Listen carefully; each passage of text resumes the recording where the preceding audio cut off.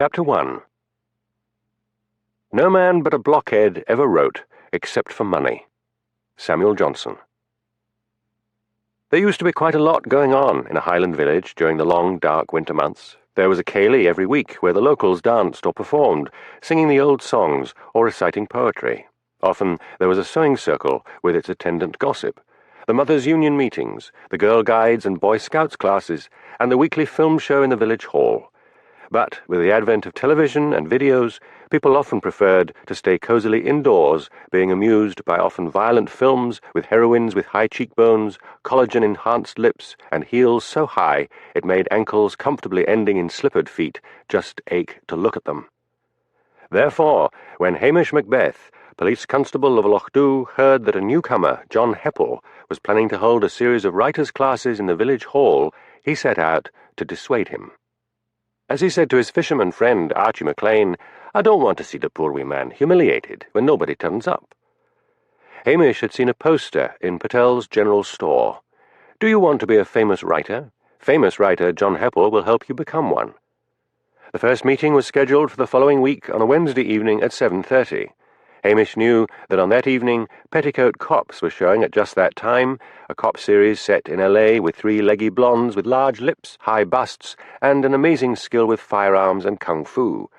He did not know anyone in Lochdu who would risk missing the latest episode, except perhaps himself. So, on one wet, black evening with a gusty gale blowing in from the Atlantic and ragged clouds ripping across the sky, Hamish got into the police Land Rover and set out for John's cottage, which was out on the moors above the village of Knothen. Hamish was feeling lonely. His affair with the local reporter, Elspeth Grant, had come to an abrupt halt. She had been offered a job on a Glasgow newspaper and had asked him bluntly if he meant to marry her. And Hamish had dithered. Then he had said he'd think about it, and by the time he had got around to really considering the idea, Elspeth had accepted the job and left. He wondered gloomily whether he was cut out to live with anyone, for his first feeling on hearing the news that she had gone was one of relief. He wondered at first why John had not decided to hold his classes in Knothen, but then reflected that Knothen was a sour town and specialized in ostracizing newcomers. Sergeant McGregor, who had policed Knothen for years, had retired, and the village and surrounding area had been added on to Hamish's already extensive beat. Village police stations were being closed down all over the place, and Hamish had not felt strong enough to protest at the extra work in case he lost his beloved home in the police station in Lochdu. Hamish had never met John Heppel. Normally he would have made a courtesy call, but an irritating series of burglaries over in Brakey had to be solved, and somehow the man's arrival in the Highlands had gone out of his mind. Much as he loved Sutherland and could not consider living anywhere else, Hamish knew that newcomers often relocated to the far north of Scotland through misguided romanticism. Writers or painters imagined that the solitude and wild scenery would inspire them, but usually it was the very long, dark winters that finally defeated them. He drove through Knothen, bleak and rain-swept under the orange glare of sodium lights and up onto the moors. The heathery track leading to John's cottage had a pokerwork sign pointing the way. It said, "Writer's Folly." Hamish drove along the track and parked outside the low whitewashed cottage that was John's home. Hamish chided himself for not phoning first. He rapped on the door and waited while the rising gale whipped at his oilskin coat. A small man opened the door and stared up at the tall policeman. "I'm Police Constable Hamish Macbeth from Lochdu," said Hamish. "Might I be having a wee word with you?" "Come in." Hamish followed him into a living room lined with books. A computer stood on a table by the window. Peat smouldered on the open fire. Over the fireplace hung a large framed photograph of the author accepting a plaque. "You have interrupted my muse," said John, and gave a great hee-haw sort of laugh. He was only a little over 5 feet tall, bespectacled, with thinning grey hair, the strands combed over a balding scalp. His eyes were large and brown, above a squashy, open-pored nose and fleshy mouth. He wore a roll-necked brown sweater and brown cords. "Sit down," he said. "You're making my neck ache." Hamish removed his cap and coiled his lanky length down into an armchair by the fire. "Is that your own colour?" asked John, staring at Hamish's flaming red hair. "All my own. You don't seem to be surprised at getting a visit from the police." "I'm not married. My parents are dead, and I have no close relatives. People are only frightened when they see a policeman at the door if they're worried about a loved one or have something to hide. So, why have you come?" It's about your writing class. I'll be delighted to see you there. You can pay for the whole term or at each class. I wasn't thinking of attending. I don't think anyone will. They'll all be at home watching the telly. John looked a trifle smug. I have already had 10 applications from the residents of Lochdu. Who might they be? Ah, John wagged a finger. I suggest you come along and see. I might do that. Have you had much published? I received the Tamerty Biscuit Award for Scottish Literature. John pointed to the photograph. That's me getting the award for my book, Tenement Days. Have you read it? No. Then let me give you a copy. John left the room. Hamish looked around. A small table over against the wall opposite from the computer held the remains of a meal. Apart from the books lining the low walls and the large photograph over the fireplace, there were no ornaments or family photographs. John came back in and handed him a copy of Tenement Days. I signed it, he said. Hamish flipped it open and looked at the inscription. It read, To Hamish Macbeth, his first introduction to literature, John Heppel. I have read other books, said Hamish crossly, the sudden sibilance of his Highland accent showing he was annoyed. And my name is spelled without a capital B. What else have you written? Oh, lots, said John. I've just finished a film script for Strathbane Television. What's it called? John looked suddenly uncomfortable. Well, it's a script for Down in the Glen. Hamish smiled. That's a soap. But I have raised the tone, don't you see, to improve the public mind. Even great authors such as myself must lower themselves to write for a popular series. Indeed? Good luck to you. I had better be going. Wait a bit. You asked about my work. I have been greatly influenced by the French authors, such as Jean-Paul Sartre and François Mauriac. Even when I was at school, I became aware that I had a great gift. I was brought up in the mean streets of Glasgow, a hard environment for a sensitive boy. But I observed. I am a camera. I sometimes feel I have been sent down from another planet to observe. Quite a lot of Highland drunks feel the same way, said Hamish, made malicious by boredom. You know, they all think they're off another planet. But John's eyes had taken on the self-obsessed glaze of the boar. You are wondering why I never married. Last thing I was wondering, muttered Hamish. There was one woman in my life, one great love. But she was married. We met in secret. Our passions soared like buzzards? The eagle, corrected John crossly. She had raven hair and skin like milk. Aye, well, said Hamish, determinedly getting to his feet. All very interesting, but I've got to go. Oh, must you? Then I shall see you next Wednesday. Hamish jammed on his cap. Don't get up, he said. I'll see myself out. He noticed that a wax coat hanging by the door was wet. He was just getting into the Land Rover when John ran out after him. You've forgotten your book. Aye, thanks. Hamish took it from him and threw it onto the passenger seat and drove off at great speed. He won't last the winter, he told himself, unaware at that time that John Heppel was to leave the Highlands, but not in a way that Hamish Macbeth expected. As Hamish drove along the waterfront in Lochdu, he saw that one wire mesh waste bin had not yet been stolen by the fishermen to be used as a lobster pot. He stopped the Land Rover with a jerk, picked up John's book, opened the window, and hurled the book into the bin. The inscription had annoyed him. He drove a little further, and then noticed a small crowd outside Patel's general store. Mrs. Wellington, the minister's wife, was one of the group, and she waved to him. Hamish stopped again and rolled down the window. What's going on here? It's dreadful, said Mrs. Wellington. Come and look. Hamish climbed down and walked over.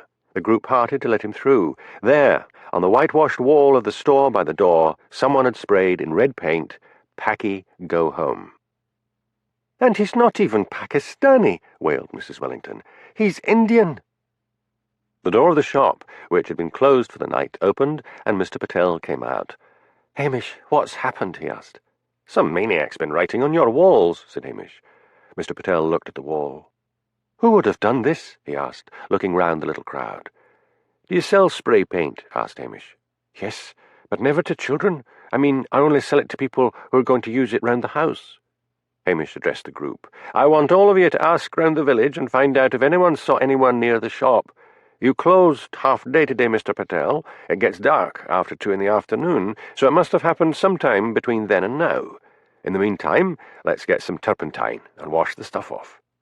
"What about fingerprints?" asked Mrs. Willington. "No forensic team's going to turn out for this, and the kit I've got wouldn't be able to get one off that wall.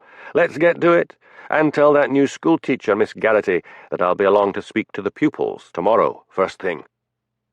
"You think it's children?" asked Angela Brodie, the doctor's wife, who had joined the group. "I don't know," said Hamish. "I just can't think of anyone who would do this. Mr. Patel is one of us, and has been for ages."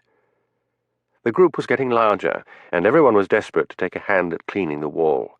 Hamish pushed back his cap and scratched his fiery hair. "If it was English go home, I could understand it," he said to Angela. "There's a lot of stupid English bashing in Scotland these days." "But not in Lochdoe," said Angela. "It must be someone from outside.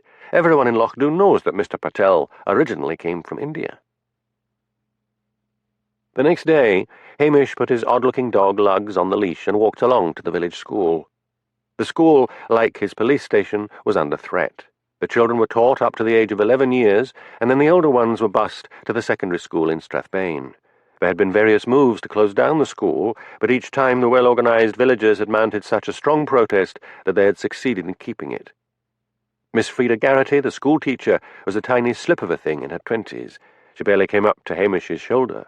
She had straight black hair cut in a bob and a white, triangular face with large black eyes. She was dressed in a black T-shirt and black trousers. Hamish thought she looked like a harlequin. "I'm here to speak to your pupils," said Hamish. "About the graffiti." She had a lowland accent. "Make it quick. Exams are coming up." Hamish walked into the classroom where the children still sat behind old-fashioned desks, the oldest at the back and the youngest at the front. He walked to the front of the room. "I'm here to talk to you about the racist graffiti on the wall of the general store. This is a disgrace, and should not be allowed to happen in Lochdoe. Do any of you know anything about this?" Solemn faces stared back at him, but nobody spoke. "Now, some of you may know something but don't want to tell me in front of the others. If you do know anything at all, I want you to call at the police station with one of your parents." A small boy put his hand up. "Yes?" "My father says there's too many foreigners in this country. Maybe you should speak to him." "You're Dermot Taggart, am I right?" "Yes." "Is your father at home?" "He's down on a building site in Strathbane. Do you think he might have had something to do with this?" Dermot looked suddenly frightened. "Don't be telling him I said anything," he said, and burst into tears. Frida rushed forward to comfort him. "Anyone else?" asked Hamish. Silence. "Well, listen carefully. Racism is a serious crime. The culprit will be punished, and mark my words, I'll find out who did this." Hamish returned to the police station and went into his office, where he stared blankly at the computer. Who on earth would want to paint a racist slogan on Patel's shop? There was a cry from the kitchen door. "Hamish, the telly's here. They're outside Patel's with that writer chiel." Hamish rushed out. Archie McLean stood there. You wouldn't think they'd bother. Hamish walked with him round to Patel's. John Heppel was standing outside the shop, facing a camera crew. "And that is all I have to say," he was declaring pompously. "I, John Heppel, will do my utmost to help the police find the perpetrator of this wicked crime. Thank you." Hamish's hazel eyes narrowed in suspicion. John Heppel was made up for the cameras, and yet he could not see a make-up girl anywhere around. He pushed his way through the crowd that had gathered to where John was talking with the interviewer, a pretty girl called Jessma Gardner. "How did you find out about this?" demanded Hamish of John. "Ah, Constable, I just happened to be passing and saw the television crew." Hamish leaned forward and drew a long finger down John's cheek, and then studied the brown make-up on his finger. "Do you usually wear make-up?" he asked. John flushed angrily. "I am so used to television appearances," he said, "that I carry a kit in the car. I owe it to my readers to look my best at all times." Hamish turned to Jessma. "How did you hear about this?" "Someone phoned the news desk late last night." "Would you mind phoning up and asking the name of whoever it was phoned the story in?" "I've got to be going," said John, and he pushed his way past Hamish and through the crowd. While Jessma took out her mobile and phoned, Hamish stood watching the retreat of John Heppel. When she rang off, she said it was an anonymous caller. Then John phoned and said he would be at the shop. As he's writing a script for one of our shows, we thought we may as well interview him. I think it's a waste of time. You should have heard the whole speech. You'd think the wee man he ran the Highlands. It'll probably end up in the bin. Hamish went back to the police station, collected his dog, and drove off in the Land Rover in the direction of Knothen. He put the light on the roof and turned on the siren as Lugs, his dog, rolled his odd blue eyes at his master. Lugs hated that siren. Hamish cut off several miles to Connaughton by bumping along a croft track and arrived at John Heppel's house before the writer. He got down from the car and waited. He searched through the rubbish bin at the side of the house and was still searching when John drove up. "What are you doing?" demanded the writer angrily. Hamish straightened up. "I was looking for a can of spray paint." "I'll sue you for defamation of character." "You do that, and I'll get a warrant to search your house and examine your clothes for paint. I think you sprayed that graffiti to get yourself a bit of publicity." "How dare you?" "I've got enough on my plate at the moment without bothering about a silly man like you. Don't ever do anything like that again." "I'm telling you, I'll sue you." "Go ahead," said Hamish. "I'd enjoy seeing the sort of publicity that would get you. When I arrived at your place last night, your coat was still wet. You'd been out. Any more publicity stunts like that, and I'll have you." "I hate that sort of person," said Hamish to his dog as he drove off. "Now what do I do, Lugs? Do I tell the villagers? Ugh, it's just a storm in the teacup. He won't try anything like that again. But I will have a word on the quiet with Mr. Patel." Mr. Patel's eyebrows shot up into his hair when Hamish took him outside his shop and quietly explained his suspicions about the writer. "Are you sure?" asked Mr. Patel. "I've signed up for one of his classes." "You want to be a writer?" asked Hamish, momentarily diverted.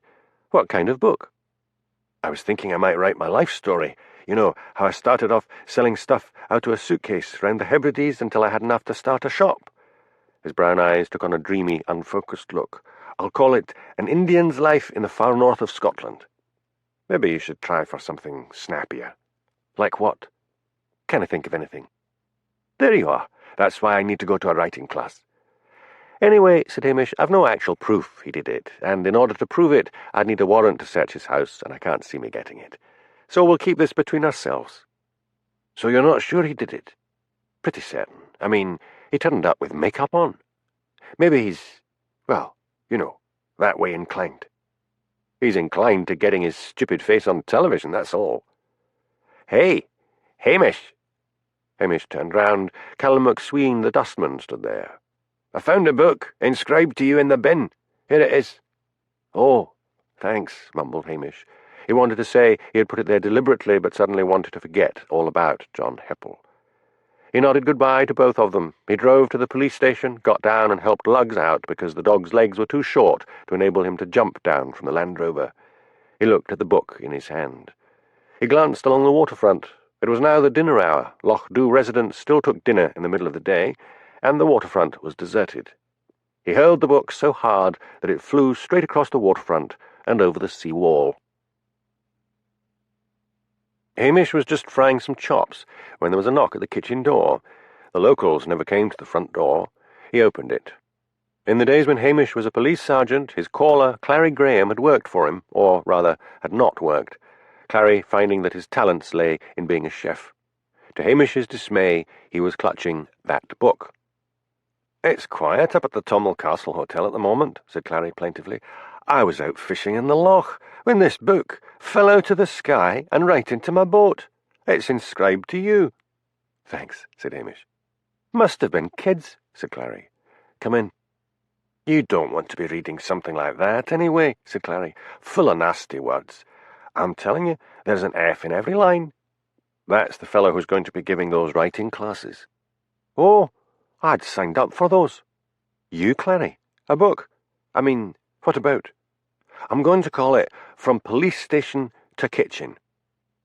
"Look, Clary, it is awfully hard to get a book published these days, particularly a life story. You really have to be some kind of celebrity. Besides, this John Heppel seems to write the sort of stuff you wouldn't want to read." "He's going to tell us about publishers and agents," said Clary stubbornly. "I'd like to make a bit of money. Just look at what J.K. Rowling earns." "Didn't it dawn on you that J.K. Rowling can write?" "Clary, only 4.5% of the authors in this world can afford to support themselves. I remember reading that." Clary's round face took on a mulish look, and Hamish suppressed a sigh. Clary obviously thought he was destined to be one of the 4.5%. When Clary had left, Hamish began to think uneasily about John's writing classes. John, he was beginning to feel, was some sort of dangerous foreign body introduced into the Highland system. He decided to attend the first class. It would upset John to see him there, and Hamish looked forward to upsetting John. He flicked open John's book and began to read. It was one of those pseudo-literary stream-of-consciousness books set in the slums of Glasgow. The grittiness was supplied by four-letter words. The anti-hero was a druggie whose favourite occupation seemed to be slashing with a broken bottle anyone in a pub who looked at him the wrong way. The heroine put up with all this with loving kindness. Hamish flicked to the end of the book, where a reformed anti-hero was preaching to the youth of Glasgow. No one could accuse the book of being plot-driven. Hackneyed similes and metaphors clunked their way through the thick volume. Maybe it was all right, he thought ruefully. Like all Highlanders, he was quick to take offence and loathed being patronised. The inscription still rankled, however. There was another knock at the door, very faint. Hamish opened it and looked down at Dermot Taggart, the small boy who had thought his father might be responsible for the graffiti. "Come, Ben," said Hamish. Then he cursed. Black smoke was rising from the frying pan. He'd forgotten about the chops. "Sit down, laddie," he said over his shoulder. "I'll just put this mess in the bin. I haven't any soft drinks, but I could make you some tea." "I don't want anything," said the boy in a whisper. Hamish got rid of the chops. "Sit," he ordered. "You didn't really think your dad was responsible for the graffiti?" Dermot hung his head. "I think," said Hamish gently, "that something at home is bothering you. I think you want a policeman to call. What's going on at home?" The child began to cry. Hamish fished a box of tissues out of a cupboard and handed it to him, then waited patiently. At last the crying ended on a hiccuping sob. "Dad's hitting Ma," he choked out. "Does he drink?" "A lot." "It's hard for me to do anything unless your mother puts in a complaint." "You won't tell the social?" gasped the boy in sudden alarm. "No, I won't do that," said Hamish, knowing that no matter how bad the parents, abused children still lived in terror of being snatched from their homes by the social security. "Leave it with me. I'll think of something." When the boy had gone, Hamish turned over in his mind what he knew about the boy's father. Alistair Taggart took occasional building jobs down in Strathbane. Hamish couldn't remember seeing him drinking in the village pub. Perhaps he did his drinking in Strathbane and drove home. He was almost relieved to have an ordinary, if unpleasant, village problem to cope with, instead of fretting that John Heppel would somehow bring trouble to the area. Chapter 2. "Oh, he's as tedious as a tired horse, a railing wife, worse than a smoky house. I had rather live with cheese and garlic in a windmill far than feed on cates and have him talk to me in any summer house in Christendom." William Shakespeare. It was one of those odd, spring-like November days you occasionally get in the Highlands, where a balmy wind blows in off the Gulf Stream. Hamish longed to go fishing, but Wednesday had come around, the evening of John's first class, and he had not yet dealt with Dermot's problem. He found out which building site Alistair Taggart had been working on, phoned, and found he had been laid off. He set out for the Taggart cottage, which was at the end of the village where a large hotel had once operated and now stood empty. Taggart's wife, Maisie, answered the door. She put a hand to her throat when she saw him. "What is it, Hamish? Not my boy?" "No, no," he said soothingly. "I'm asking everyone in the village if they saw anyone put that graffiti on Patel's wall." Maisie Taggart had the faded remains about her of what had once been a pretty woman. There was an ugly bruise on one cheek. "Who is it?" shouted a man's voice. "Another of your fancy men?" "That will be your man," said Hamish equably. "I'll speak to him." She looked frightened and flustered. "Now's no the good time." And then she was thrust aside, and Alistair loomed in the doorway. "What is it?" he barked. "I'm just sorting this bitch out." He jerked a thumb at his quivering wife. "She says she's going to the writing class, wasting my good money so she can see her fancy man." Maisie squeezed past her belligerent husband and disappeared inside the house. "And you can get lost," shouted Alistair. "I was just calling to ask you if you knew anything about the graffiti on Patel's shop, but now I'm here, you and I are going to have a serious talk." Alistair made to slam the door, but Hamish put a hand on his arm and hooked him out onto the waterfront. "If you hit me," said Hamish, "you'll be charged with assault and go to prison." Alistair dropped the fists he had raised and then demanded, "Well whipped." "You can't keep things quiet in a wee village like this," lied Hamish, reflecting that Alistair's abuse of his wife had been kept amazingly secret. "We all know you beat your wife." "Who's saying so?" "Everyone. She's got a bruise on her cheek." "Fell down the stairs." "Oh, pull the other one. That excuse is as old as the hills." I'm after you now, Alistair Taggart. Your wife is going to that writing class. Every time now you threaten her, I'll probably be outside your house with a tape recorder. When you drive back from Strathbane, if you get another job, the traffic cops will be looking for you, and they'll check you for drunk driving. Now, let's just take a look at that car of yours and your papers. This is harassment. It'll do you no harm to get a taste of what your wife's been suffering. Hamish walked over to where Alistair's car was parked at the side of his cottage. Let me see. The front near side tyre needs to be replaced. Keys? Alistair handed them over and waited, sweating in the balmy air as Hamish did a thorough check of car and papers. You need new brake lights, said Hamish finally, and your tax disc is out of date. The bully in Alistair crumbled. Look, he wheedled, I'll take Maisie to that class myself, and treat her nice. Will you leave me alone then? Probably, said Hamish, after you fix your car. Behave yourself. Hamish returned to the police station and then set out to patrol his extensive Highland beat with Luggs beside him. He had given up leaving Luggs with Angela, the doctor's wife, because she had complained that Luggs spent more time with her than he did at home. Luggs was a thoroughly spoiled animal. Hamish sometimes still had a pang when he thought of the death of his old dog, Towser, wondering if he had treated the animal well, wondering if he could have done something, anything, to prolong Towser's life, and clever Luggs was the beneficiary. He was a greedy dog and could easily stop the diets Hamish tried to put him on by lying down and closing his eyes and whimpering. As Luggs sat beside Hamish with his large ears flopping and something that looked remarkably like a human grin on his face, Hamish felt, not for the first time, that he was saddled with some sort of possessive wife. A new pub had opened out on the Lochdu-Strathbane road called Dimity Dan's. Hamish had visited it several times since its grand opening a month before. On the first night there had been a stabbing. He suspected the owner, Dan Buffett, of supplying drugs. The youth of the Highlands who once left for the cities or the army as soon as they had graduated school or college now showed a distressing propensity to stay at home in the villages and slope around, making trouble. Hamish entered the smoky pub. 2 youths were playing snooker, others were propping up the bar drinking Bacardi breezers. A lot of Alco-Pops, those sweet alcoholic drinks, were lined up behind the bar. The manufacturers had claimed that they weren't targeting young people with their products, but Hamish did not believe a word of it. They were produced in tempting little innocuous-looking bottles with names like Archer's Aqua Peach, Bliss, and Mike's Hard Lemonade.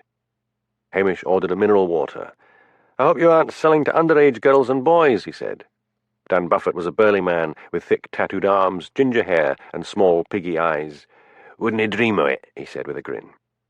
"I've heard otherwise," said Hamish. "If I catch you just the once, you'll lose your licence." "I've nothing to fear." Dan polished another glass. Something was nagging at the back of Hamish's mind. When he had driven up to the pub, he was sure he had noticed something different. He paid for his mineral water and hurried out of the pub. He stood back from the building and stared up at it. And then he saw it. A new CCTV camera had been installed, but instead of pointing down to the pub entrance and the car park, it was pointing directly along the Lochdu road. Hamish ran back into the pub and through to the toilets. A window was open. He looked out, and there, racing over the moors in the distance, were 2 small figures. He went back into the bar and confronted Dan. "You will get that new camera of yours pointed down at the entrance where it should be. You put it there so you'd know when I was coming." "It was those idiots who installed it," said Dan, quite unfazed. "I'll get it put right." "See that you do. I'll be watching you closely from now on, day and night. One sight of an underage boy or girl, or one sight or suspicion of drugs, and I'll have you closed down fast." Hamish left and continued on his long beat. His duties involved calling in on the elderly and the isolated, and he got back to the police station just in time to change into civilian clothes and attend John Heppel's meeting at the village hall. There were a lot of villagers there. Twin sisters, Jessie and Nessie Curry, were in the front row beside Mrs. Wellington and Archie McLean. Clary was in the row behind them, and beside him was Willie Lamont, another ex-policeman who had gone into the restaurant business, Mr. Patel, Callum McSween, and Frida, the schoolteacher.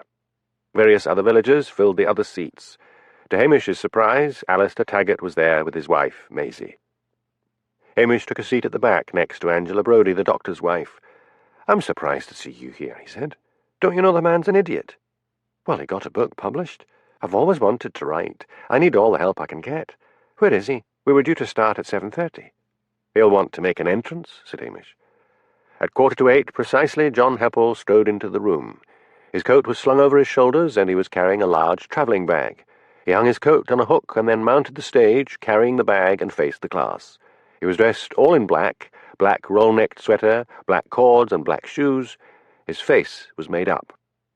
"He has the makeup on," hissed Jessie Cuddy, who, like Browning's thrush, said everything twice over. "Maybe he's a transferite," said Willie Lamont. "Transvestite is what you mean," boomed Mrs. Wellington. "I have put on my television makeup because they said they would be here," said John crossly. "Perhaps we should wait." "I canna wait all nicht," called out Archie. "I've the fishing to go to." There was a murmur of agreement. "Very well," said John. He bent down and opened the bag and lifted a pile of his books onto the table in front of him. "At the end of the class, I will be glad to sign one of my books for you. A special price, £10. £10! exclaimed someone. "They're remaindered for £3.90 down at Best Books in Strathbane." John ignored the interruption. "I will tell you all how I got started," he began. His eyes assumed a fixed look, and his voice took on the droning note of the habitual bore. "I was born into one of the worst slums in Glasgow. We didn't even have a bath." Hamish's mind drifted off as the voice went inexorably on, and he only snapped to attention after 20 minutes when Mrs. Wellington stood up and said, "You said you would teach us how to write." John looked flustered. "I think, then," he said, "we'll start by discussing the novel. Perhaps we will discuss linear progression." "Do you mean the plot?" called Hamish.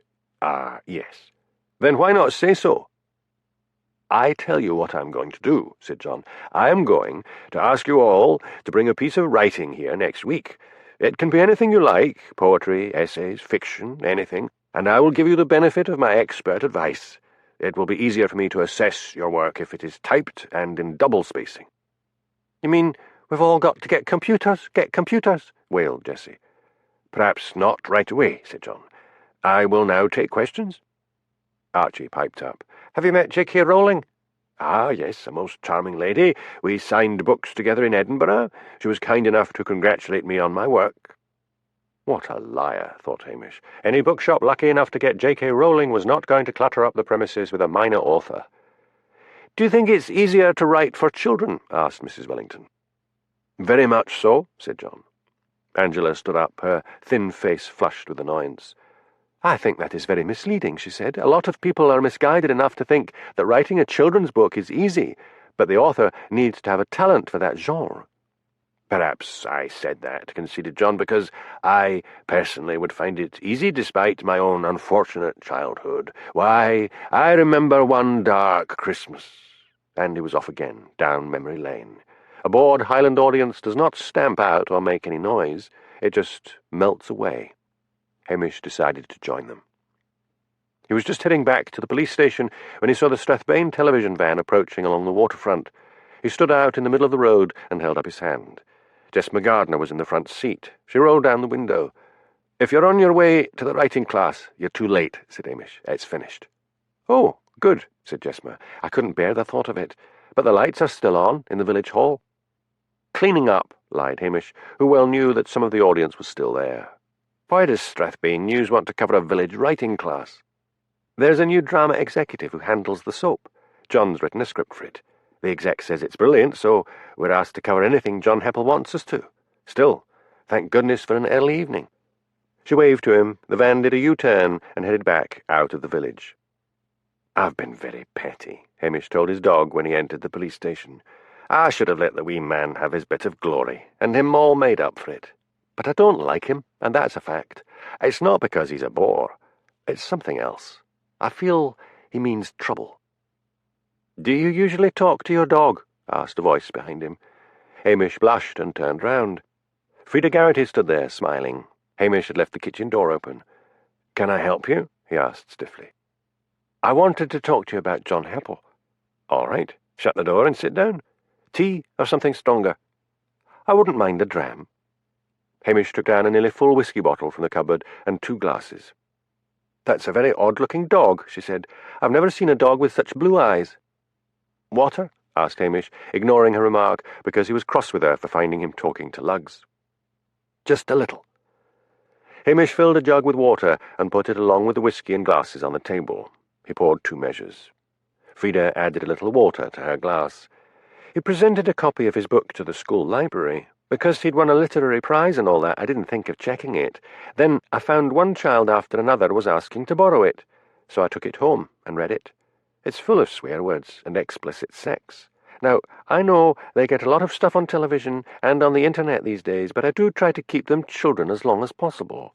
I mean, I don't want to contribute to fouling up their minds. Hamish shared her worry. Despite all the encroachments of the modern world, there was still a certain innocence about the village children which had been taken away from their counterparts in the cities. Again, he had a feeling that John Heppel was a cancer eating into local society. Frida spoke again. A lot of the parents are furious, but then there are others who are seduced by the idea that they too could write a book. They say John's book is literature, and there are a lot of nasty things in Shakespeare. I think we're worrying our much, said Hamish slowly. He's so self-obsessed, so conceited and so boring that people will stop attending his classes. This will hurt his vanity. I think he moved here to be a big fish in a small pool. Once the locals have got over the romance of writing, they'll ignore him, and he won't be able to bear that. What made you decide to come here? I was working in a comprehensive in Lanarkshire. The kids' parents were mostly on the dole. It was a miserable existence. Some of the boys were violent. One day, one of them held a knife to my throat in the playground. He was overpowered by 2 of the masters. The school tried to suspend him, but the bleeding hearts at the Education Authority decided he had to stay. I saw the job up here advertised. I love it. I love the children. It's a lonely life for a young woman. Oh, on my weekends off, I go clubbing in Inverness. Hamish suddenly felt ancient. How old was she? Hard to tell with her neat, harlequin features. I have never been clubbing, he said. You can come with me one weekend if you like.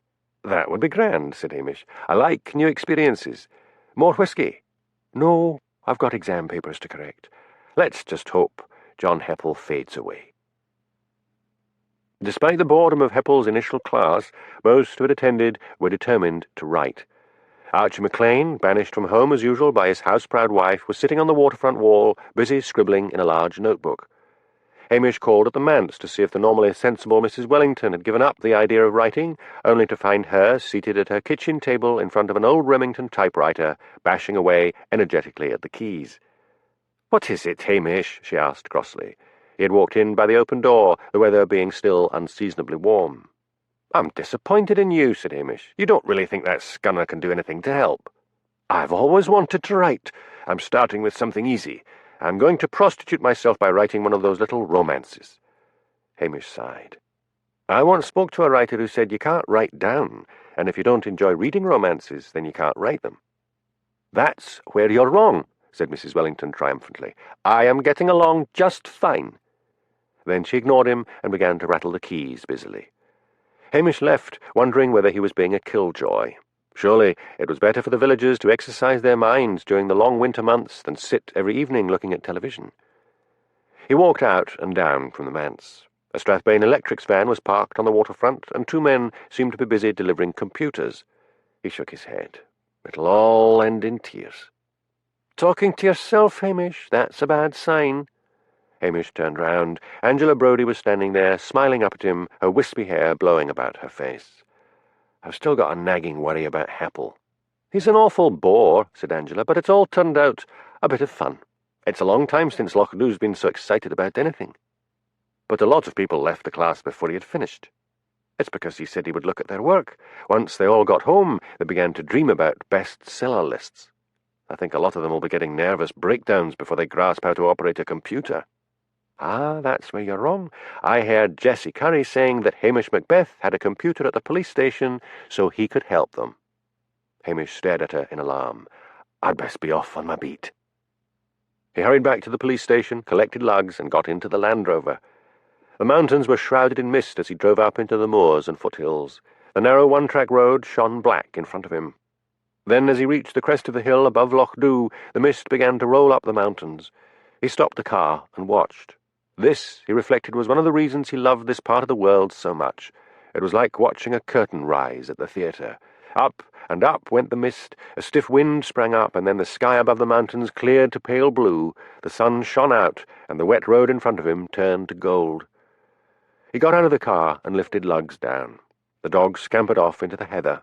Hamish stood with his hands on his hips, surveying the scene. He turned round and looked back down to Loch Dhu. On the other side of the loch, in front of the dark green of the fir plantation, a perfect rainbow curved down into the still black waters of the loch. As he watched, the rainbow faded and the loch changed to deep blue. He gave a sigh of satisfaction. He could feel all his troubles about John Heppel rolling up and away from him like the mist. He was sure his fears about the man bringing something bad into the area were wrong. And that feeling lasted until something prompted him to attend the next writing class. Chapter 3. At last it grew, and bore, till at length it grew a gallows. Thomas Kidd. Hamish had not planned to visit the writing class on the following Wednesday, but Angela and Dr. Brodie said if he would come along they would take him for dinner to the Italian restaurant afterwards. Dr. Brodie said Angela had written a very good story, and he wanted to see how she got on. The village hall was as full as it had been the week before. Hands clutched manuscripts, faces were flushed with excitement. As usual, John made a late entrance. He began, "There was another part of my life which influenced my writing. It all began—" "No!" shouted Mrs. Wellington, formidable in tweed and a large felt hat with a pheasant's feather thrust through it. "You said you would look at our work. There's a lot of us here. Let's get started." "Oh, very well," said John sulkily. "Who's first?" There was silence, everyone suddenly being struck with shyness. "I'll start," said Mrs. Wellington. She lumbered up to the stage on her stout brogues. "I have started writing one of those little romances. Beneath my intelligence, but it's a beginning. I've done one chapter." John's mobile phone rang. Hamish noticed that once more he was made up. He heard John saying, "But you promised." Then he lowered his voice and snarled something before ringing off. Strathbane television is not coming, thought Hamish, and he's in a right fury about it. "Read out some of your work," John ordered. Mrs. Wellington shifted her large feet uncomfortably. "I would rather you read some of it yourself." To her dismay, he began to read out loud. "It was a dreich day in the glen when Claribel McWhirter went out to feed the hens. Her long red hair blew about her white shoulders." "Was she naked?" sneered John. "Of course not."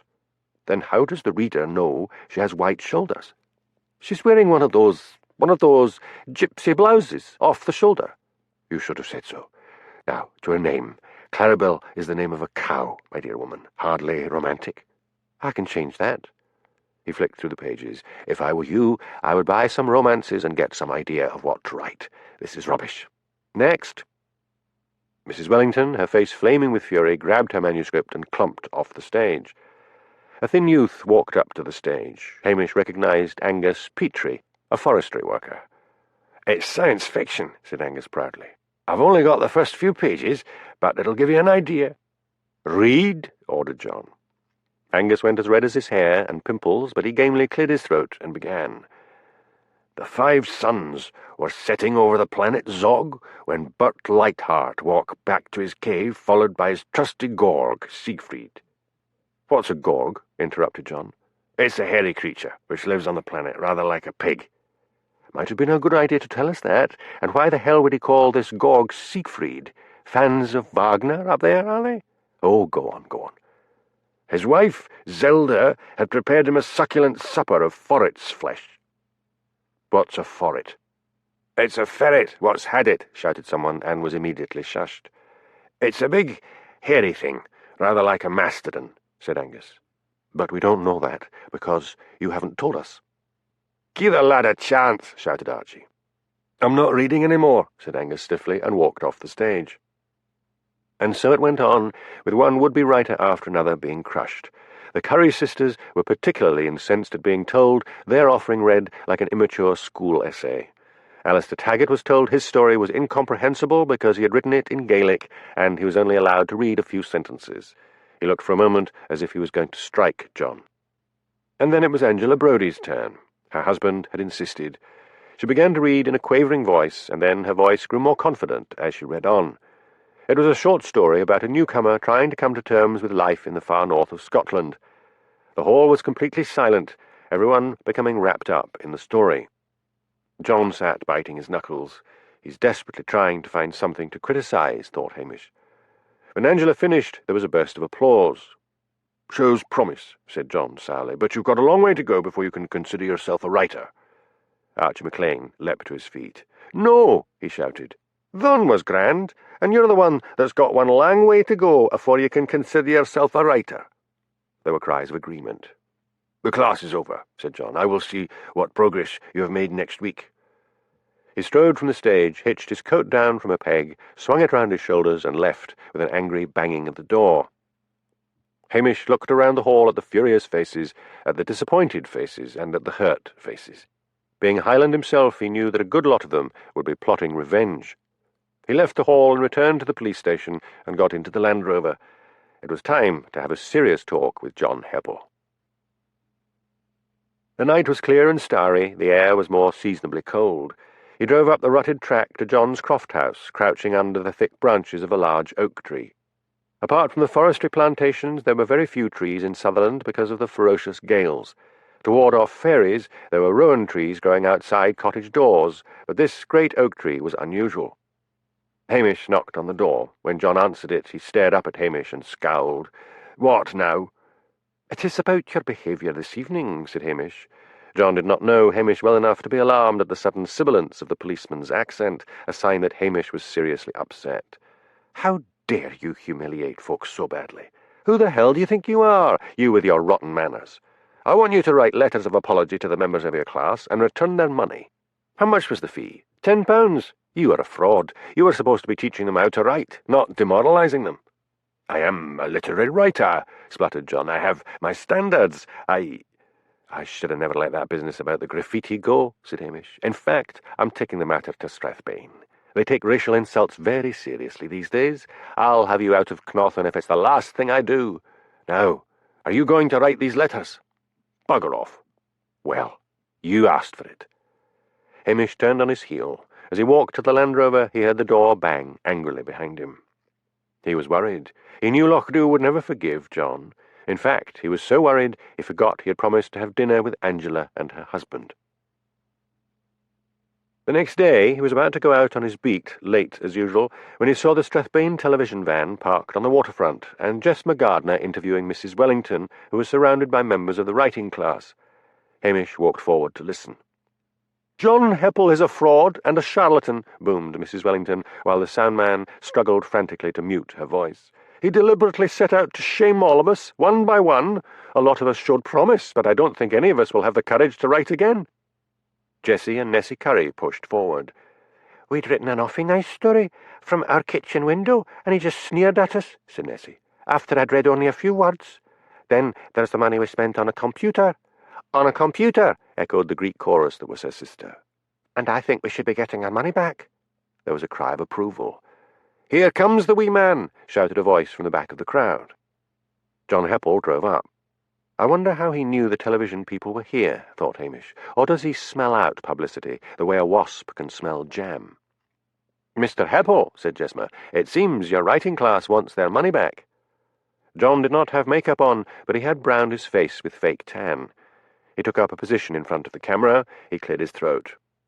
"One must be cruel to be kind," he said pompously. "The shelves of bookshops are already overcrowded with books which should never have been published." "Like yours, you dirty wee man," shouted Alistair Taggart. "I'll get you if it's the last thing I do." John spread his chubby hands in a placatory gesture. "You are all suffering from wounded ego. You—" From the back of the crowd, a well-aimed tomato sailed over heads and landed right on John's face. The villagers cheered. The tomato was followed by an egg. Other missiles sailed through the air. "Stop filming!" howled John, dodging right and left, but the camera rolled on. He saw Hamish and shouted, "You're condoning this?" "All right, that's enough," said Hamish reluctantly. John rounded on Jessma. "Harry Tarrant, your boss, is a friend of mine. I'll get him to sack you." "He's the drama executive," said Jessma. "I work for news." John strode off to his car, staggering slightly as Archie McLean landed a kick on his bottom. Jessma turned to Hamish. "We've got good stuff here. Watch the news at 6." "How did you hear about the class?" asked Hamish. "6 of your villagers phoned in last night with complaints. Won't you get in trouble with this drama executive he was talking about?" "No. He might shout and complain, but we can say we can't consult the drama department over news." "Let's hope that's the end of John," said Hamish. "I'll be right glad to see the back of that man." The wind had shifted round to the north and was blowing with increasing ferocity. The crowd began to scatter, people huddling coats around themselves. Hamish set off on his beat. He decided to call in at the Tommel Castle Hotel. The hotel had once been the home of the love of his life, Priscilla Halberton Smythe, until her father had fallen on hard times and had turned the place into a successful hotel. Hamish wanted to hear if there was any news about Priscilla. He knew she had planned to get married and that the wedding kept getting postponed, and although he told himself he was no longer interested in her, his heart rose at each postponement. Mr. Johnson, the manager, came out to greet him. "Mooching coffee as usual, Hamish?" "No, but if you got any, I'd like a cup." "Come into the office." Hamish followed him in with Lugs at his heels. "That dog of yours is too fat," said Mr. Johnson. "He's just fine," said Hamish, irritated, while mentally promising to put Lugs on yet another diet. Mr. Johnson poured him a cup of coffee. "What brings you?" "You forget. The hotel's on my beat. I'm supposed to check up they aren't harbouring terrorists or running drugs." "You need to check on Dimity Dan's for drugs." "You've heard something?" "Just a buzz, here and there. Priscilla's not married, if that's why you really came." Hamish's face flamed as red as his hair. "This was supposed to be a friendly call," he said stiffly. "Well, sit down and stop glaring at me. What's all this about John Heppel creating mayhem in Loch-Dhu? One of the maids said there was quite a scene on the waterfront." Hamish told him about the writing class. "That's a shame," said Mr. Johnson. "We've got a writer staying here, Mary Timper. You know, she writes family sagas, very popular." "Any chance of meeting her?" "Why?" "I just had this idea that maybe I could get her to talk to the folks who'd written stuff and get a proper opinion from her. I suppose it'll do no harm if you ask her." He picked up the phone and dialed a number. "Miss Timper, there's someone down here would like a word with you." "It's our local Bobby." No, nothing serious. He wants to ask your help." "Right. He'll be in the lounge." He replaced the phone. "She'll be right down. Take yourself off to the lounge and leave that dog of yours here." Left alone, Lugs sadly eyed the closed door through which his master had just left. Then he sniffed the air. Biscuits. Mr. Johnson had left a plate of biscuits on his desk beside the coffee cups. He stood up on his hind legs and felt with his forepaws. Then he climbed up on Mr. Johnson's chair. He chomped his way through the whole plate of biscuits and then tried to slurp the coffee out of the manager's cup, but it tipped over and the contents spilled across the desk. Somewhere in Lugs's doggy brain he sensed he was now in trouble. He climbed down from the chair and sat near the door. A maid opened the door, Lugs darted past her and ran out to the Land Rover and lay down on the far side of it. In the meantime, Hamish was shaking hands with Mary Timper. She was a pleasant, grey-haired, motherly-looking woman with pale blue eyes magnified by large glasses. "What brings you to Sutherland?" asked Hamish.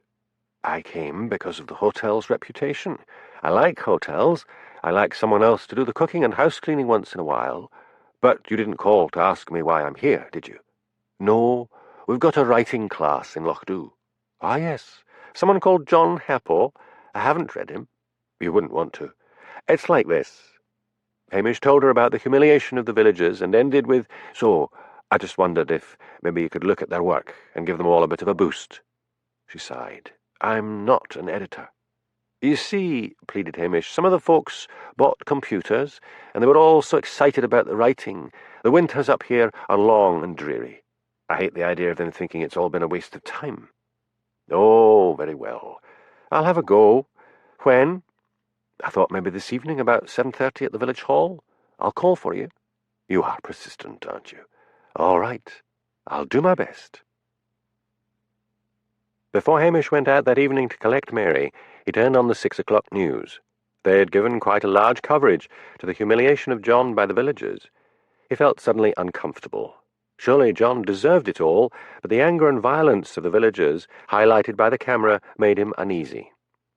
When Hamish drove Mary to the village hall, she kept nervously protesting that she did not have the talents of an editor. But once she got started, Hamish thought she did marvellously. She even got one of the locals to read out a translation of Alistair's work. She made tactful suggestions to each, but always throwing in a bit of praise, which made each villager glow with pride. The evening was just winding up, with the villagers crowding around Mary to thank her, when the door of the village hall burst open. A crofter from Cnothan, Perry Sutherland, stood there, his face as white as paper. "Hamish Macbeth," he shouted. "I'm here. What's the matter, Perry?" "It is Thornwriter. He has killed himself." Hamish asked Angela to run Mary back to the hotel. Then he sprinted to the police station, got in the Land Rover and turned on the siren. He raced out of Lochdu and onto the Cnothan Road. The stars were bright and the night had turned bitterly cold. The track to John's Croft House was already hard under his wheels, and frost shone like marcasite on the heather on either side of the track. Behind him in his car came Perry Sutherland. The door of John's cottage was standing open with light streaming out. Perry joined Hamish. "Was the door like that before?" asked Hamish. "Aye, that's why I went in. I chapped first, and when I didn't hear nothing, I went in and found him on the floor." Hamish hurried into the cottage. In the living room, John Heppel was lying on the floor. Hamish knelt down beside him and felt for a pulse. There was no sign of life. He sighed and sat back on his heels and looked around the room. The remains of an evening meal lay on the table. The room was icy cold. The computer was still switched on, and he could see something on the screen. He got up and went over to the computer. There was a message which read, "I can't go on living any more. The people of Lochdu have killed me." Hamish took out his mobile and phoned Strathbane Police Headquarters and reported the death. Then he went back and stared down at the body. Surely no one as vain as John would take his own life. But if he had, how had he killed himself? He pulled on gloves. He longed to search the house, but knew he would get a rocket from the forensic boys for leaving his footprints all over the place. He decided to have a look inside the dead man's mouth to see if that would give him a clue. He went back out to where Perry was shivering under the stars. "They're on their way, Perry," said Hamish. "There's nothing you can do. Get into your car and switch on the heater." "This is a bad business," said Perry. "I saw him on the news. Do you think that's what did it?" "I hope not," said Hamish, thinking that if John had really committed suicide, he might become some sort of literary martyr, crucified by wicked villagers. Hamish searched for the kit he always carried with him in the Land Rover and drew out a tongue depressor. He went back in and knelt down again and felt the body. Rigour had not yet set in. He might have died recently, but Hamish knew that rapid cooling of a body could delay rigour. He gently slid the tongue depressor between John's dead lips and opened the mouth a little. He could see that the tongue was black. He withdrew the depressor and looked around again. There was something nagging at the back of his mind. He got up and went to the fire. He noticed the peat was gleaming damply. He leaned into the fireplace and touched it. Then he stood up and frowned. He could swear water had been thrown on that fire to put it out. Hamish could hear sirens in the distance. He removed his gloves, slid the tongue depressor into his pocket, and walked outside. The great oak tree growing over the cottage groaned in a rising north wind, and as one old branch rubbed against another, making a creaking sound. Hamish shivered, and thought that a gibbet with a body on it would have sounded like that in the old days. He hoped Detective Chief Inspector Blair was drunk, or on leave, or anywhere that would stop him from coming. His thick-headed, bullying ways had impeded many of Hamish's investigations, but his heart sank as the first police car arrived, and Blair's heavy body heaved itself out of the back seat. "What do we have?" he demanded in his heavy, truculent Glasgow accent. "John Heppel is dead. He's left an apparent suicide note, but I think—" "What you think, laddie, doesn't matter. We'll wait for the pathologist. She's on her way." "She?" "Aye, they would go and appoint some damn woman. That's the trouble these days. They want to look all modern, so they shove some lassie into a job that should have gone to a man." "Who is she?" "Professor Jane Forsyth. Here she comes." A little Ford drew up, and a stocky middle-aged woman got out. "Where's the body?" she asked. "It's in the living room," said Hamish. Hamish made to follow her, but Blair growled, "Stay where you are." So Hamish stayed and looked up at the stars and shivered in the wind and wondered what it was that was nagging somewhere at the back of his brain. And suddenly he had it.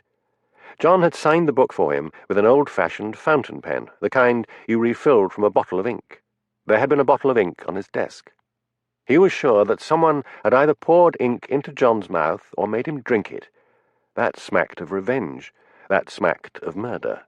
But he had somehow to get to the pathologist without Blair listening. Detective Jimmy Anderson arrived. Hamish went to meet him. "Jimmy, don't ask at the moment. Just get Blair out of there so I can have a sneaky word with the pathologist." "Cost you a bottle of whiskey? I'll need to lie. I'll need to say that Superintendent Daviett is particularly interested and wants him to phone right away." What happens to you when Davitt says he doesn't know what Blair's talking about? Davitt's attending the Freemasons tonight. Let's hope, by the time he hears about this, he's really interested. Jimmy went into the house. I hope Blair doesn't take out his mobile or use John's phone, thought Hamish. But a minute later, Blair shot out and went to the police car. Hamish slid into the house and approached the pathologist. "There are two things you ought to know," he said, bending over her as she worked on the body. "His tongue is black, and I think it's ink." "Ink?" She stared up at him in surprise. "What makes you say that?" "I put a tongue depressor in his mouth to see if I could find out if he had taken anything. His tongue was black. He used an old-fashioned fountain pen." Hamish looked across at the desk. "There's an empty bottle of ink there. It was full the other night. Also, water's been thrown on the fire to put it out and delay rigor. Someone was trying to cover up the time of death. Don't tell Blair I looked in his mouth." They heard Blair lumbering back towards the cottage. Professor Forsyth quickly opened John's mouth just as Blair came in. "How are you getting on, lassie?" said Blair.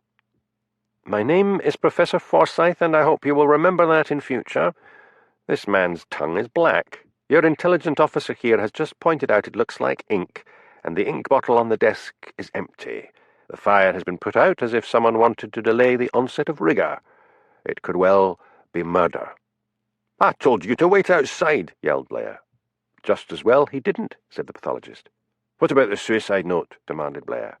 "Anyone could have written that. I'll need to get this body removed to the lab for a proper autopsy. I shall send a report of my findings to the Procurator Fiscal." "If there are no prints on that ink bottle," said Hamish, "or on the keyboard of the computer, then that will definitely be suspicious." "Just get the hell out of here," roared Blair. "Go and look at your sheep, or whatever it is you usually do." The professor gave a click of annoyance. Hamish retreated. He decided to go back to the police station. Jimmy, lured by whiskey, would visit him as soon as he could. As he left, he noticed the forensic team had arrived and were putting on their blue suits with tight-fitting hoods and bags drawn tightly over their shoes so that no trace of their own DNA should mess up a possible murder scene. In the police station, Hamish made himself a cup of coffee after giving Luggs a bowl of water and sat down to think before he typed up his report. It looked to him as if someone, somehow, had murdered John, maybe forcing him to drink the ink first. Then the murderer may have panicked and tried to fake a suicide, possibly wiping John's dead face to remove any external traces of ink. Who had reason to hate John so much? There were the village members of the writing class. He had humiliated all of them. "I hope it's not one of them," said Hamish to Luggs. "I knew that man would bring evil here." He sighed and went through to his computer in the police office, typed his report, and sent it off to headquarters. He had just finished when Jimmy Anderson called from the kitchen door. "Anyone at home?" "Aye, come, Ben," shouted Hamish. He closed down the computer and said over his shoulder to Jimmy, "This is a bad business. How did it go after I left?" "Give me a dram, and I'll tell you." They went into the kitchen, where Hamish got down the whiskey bottle and 2 glasses. "I'll pour my own," said Jimmy, seizing the bottle. They both sat down at the kitchen table. "It's cold in here," complained Jimmy. Hamish rose and went to the stove. He raked down the ashes, put in kindling, and threw a lighted match in. When it was all burning, he added several slices of peat and replaced the lid of the stove. He sat down again. He looked steadily at Jimmy. "Well, was it murder?" Chapter 4. Like the dew on the mountain, like the foam on the river, like the bubble on the fountain, thou art gone, and forever. Sir Walter Scott. "The professor seemed to think so. Blair is raging. He's due to go on holiday the next week, and he thinks you invented clues pointing to murder to spite him. Anyway, it looks as if the focus is going to be on that writing class here. Blair's coming over tomorrow to interview everyone." "I'd like to be there when he interviews the Curry sisters," said Hamish. "But you know Blair. I suppose I'm off the case." "Not quite. You're to make door-to-door inquiries." "Press arrived yet?" "The Tommel Castle Hotel is beginning to fill up." "They're a funny lot. What beats me is that by tomorrow there'll be some fellow standing in front of the camera saying, 'And here I am in the picturesque village of Loch Dhu.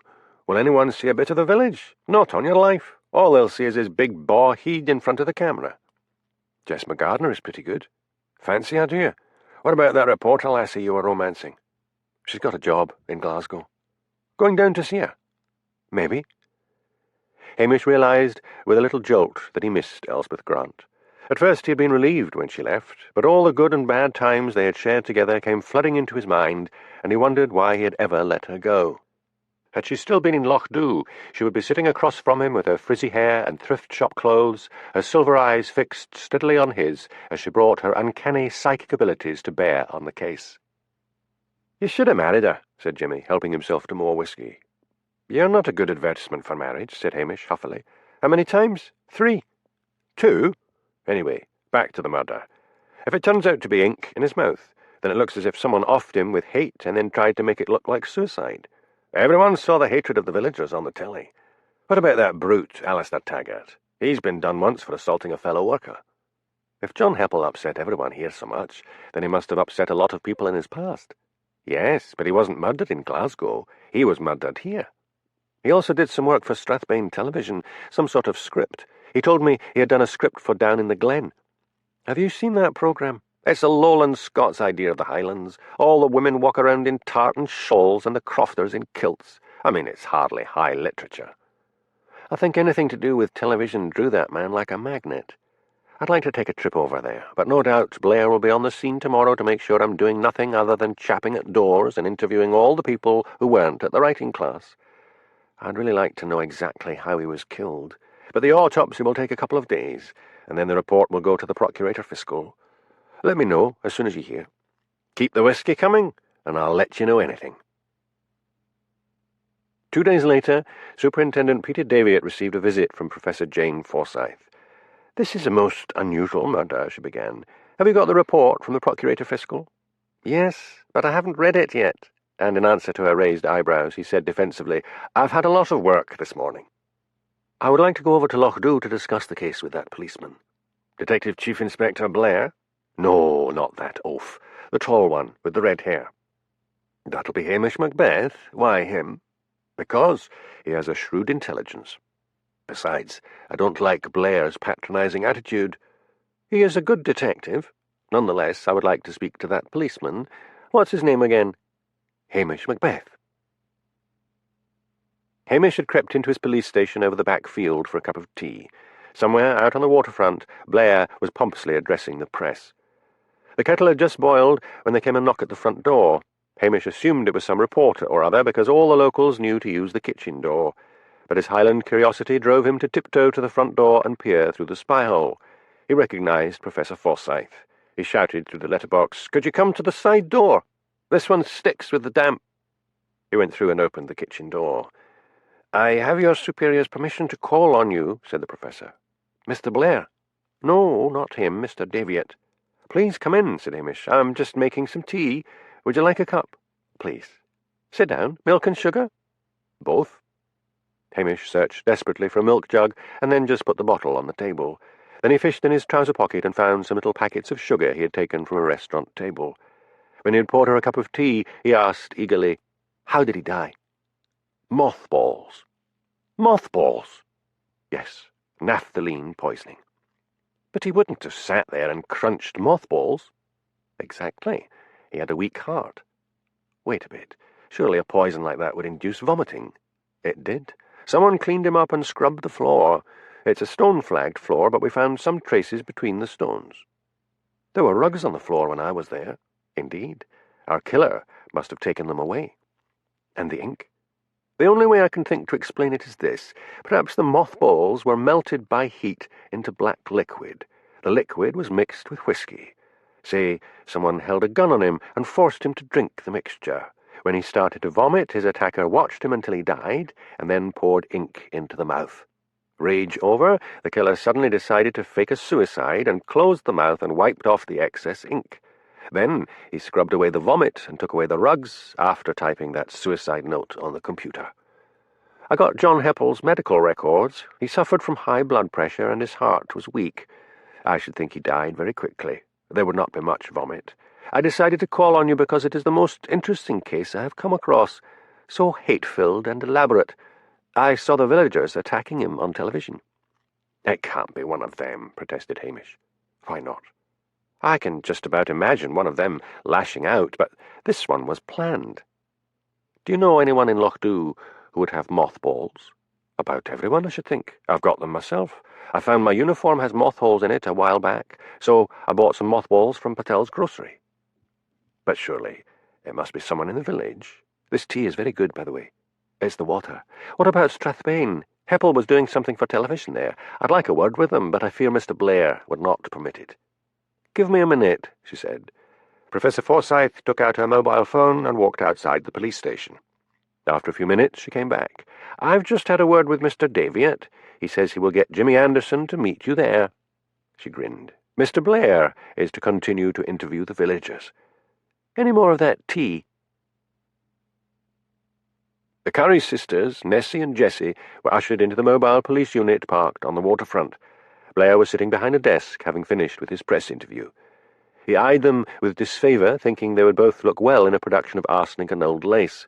They were identical twins, with tightly permed white hair and thick glasses. Both wore long tweed coats, smelling of mothballs. "Sit down, ladies," barked Blair. They sat down primly on two hard chairs and faced him. A rising gale outside shrieked around the mobile police station. "I hope you've got this van well anchored down," said Jessie. "The wind's awfully strong, awfully strong." "Forget about the wind," barked Blair. "Why did you murder John Heppel?" "We didn't, you silly man," said Nessie. "Where were you on the Monday night when John Heppel was murdered?" "At what time would that be?" "Between 5 in the evening and 10. "That's easy," said Nessie smugly.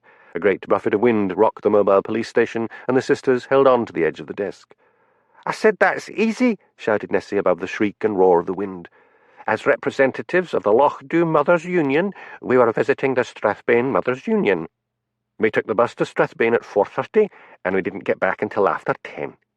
"I'll check your alibi," said Blair. Both sisters rose to their feet. "Oh, you do that, you daft old man," said Jessie. "I'll hear the pair of you for insulting a police officer." Blair got up as well. At that moment there was a tremendous howling, shrieking sound approaching down the loch.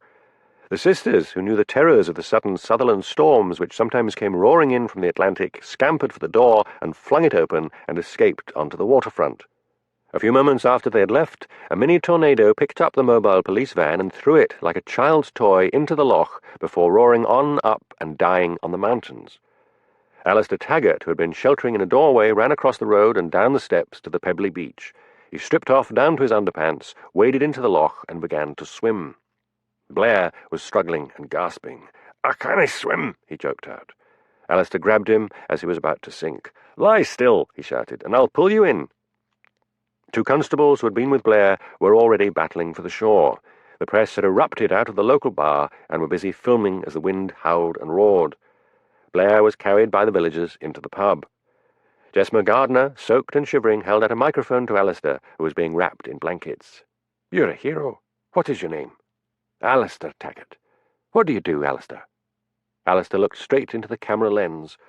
"I am an author," he said. "I write in the Gaelic." Hamish found Jimmy in high good humour when he arrived at police headquarters in Strathbane.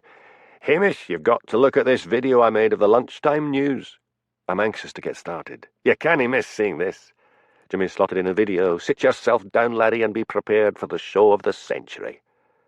The windswept waterfront where the police mobile unit appeared. "This is an amateur video from Mr. Patel," said Jimmy. "The press were all in the pub at the beginning of the action." Hamish saw the mobile police unit begin to rock dangerously. The door opened, and the Curry sisters hurtled out. The wind propelled them at great speed along the waterfront. Then there was an almighty roar, and the camera swung to catch a black funnel racing down the loch. Hamish watched, fascinated, as the mobile unit was lifted up like a toy and thrown into the loch. Then he recognized Alistair Taggart running across the road. The camera work became more expert as the Strathbane cameraman took over. Jimmy and Hamish watched as Blair was rescued. Then the scene switched to the pub, and there was Alistair Taggart. "His obsession for his writing must have taken over from his obsession with the booze," commented Hamish. Alistair's normally drink-swollen face was lean and craggy. Alistair made his statement about being a writer, and then shrugged off praise from Jesmer on his bravery. Then the camera swung to show a shot of a wet and miserable Blair wrapped in blankets. Jimmy switched off the video. "It's a pity the old bastard didn't drown. Let's go." Down in Edinburgh, literary agent Blythe Summer was giving last-minute instructions to his secretary. "You hold the fort while I'm away. If I can sign up this Gaelic writer, I think we might make a killing." His secretary, Maggie Gillespie, looked doubtful. "Who on earth can read Gaelic today?" "Oh, it's become a sort of cult. There are classes all over the place now. There's a hotel up there. Book me in." Hamish had been at Strathbane Television before during a murder investigation. As he and Jimmy walked through the doors, he felt as he had felt before, that they were entering some sort of closed world. He knew the executive staff had all been changed since the last takeover. At the desk, they asked to speak to Harry Tarrant, the drama executive, and were told to take a seat and wait. "The higher up they are," said Hamish gloomily, "the longer you have to wait." "Have you seen Down in the Glen, Jimmy?" "Oh, I forgot. They usually only show sports in pubs." "I don't spend my life in pubs," said Jimmy. "Man, I thought you'd be in a better humour after seeing that video." Hamish shrugged. "I don't know what it is about this place, but it gives me the creeps. Maybe it's because there are so many egos bottled up in the same building." "Come on, you crabbit copper. I thought that Jess McGardner was pretty nice." "Maybe." A secretary approached them and said in accents of stultifying gentility, "Mr. Tarrant will see you now." "I thought his name was Tarrant," said Hamish maliciously. She did not deign to reply, but led them through double glass doors to a lift, ushered them in, and pressed the button for the 5th floor. On the 5th floor they followed her through a long corridor to a door at the end. She knocked. A voice said, "Come." "I hate people who say 'come,'" thought Hamish. She opened the door. "The police are here, Mr. Tarrant." A small man with a large black beard stood up from behind a massive desk. "That will be all, Miss Patty. Oh, wait a minute. I'm sure the gentleman would like some coffee." "Please," said Jimmy. "Good, good. Sit down. 2 coffees, Miss Patty." "Whatever happened to women's lib?" asked Hamish when Miss Patty had retreated. "I thought it was no longer politically correct to order secretaries to fetch coffee." "Bugger political correctness," said Harry. "That's all old hat. Women have finally woken up to the fact that they are subservient.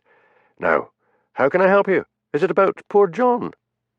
"It appears he was murdered," said Jimmy. "We wondered if he had bad relations with anyone here." "You surprise me," said Harry. "We are one big, happy family here. How can you even think such a thing? You saw the hate in those villagers' faces." "Aye," said Hamish, "but you see, I know these villagers very well, and I cannot think one of them could commit such an elaborate murder." "You keep calling it murder," said Harry. "Last heard, poor John had left a suicide note." "We believe he was murdered with naphthalene," said Hamish. "What's that?" "You get it from mothballs." "Then it must have been someone in Loch Dhu. The whole place is mothballed. I went there once and I thought, set your watch back 100 years. The door opened and Miss Patty came in carrying a tray with coffee jug, milk and sugar and cups. "Anyway," went on Harry, "I simply cannot believe that anyone would want to murder John Heppel." Miss Patty dropped the tray with a crash. Milk and coffee spilled over the carpet. "You stupid girl," roared Harry. "Clean that mess up and get out of here." "No, on second thought, leave it until the police have left." "I'm so sorry," wailed Miss Patty. "Sod off," said Harry brutally. He turned to Jimmy and Hamish. "Where was I?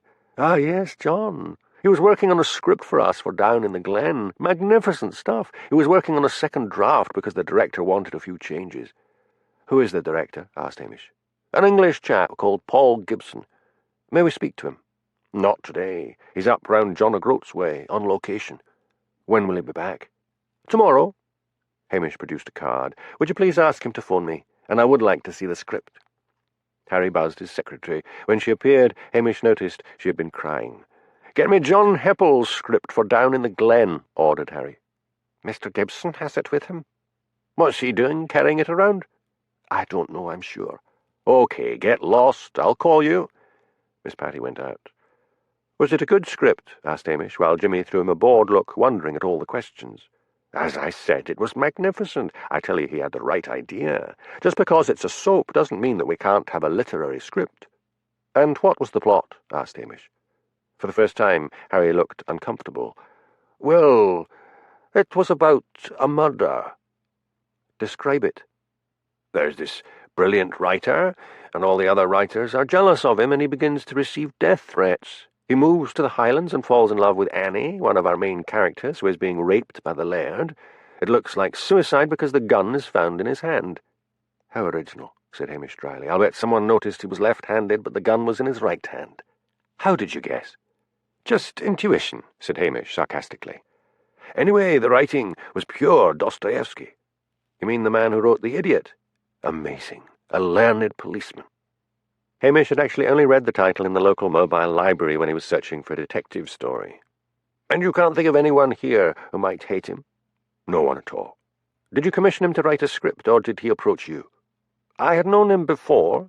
Harry looked uneasy. "We were friends in our youth in Glasgow. In the slums. Well, now, John was indulging in a little bit of exaggeration there. He was actually brought up in Bearsden. That's pretty posh. You see, working class is all the thing these days. If a writer comes from a cosy background and starts writing a book set in the slums, people might think he didn't know what he was writing about." "Did he always write?" "He always tried." "What was he doing when you knew him?" "He was an income tax inspector." "That's enough to get anyone murdered," said Jimmy. "My friend is dead," said Harry coldly. "I don't like your tone." "Who was he in contact with here, apart from you?" asked Hamish. "He had consultations with the director and the script editor." "And who is the script editor?" "Sally Quinn." "May we speak to her?" "I'll get Miss Patty to take you to her. Now I have work to do." He buzzed for his secretary. As Miss Patty led them to a staircase leading to the floor below, Hamish studied her with new interest. She was a small, faded woman, possibly in her late 30s, with dull, sandy hair and a pinched white face. Hamish felt suddenly sorry for her. She should have been secretary to a bank manager, or had some sort of job away from this brutal world where she might get a bit of respect. Yet some people would put up with a lot to think they were part of show business. "In here?" said Miss Patty, pushing open a door.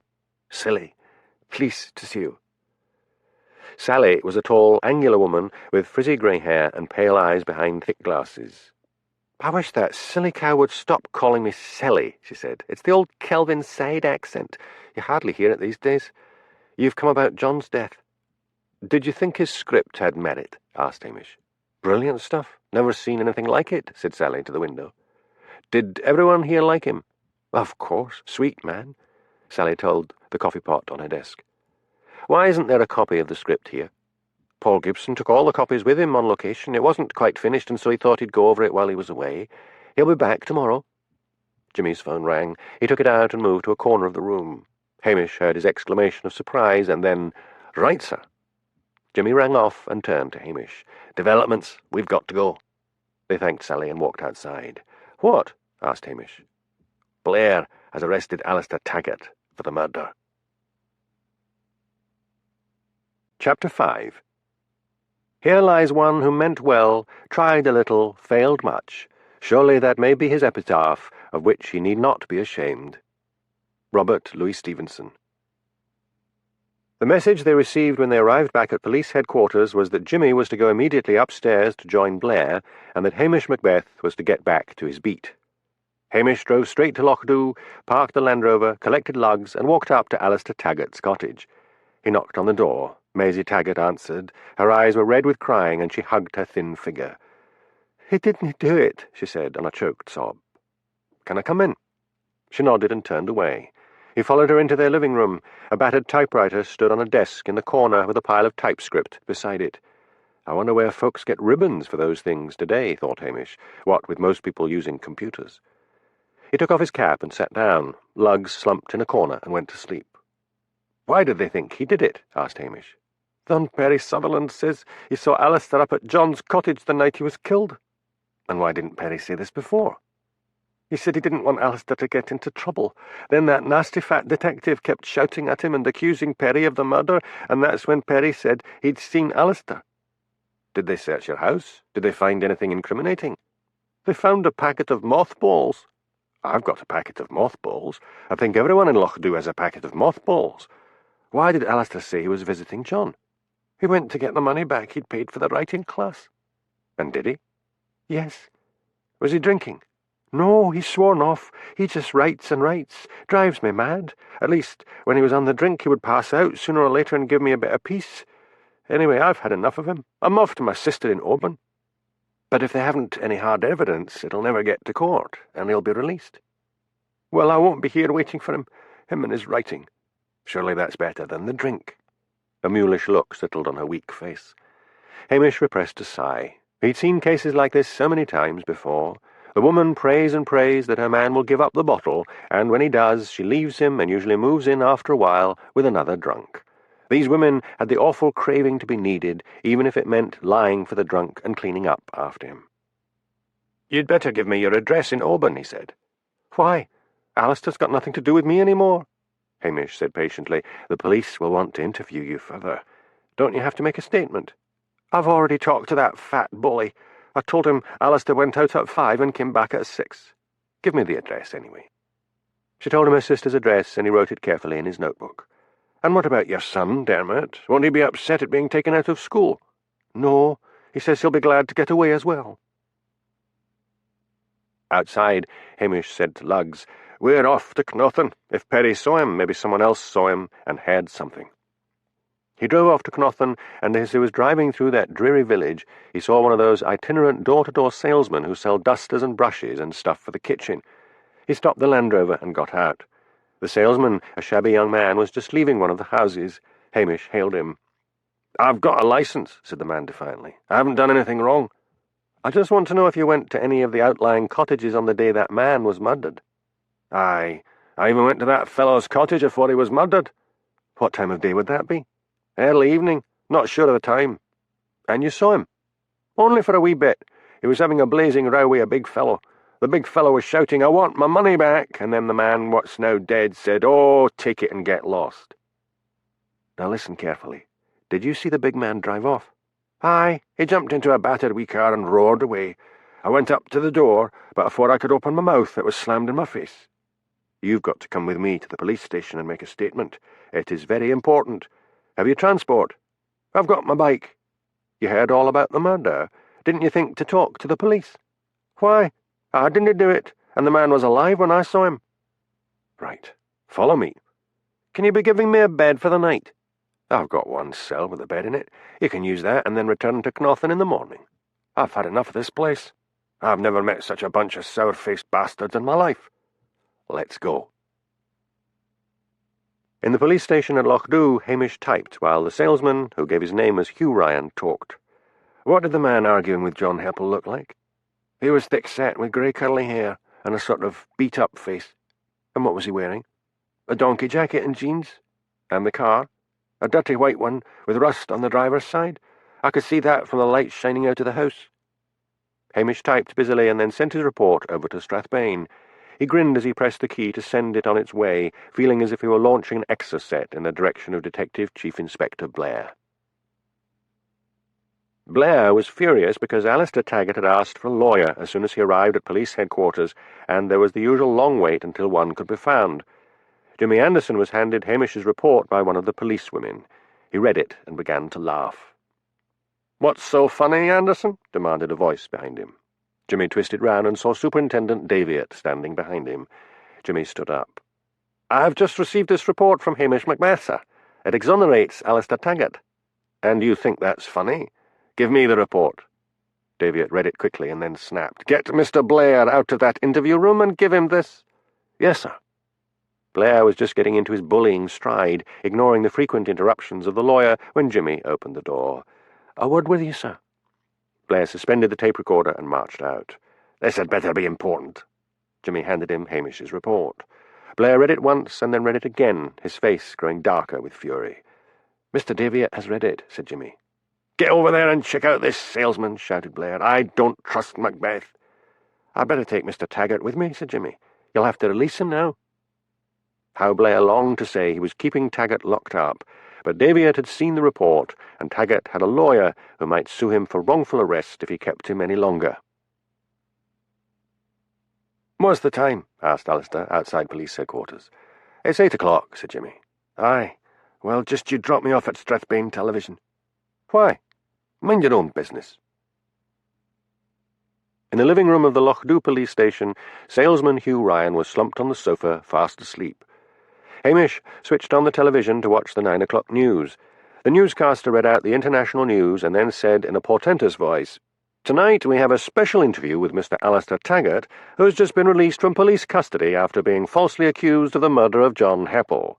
Jesmer Gardner has this exclusive report." First, there was a rehash of the murder, including film of the violent villagers of Lochdu shouting at John. Then the camera moved to the studio where Jesmer was facing Alistair. "They've cleaned him up," exclaimed Hamish. Alistair's shaggy locks had been trimmed, and the costume department had kitted him out in a tweed jacket, corduroy trousers, and a roll-necked sweater. "Now, Mr. Taggart," began Jesmer, "you have had quite a gruelling ordeal. Tell us what happened." Alistair had a pleasant voice with a Highland lilt. Hamish waited for him to rant and rave, but Alistair said, in a calm voice, I was working on my manuscript when Detective Chief Inspector Blair arrived at my cottage. He accused me of murder. Police searched the house and said they had found incriminating evidence. And what was that evidence? A bag of mothballs. And that was all. I mean, a lot of houses have bags of mothballs. Blair said it was because I had been having a row with John Heppel on the night he died. And had you? Yes, I went to get my money back for that writing class. I told him he was a fraud. I had a terrible time at the hands of the police. I am a writer, and we writers are sensitive. Dear God, muttered Hamish. Someone handed Jessma a slip of paper. She read it and smiled. We have just learned that the reason for your release is because your local constable, Hamish Macbeth, diligently discovered evidence to clear you, which his superior officers had overlooked. Hamish Macbeth is a very clever man, said Alistair. It was because of him that I started writing. He inspired me. Jimmy Anderson had stopped in a pub on the outskirts of Strathbane before going on to Loch Dhu. He tucked his mobile phone away and raised his glass to the television set at the end of the bar that was broadcasting the news. Credit where credit's due, he said, and won't Blair just hate it? Where did Strathbane Television get that bit about me? Demanded Hamish, when Jimmy strolled into the police station. A little bird must have told them. Hamish eyed him cynically. I suppose the little bird wants a dram. Aye, that would be grand. I've been sent to interrogate your witness all over again. But why bother? Literary agent Blythe Summer was up in his room at the Tommel Castle Hotel packing his suitcase. He had heard of Alistair's arrest and considered his journey wasted. A muted television set was flickering in the corner of the room, and as he folded shirts he thought he heard the name Taggart. He turned up the sound and listened with rapt attention. Then he picked up the phone and dialed reception. I'll be staying for a bit, after all, he said. The next morning, Alistair read over and over again the note his wife had left him. It simply said, I've taken Dermot to my sister's. Don't try to reach me. I don't want to see you again, Maisie. All his dreams of becoming a great writer fled. While he had been on television, he had imagined Maisie and his son watching him proudly. The fact that his drunken behaviour might have driven her away did not cross his mind.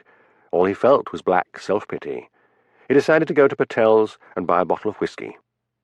He put on the tweed jacket, which he had forgotten to return to the television costume department, opened his front door, and found himself facing a round, dapper man carrying a briefcase. What? Demanded Alistair. I am Blythe Summer, literary agent, and I am interested in taking you on as a client. May I come in? Missing Maisie and thoughts of whiskey fled from Alistair's head. Come, Ben, he said. It's a bit of a mess.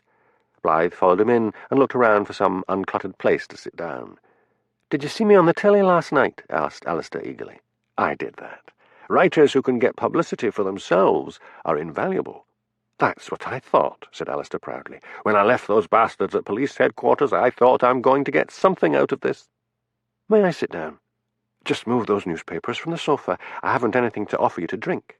It's too early, said Blythe. He thought quickly. He had lost a few promising Scottish authors to the bottle. You know, the writers who succeed don't drink at all. Is that a fact? Absolutely. Blythe opened his briefcase. Now, to discuss terms. After saying goodbye to Hugh Ryan, Hamish felt he should go back to Cnothan to see if anyone else had seen someone visiting John on the fateful evening. But when he thought of Strathbane Television, he remembered there was something in the atmosphere there that nagged at him. He would travel to Strathbane, he decided, and see if he could speak to the director, Paul Gibson. On the road to Strathbane, he paid a visit to Dimity Dan's. The pub had the sour, hungover air of a place which had not been properly cleaned from the night before. A few tables still had dirty glasses on them. He looked around, but could see no one among the few customers who looked underage. Hamish decided to call again in the evening. Maybe Dan would let his guard slip, thinking that Hamish would not make another call that day. Angela Brodie was looking after lugs. Hamish found he missed his dog's company. I'll end up a weird old bachelor if I go on missing my dog, he thought. Elspeth hadn't written or phoned. Perhaps he might get permission to go to Glasgow and check on John Heppel's background and maybe see her.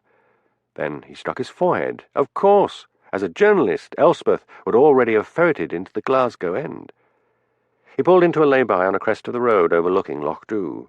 Hamish phoned the newspaper offices in Glasgow, asked for the reporter's desk, and then asked for Elspeth. She came on the phone, sounding slightly breathless. It's me, Hamish. Elspeth, I'm working on this John Heppel case and wondered if you had any background on the man. There was a silence, and then Elspeth said in a cold voice, Whatever happened to how are you, darling? How's the job? Are you well? I wrote, said Hamish defiantly. I suppose you did. I wasn't working on the John Heppel thing. Another reporter was. The background was in the paper. Didn't you read it? I haven't had time, said Hamish defensively. Wait a minute. Hamish held on, staring down at Strathbane, which lay sprawled under low-flying clouds, one great cancer on the beauty of the surrounding highlands. Elspeth came back on the line. I'll give you the main details. John Heppel was not brought up in a slum, but in a tidy bungalow in Bearsden. He was an income tax inspector, but was out of work for a while. He went into politics. What politics? Some bunch of Trotskyites. Hurled a brick at a policeman during a demonstration and was jailed for 3 months, due to the fact that his ailing parents got him a good lawyer, and he had a clean record up till then. Parents now dead, no romantic involvement we could find. What about friends? Was there by any chance a Harry Tarrant mentioned anywhere? Now that rings a bell. Wait a minute. The reporter who covered the story has just walked in. Hamish waited patiently. After what seemed a very long time, Elspeth came back on the line. In the old report on that demonstration, there was a Harry Tarrant arrested as well. Great. Why, who's Harry Tarrant? He's the drama executive of Strathbane Television, and John was writing a script for them. Are you enjoying yourself down there, Elspeth? I don't know. I'm just another reporter here. I miss the independence I had up there. You could always come back. I'll think about it. I have to go. The news editor loomed over Elspeth after she had put the phone down. Not taking personal calls, I hope? No, it was business. An old friend of mine, Hamish Macbeth, a local copper in Lochdu, is working on that writer murder. Might be an idea to send you up there. Now that most of the press will have gone, you might get a good story since you know this policeman and know the area. Here, complained Matthew Campbell, the reporter who had already been working on the story. Are you taking it away from me? No, the pair of you can go, but go easy on expenses. Hamish drove on to Strathbane Television. He wondered whether to interview Harry Tarrant, but decided to leave it for the moment. He asked for Paul Gibson. A man not a lot older than Hamish finally appeared. He had thick, curly grey hair and a mobile comedian's face. Am I under arrest? He joked. No, just a few questions. Let's go round the corners of the pub. I've had enough of this place for one morning. They walked round to one of those awful Scottish pubs which had just been redecorated with tartan carpet, bad murals of Highlanders brandishing claymores in front of a bonny Prince Charlie with an epicene face. Syrupy, piped muzak sounded through the smoke-laden air. Paul ordered a Malibu and milk. Hamish was always amazed at the new exotic tastes of drinkers. He ordered a mineral water for himself and carried both glasses back to a round table and sat down in a plastic chair with arms made out of simulated stag's horns. I want you to tell me all about John Heppel, said Hamish. There's not much to tell, said Paul. I wanted several changes in the script and told the script editor, and she got on to him. But you must have met him. Yes, he came with us on location to get a feel for the series. And how did that go? We had quite a pleasant time. Hamish leaned back in his chair and studied Paul's face. You must be the only person who ever had a pleasant time with John Heppel. You mean he just observed without interfering? That's it. I will be talking to members of the cast of Down in the Glen. I hope they will all back up your story. Paul gave a rueful shrug. You know how it is in show business. No, I don't. Explain. We get into the habit of never criticizing anyone. Oh, well, you'll probably find out. John was a major pain in the arse. He kept interrupting and criticizing the acting and criticizing the actors. I complained I couldn't work with him around, but Terence said I had to give him the best treatment. I need the work, so I put up with it. I've directed soaps before, and believe me, there's always someone who's a pill. Did you ever go to John's cottage? No, I don't even know where he lived. Was he in any sort of romantic relationship with anyone? Apart from spending his time halfway up Tarrant's bum, no, not that I know of. Thanks for your time, Mr. Gibson. I may get back to you. Paul opted to stay in the pub, and Hamish returned to Strathbane Television. He was about to ask for Harry Tarrant when his phone rang. It was Angela. Hamish, there's a whisper round the village that Callum McSween the dustman drove off after John, after everyone had been shouting at him on the waterfront, and cut in front of his car, got out, and threatened him with a tire iron. Do the police know this? No. You know what we're like here. We always try to protect each other, particularly from someone like Blair. I'd better get back.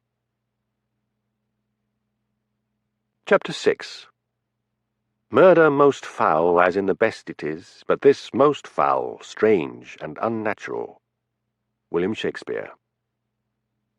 When Hamish returned to Lochdew, villagers were still clearing up after the storm. Garden fencing was down, and tiles had been ripped off roofs. He had driven straight past Dimity Dan's, but vowed to return on the following evening. He went up to Callum McSween's cottage. The dustman was sawing branches off a fallen tree in his garden. "Want a cup of tea, Hamish?" he called cheerfully. "Thon was a right bad storm." "No, I need to talk to you, Callum. It's important. Do you mind if we go inside?" The cheerfulness had left Callum's face. He walked into his small one-storied croft house. Hamish followed him into the kitchen. "You've heard," said Callum bleakly. "Seems to be round the village. You followed John and threatened him with a tire iron." "I wouldn't have hurt him," pleaded Callum. "You know me, Hamish. I wouldn't hurt a soul." "What exactly happened?" "I was that mad at him because of the way he sneered at all of us, and him an incomer too.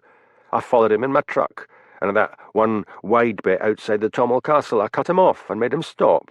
I told him he had to give us all our money back. I waved the tire iron at him to frighten him. He got a big fright, and he said he would. That's it. I moved my truck and he drove off."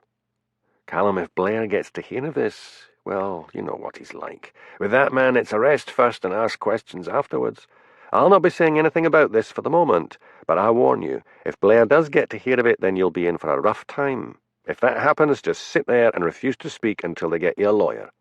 "Thanks, Hamish. I owe you." "In that case, keep your ear to the ground when you're on your rounds. You know what we're like up here. We can know something about someone, but if we think it'll get them into trouble, we don't say anything. Wait a bit. Do you pick up the garbage from Dimity Dan's?" "Aye." "I'm just wondering if you ever saw anything like a syringe, or anything suspicious." "No. It may be a dirty pub, but he's right neat with the garbage, as it's sealed up in wine boxes and things like that." "Does he now? Well, next collection day, do something for me. Keep aside some of those sealed boxes and take them round to the police station. I'll get you to sign a statement saying where they came from. When's the next collection?" "Tomorrow." "At what time?" 6 in the morning. Then I go to a good few of the outlying houses. I could be at the police station around 10. I'll be waiting for you, unless Blair turns up and orders me somewhere else. If I'm not at the police station, take them home and phone me later." "Anything I can do for you, I will," said Callum fervently. When Hamish returned to the police station, he found the schoolteacher, Frida, waiting for him. "Anything the matter?" asked Hamish. "No, it's just that you said you might like to go clubbing. I'm off to Inverness this Saturday. Would you like to come?"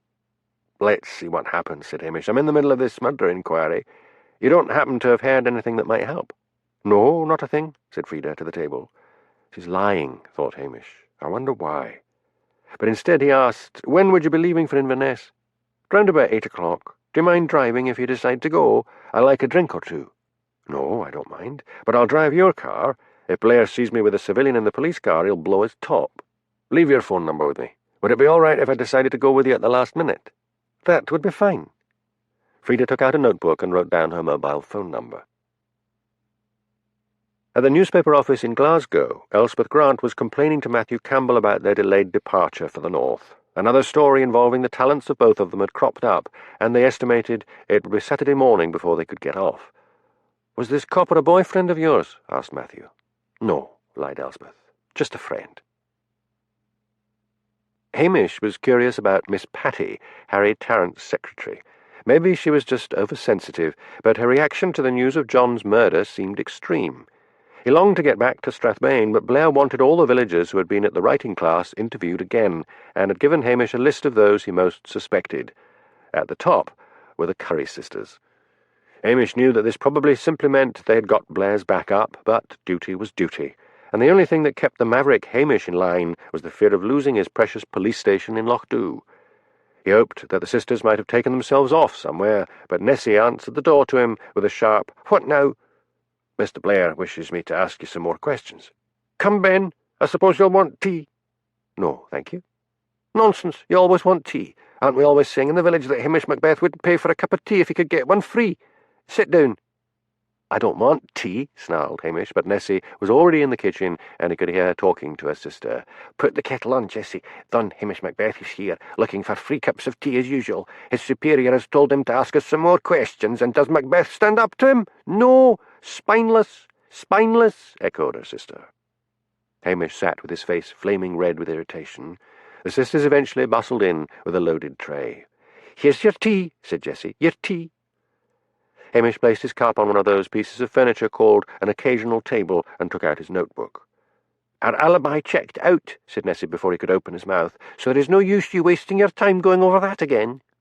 "I was going to ask you if either of you or both of you called on John Heppel before you went to Strathbane." Hamish had simply asked that question out of irritation.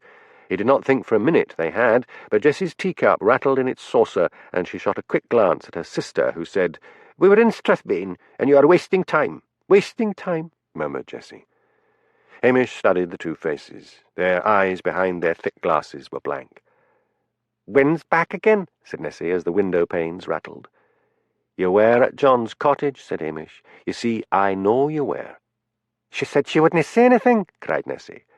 Another thought leapt into Hamish's mind. He remembered he had thought Frida was holding back something, and he had assumed that something was Callum's visit. "Frida, the schoolteacher," said Hamish. "You'd better tell me about your visit." "It was nothing," said Nessie. "We wanted our money back, so we drove up to his cottage." "Why didn't you drive to Strathbane?" asked Hamish, momentarily diverted. "It's too far. It's better to take the bus. So we saw that John Heppel, and he was very rude. He said he had given us his valuable time, and he wasn't giving any money back. Then young Angus said—" She put her hand over her mouth. "Out with it," ordered Hamish. "Just how many of you went up there?" "I'll find out, you know." "It was at 4 in the afternoon. Oh, you may as well know. There was us, and Angus Petrie, Mrs. Wellington, and Archie McLean." "Dear God, ladies, do you know the trouble you'll all be in when Blair gets to hear of this?" "Have a scone, said Jessie eagerly. Irritated, Hamish was about to shout that he did not want a scone, but the one held out to him on a plate looked feathery light and was laden with butter and what appeared to be homemade strawberry jam. He took the plate. "You see," said Nessie eagerly, "that bullying fat man need never know. None of us would tell him."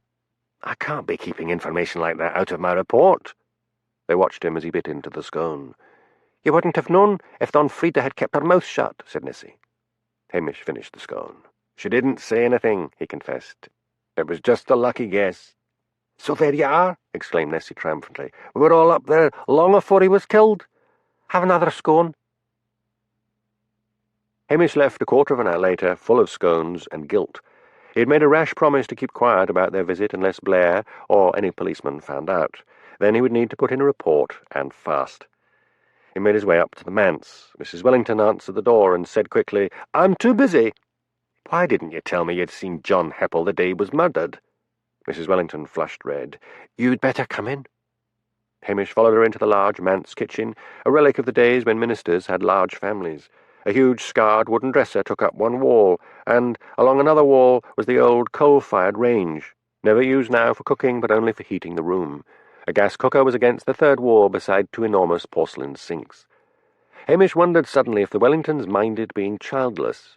But then he reflected he could never imagine the Wellingtons doing what was necessary to make a child. He could not imagine Mrs. Wellington out of her tweeds. He sometimes wondered madly if she wore a tweed nightgown. "Sit down," she barked militantly, as if trying to regain her dignity. Hamish took off his cap and sat down at the kitchen table. "I didn't report it," she said, "or Mr. Blair would have arrested me. I mean, look what happened to Alistair Taggart." "I sympathise with you," said Hamish. "I don't think I can keep it quiet very long. You should know that these things come out sooner or later. He wouldn't have arrested all of you. You were all there before Heppel was murdered, so what was the harm in telling the police? Oh, well, the damage is done. Now, I want you to think hard. I know you were all very angry, but imagine you're back there. He wouldn't let you in his house. Do you think there was anyone else in there?" Mrs. Wellington sat very still. "There might have been. He stood with the door just open a little so we couldn't see past him." "And how was he? Could he have been frightened?" "Hard to tell. He was flustered and angry. He shouted a lot of nonsense that he was a celebrity who had given us his valuable time. Angus Petrie made a dash for the door and he slammed it shut. Archie McLean kicked the door and shouted. Then we went away." "What did Archie shout?" Her head went down and she avoided his eyes. "I can't remember. I'll be asking Archie myself. Now, as you walked away, were you aware of any other vehicle there?" She shook her head. "Did you pass anyone on the road?" "Not on the road to his house, not on the track. No one for a bit, and then a grey van." "What make?" "I think it was one of those little old Ford vans." "Light grey, dark grey?" "Sort of light grey and dirty." "Any markings? Anything written on the side?" "No, but I wasn't paying any particular attention." "You wouldn't happen to have remembered any number plate, even a letter?" "No, I'm sorry." And where exactly did you pass this van? Just before we got to Knotton. They were all in your car? Yes. I'd better go and see Angus Petrie and see what he has to say. If you remember anything else, phone me. Hamish collected lugs and drove over to the forest on the other side of the loch. He went to the forestry office and asked for Angus. "He's up the hill a bit," said the manager. "You can take that Land Rover of yours straight up the track. I hope the lad's not in any trouble. He's a good worker." "Just routine inquiries." Hamish went out and got into the Land Rover and drove up a broad track between the pine trees, which were beginning to bend in the rising wind. At the top of the track he stopped where a group of men were sitting drinking tea, Angus amongst them. Hamish climbed down from the Land Rover and went round to the passenger side and lifted lugs down. The dog ran off through the trees. "Angus Petrie," said Hamish, "a word with you." Angus reluctantly left the group and walked over to the Land Rover. "Now, Angus, I know you were up at John Heppel's cottage the afternoon before he was murdered." "Who tell't you?" "It doesn't matter now. I've spoken to the Curry sisters and Mrs. Wellington." "But I didn't kill him." "I'm not saying you did. I'm going to have a hard job keeping this away from Blair, and the only reason I'm doing it is because he'd be crashing around and arresting you all, and the whole investigation would slow up. What I'm really interested in is your impressions. You may have seen or heard something you might have forgotten. When John answered the door to you, did you get the feeling that there might be someone inside the cottage?" "I never really thought. I was that angry. He stood with the door a wee bit open." "And you weren't aware of anyone outside apart from yourselves?" "No." "Now, on the road back before you got to Knotton, you passed a van." "I didn't notice anything on the road. I was still mad, you see. But I tell you this, Hamish Macbeth, I'm going to go on writing. The nice lady writer thought I should. I don't know how long I can keep your visit quiet, Angus, but I want you to think hard. Like I said, there may be something important you've forgotten." Hamish drove back to the police station. He fed lugs and then set out for Strathbane. He was anxious to talk to Miss Patty again. As he left Lochdoe, he saw the door-to-door salesman, Hugh Ryan, leaving the Curry sisters' cottage. He stopped and called to him. Ryan walked over. "They're polite here," he said. "I'll give you that. But I can't even sell a duster." "I'm off to Strathbane. Why don't you try some of the housing estates there?" "Maybe. Or try the Tommel Castle Hotel. Tell the manager I sent you. They always need more cleaning stuff." Hamish drove off. A rising wind had moved round to the northeast, and little pellets of snow were beginning to dance crazily in the air. Hamish swore under his breath. No snow had been forecast, and the gritters hadn't been out to lay salt. He hoped they'd get to it soon, or he would have an evening of being called out to road accidents. But as he drove down into Strathbane, the snow changed to sleet and then rain. A wet mist was beginning to blanket the town, a mist made hellish orange by the sodium light of the street lamps. He parked at Strathbane Television and asked at the desk to speak to Miss Patty. While he waited, he tried to sort out in his head the complexities of the case. It couldn't have been anyone in Lochdoe, could it? But Highlanders are ultra-sensitive creatures, and John had wounded so many egos. It had been a hate crime. Miss Patty appeared, flustered and nervous. "I would like to talk to you," said Hamish. "Is there anywhere we can go that's private?"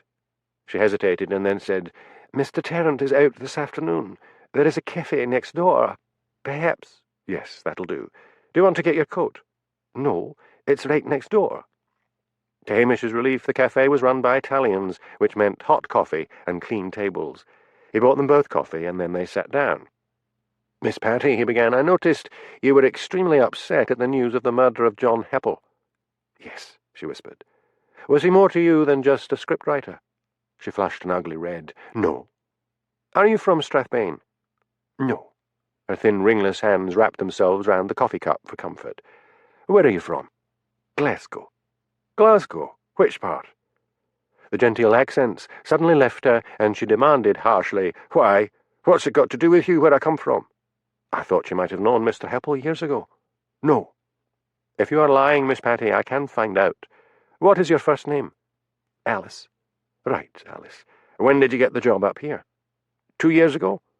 "That would be after the last takeover. Was the job advertised in the Glasgow papers?" "Yes." Hamish leaned back in his chair and surveyed her.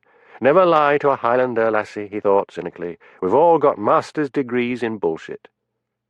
"I think you knew Harry Tarrant in Glasgow.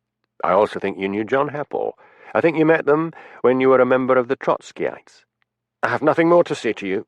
She banged down her cup and jumped to her feet. "I've got to get back." "Sit down," barked Hamish, "or I'll have you for obstructing a police investigation." She sat down again.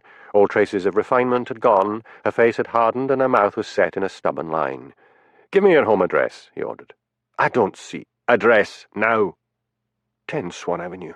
"I'm off, and next time you want to talk to me, pig, you can do it through my lawyer." She stormed out, and this time Hamish let her go. He went back to his vehicle and took out a map of Strathbane and looked up Swan Avenue. It was in one of the better residential districts out towards the Lochdu Road. He drove out there and turned onto Swan Avenue and found number 10. It was a trim little villa. He noticed there were 2 bells.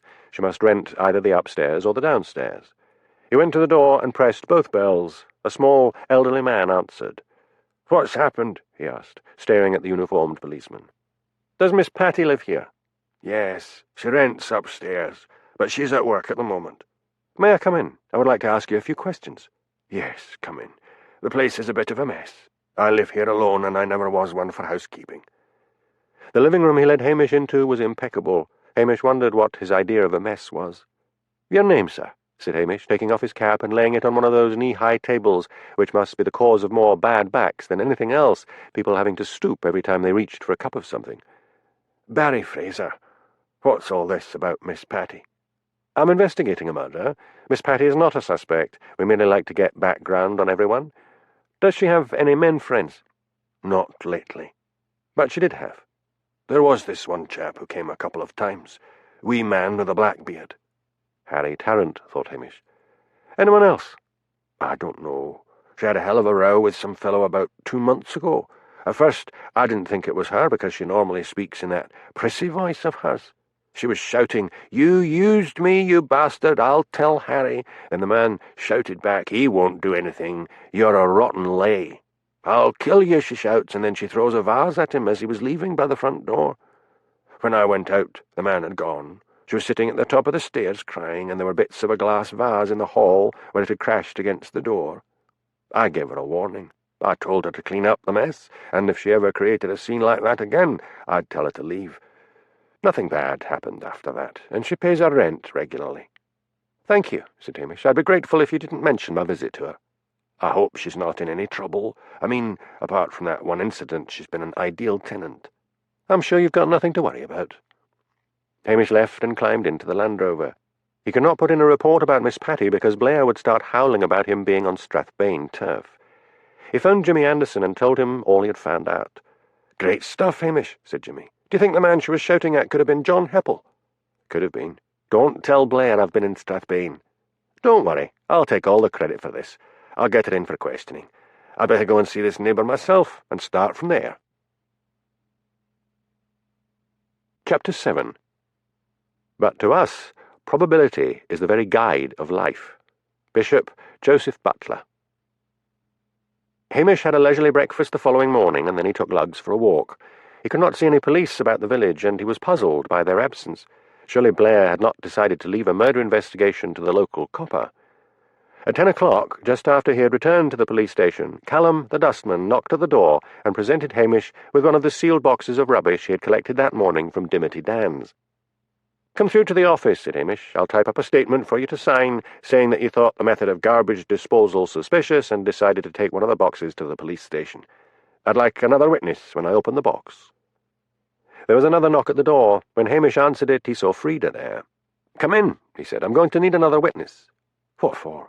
"I came to ask you if you were going to Inverness this evening." "Let's see how we get on with this. I think Dan Buffett at Dimity Dan's is dealing drugs. He wraps up his garbage in sealed boxes. I've got Callum to bring me one, and I'd like you to witness the contents. Make yourself a coffee while I type out something for Callum to sign first." Frida put a kettle on the stove and looked around.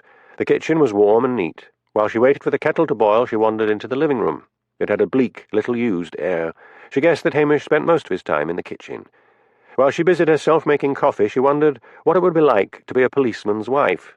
The police station was built like a croft house, one-storied, whitewashed, and with a slate roof. Frida wondered why Hamish did not make use of the loft space. Most crofters made the bedrooms up there, leaving extra space downstairs. She made herself a coffee, sat down at the kitchen table, and mentally redecorated the house. The kitchen, for a start. That old-fashioned wood-burning stove was ridiculous. It wasn't as if it even had an oven. It surely had been there for over 100 years. There was a gas cooker with 4 jets and an oven, but it looked as if it had been little used. She was just mentally hanging bright curtains at the kitchen windows when she heard Hamish call her. "Now we open this box," he said. He took out a penknife and slit the tape which sealed the box. "Pooh," said Frida, as a rancid smell floated up from the box. Hamish spread newspapers on the floor and tipped out the contents of the box. Amongst the potato peelings, sandwich wrappers, old cooked vegetables, 2 dead mice, and bits of meat, he found several little empty cellophane packets. He picked one up and sniffed at it. There was a little powder in one. He stuck a gloved finger in, then raised it to his nose. "That's heroin. What else do we have?" Frida's stomach was heaving from the smell. She was beginning to think that the lot of being a policeman's wife might not be a happy one after all. "Aha," said Hamish. He carefully took out a little pill packet. There was 1 pill left in it. "Got him," crowed Hamish. "Ecstasy." He carefully put all the rubbish back in the box apart from the ecstasy packet and the cellophane packets. Hamish sat down at his computer and began to type. "You 2 can wait in the kitchen," he said, much to Frida's relief. When he had finished, a statement to the effect that the opening of the box had been witnessed by Callum McSween and Frida Garrity, he called them in to sign it. "Are we going to Inverness tonight?" asked Frida. "Not now this has come up," said Hamish. "The place will need to be raided. Thanks, both of you." When they had left, he phoned Strathbane. He spoke to Jimmy, who said that Blair was questioning Alice Patty. "Oh, Lord," said Hamish, "she'll clam up." He told Jimmy about the evidence of drugs. "Great," said Jimmy. "I'll get back to you and tell you when we're going to raid the place." Hamish waited and waited. At lunchtime he went out to the shed where the freezer was and fished out a packet of lamb chops, which he defrosted by soaking them in hot water. Then he fried them up and gave half to Lugs and ate the other half himself. He washed the dishes and stared at Lugs, who grinned back, or who looked in his doggy way as if he were grinning. "It is no laughing matter," said Hamish, the sibilance of his accent showing just how annoyed he was. "They should have called by now." He went through to the office and phoned Strathbane and demanded to speak to Jimmy. He had to wait a long time, and then Jimmy's breathless voice came on the line. "Sorry, Hamish. Blair's just coordinating a raid for tonight." "What time?" 10 o'clock, but Blair doesn't want you to be there." "What?" "Deviot seemed to think it was Blair who had done the detective work, so he doesn't want you getting any credit. He's very excited and wants to go on the raid." "Deviot, you mean?" "Aye, the big cheese himself." "Blair's a bastard." "Well, it's your own fault, Hamish. You could have been down here with us ages ago, if you weren't so hell-bent on staying in the peasant's paradise." Hamish slammed down the phone and stared at it. Then he picked it up and dialed Frida's number. "I'll be free to go to Inverness after all." Elspeth Grant stole a sideways look at Matthew Campbell, who was driving. He wasn't bad-looking, she thought. He had a shock of sandy hair and a round, cheerful face. The only problem was he enjoyed the sort of reporting they had been doing, and Elspeth was beginning to hate it. The last story they had worked together concerned the odd case of a Glasgow man charged with the rape and murder of a 12-year-old girl, although no body had been found. Matthew and Elspeth had been told to work on the background before the case came up in the High Court. Their job was to keep the Crown witness, the accused man's wife, away from the other press and the police. The trouble was, the wife, Betty McCann, worked in a brothel. Elspeth's first introduction to a Glasgow brothel was an unpleasant one. It was housed in an old Victorian tenement flat. Betty was 35 and looked 55, with her toothless mouth, raddled face, and 2 inches of black showing on her dyed blonde hair. Matthew and Elspeth had been instructed to keep her away from the other press by taking her out to a hotel on Loch Lomond. The hotel was rather grand, and the manager protested bitterly about the filth Betty had left in the bath and the head lice she had left on the bed. Then, on the day of the trial, as they arrived with Betty outside the High Court, a frustrated reporter from the opposition punched Elspeth in the face, and Matthew leapt out and gave him the Glasgow kiss, butting him on the face with his forehead. Then Betty in the witness box had taken against the judge and called him a deaf old bugger when he asked her to repeat an answer. But surely, Elspeth had thought, it would all be worth it after Betty's husband had been found guilty, so they typed up all the background to the story and looked forward to seeing their bylines prominently displayed in the morning edition. Not one word appeared. When they demanded the reason, they were told that the editor had decided their background story was too fish and chip, too sordid for a family paper, and had spiked the lot. Elspeth had never thought she would long for the days when she wrote the astrology column for the Highland Times and covered everything from shinty matches to dried flower arrangement competitions, and her psychic abilities appeared to have deserted her in the city as if blocked out by all the sordidness. "It's going to be late by the time we reach Inverness," said Matthew. "Let's book into a hotel and have a decent dinner, and we'll go north first thing in the morning." "All right," said Elspeth, thinking it would be nice to have a hot bath and a change of clothes and make-up before she saw Hamish Macbeth again. As they crossed the Highland line and the Grampian Mountains reared up on either side of the car, Elspeth's pulse began to quicken. She was going home again. Hamish eased back the driver's seat of Frida's little car to accommodate his long legs. "You're wearing a suit," exclaimed Frida. "Never tell me you've got a suit on under that coat of yours." "It is my best suit." "You don't go clubbing in a suit. You wear casuals, jeans, stuff like that." "I can't be bothered going back to change," said Hamish huffily. "I'll take my tie and jacket off." Frida was beginning to regret having asked him. What would her friends make of him? Elspeth and Matthew made good time and reached Inverness much earlier than they had expected to, but the prospect of dinner beckoned, and so they decided to stick to the original plan of setting out for Lochdu in the morning. When dinner was over, Matthew said, "It's early yet. What's Inverness got in the way of amusement?" "There are a couple of clubs." "What about dropping into one for a drink? I'd like to see what the local talent looks like." "All right, but not for long. We can walk. It's round the corner from this hotel." "Good," said Matthew cheerfully. "Now I can have a really big drink." Hamish Macbeth was not enjoying himself. Although still in his early 30s, he felt old and crotchety. Where was the fun of being jammed on a small dance floor where the music hurt his ears and the air was thick with smoke, cheap perfume, and sweat? Frida had cast her long winter coat to reveal that she was wearing nothing more than a crop top and a tiny red leather skirt. Hamish had left his jacket in the cloakroom, along with his tie. The dancing came as no problem to him. It seemed to consist of jumping around and waving his arms in the air. "I wish I hadn't brought him," thought Frida. Her friends, the ones she had made since first visiting the club, were sitting over in the small bar area, staring at them. When the dance number finished, she said, "I would like a drink." "I've got to go to the men's room," said Hamish. "I'll join you in a minute." "What are you drinking?" "Give me a minute, and I'll get them when I come back." Frida's friends, Cheryl, Sharon, and Mary, moved along the banquette they were sitting on to make room for her. "Who's the boyfriend?" asked Cheryl. "He isn't my boyfriend. He's the local Bobby." "He's got gorgeous red hair," sighed Sharon. "I was dancing up next to him. I'd give anything for eyelashes like that." Frida looked round at them in amazement. "You fancy him?" "Who wouldn't?" sighed Mary. At that moment Hamish appeared. "What are you all having to drink?" he asked. They all ordered Bacardi breezes. Gloomily, Hamish went to the bar. It was going to be an expensive night. He ordered the drinks and then a tonic water for himself. "Where are the glasses?" he asked the barman. "They all drink from the bottle here," said the barman. Hamish made his way back to the table and sat in a chair facing Frida and the girls. The disco music started again just as they were beginning to speak. Conversation was nearly impossible.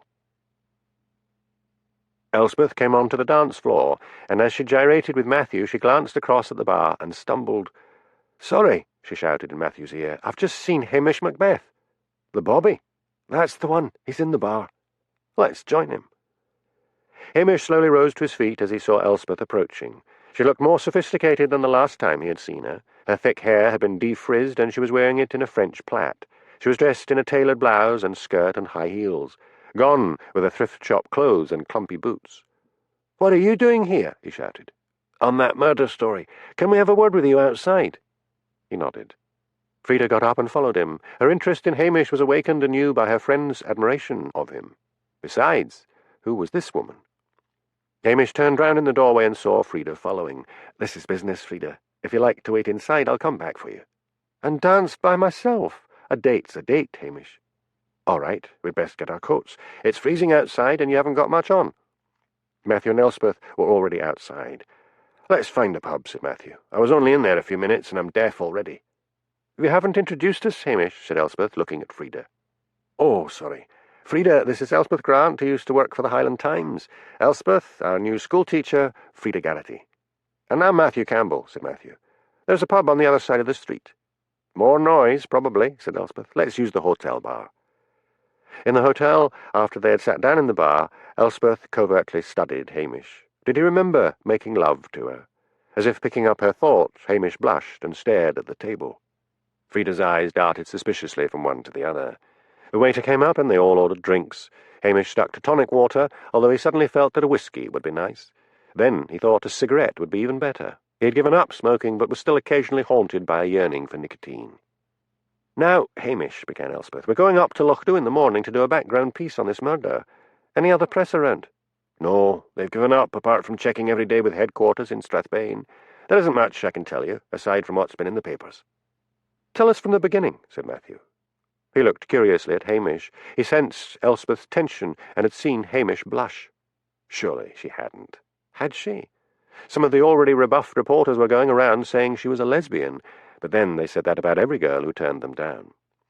Hamish began to talk about the writing class and the bruised egos of the would-be writers. He described the murder and the false arrest of Alistair Taggart. "It's bound to be one of those people in the writing class," said Matthew. "I don't think so," said Hamish stiffly. "I know them all." "I don't think you know the violence of the humiliated writing ego," said Matthew. "Elspeth, do you remember that new reporter who got struck with a fit of the Hemingways? He wrote this news story, which went something like this. Constable Peter Hammond was patrolling his beat on a foggy night in the mean streets of Glasgow. The fog muffled noise apart from the shrill sound of a child crying. He remembered his youth, and on and on and on, until in the last paragraph he gets to the point and says someone shot him. The news editor went ballistic and tore it up in front of him and told him to write a proper news story. The reporter screamed that he had written a literary work of art and tried to strangle the editor, and it took 3 of us to haul him off." "No one in the village," said Hamish firmly. "Then, if not in the village, where?" asked Matthew. Elspeth studied Hamish with those odd silver eyes of hers, gypsy eyes. "What about Strathbane Television?" she asked. "Why there?" asked Hamish cautiously. "He was writing a script for down in the Glen. If he was as nasty as he appears to have been, he could have riled someone there." "Wait a bit. You asked me about the Trotskyites. Harry Tarrant was there at the time. Has he got an alibi for the time of the murder?" "I don't think anyone asked him," said Hamish. "It's Strathbane's job, but they always walk on eggshells when it comes to television." "We'll ask him," said Matthew cheerfully. "Let me know what he says." Hamish turned to Frida. "I've got to start work early tomorrow. Would you mind if we went home?" Frida pouted. She had intended to dance until the small hours, but returning with Hamish meant she could get this policeman, whom her friends found so attractive, all to herself. On the long road back to Lochdu, Frida chatted about this and that, but Hamish replied in monosyllables. He was engulfed with an odd longing for Elspeth, and yet he had not thought about her all that much since she had left for Glasgow. Was Matthew Campbell just another reporter? They seemed very much at ease in each other's company.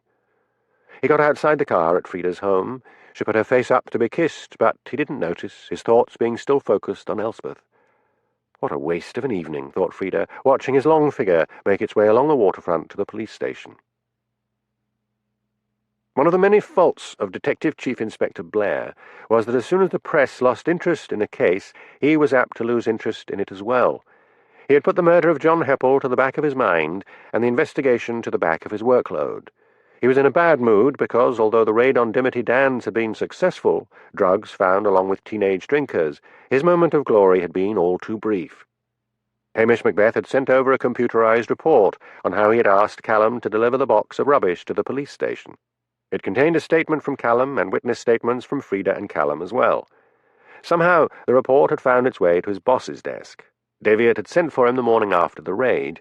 Fortunately, Blair remembered in the nick of time that it was Peter Daviot's daughter's birthday, and rushed out and bought a huge box of chocolates and a card.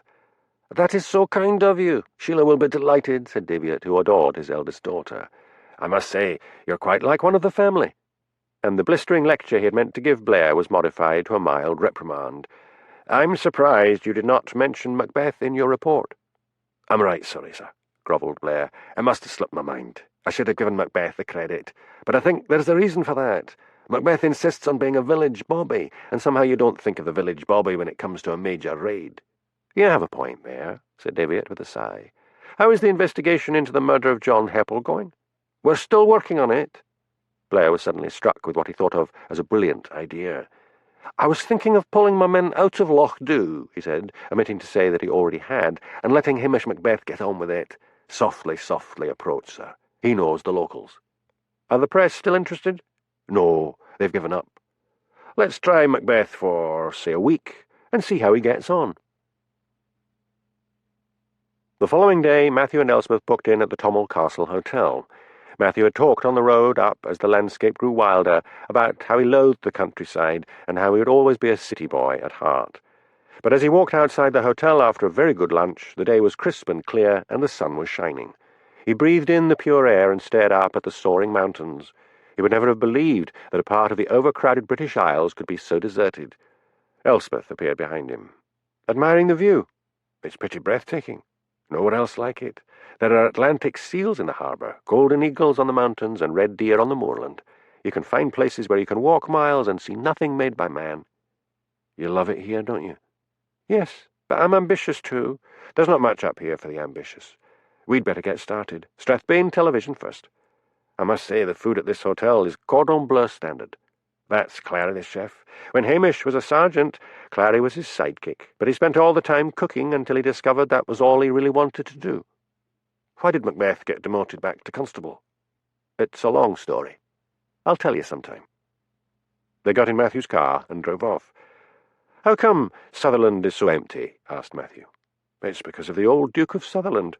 At the start of the 19th century, he owned the biggest private estate in Europe. It amounted to some 1.5 million acres and covered a huge part of northern Scotland.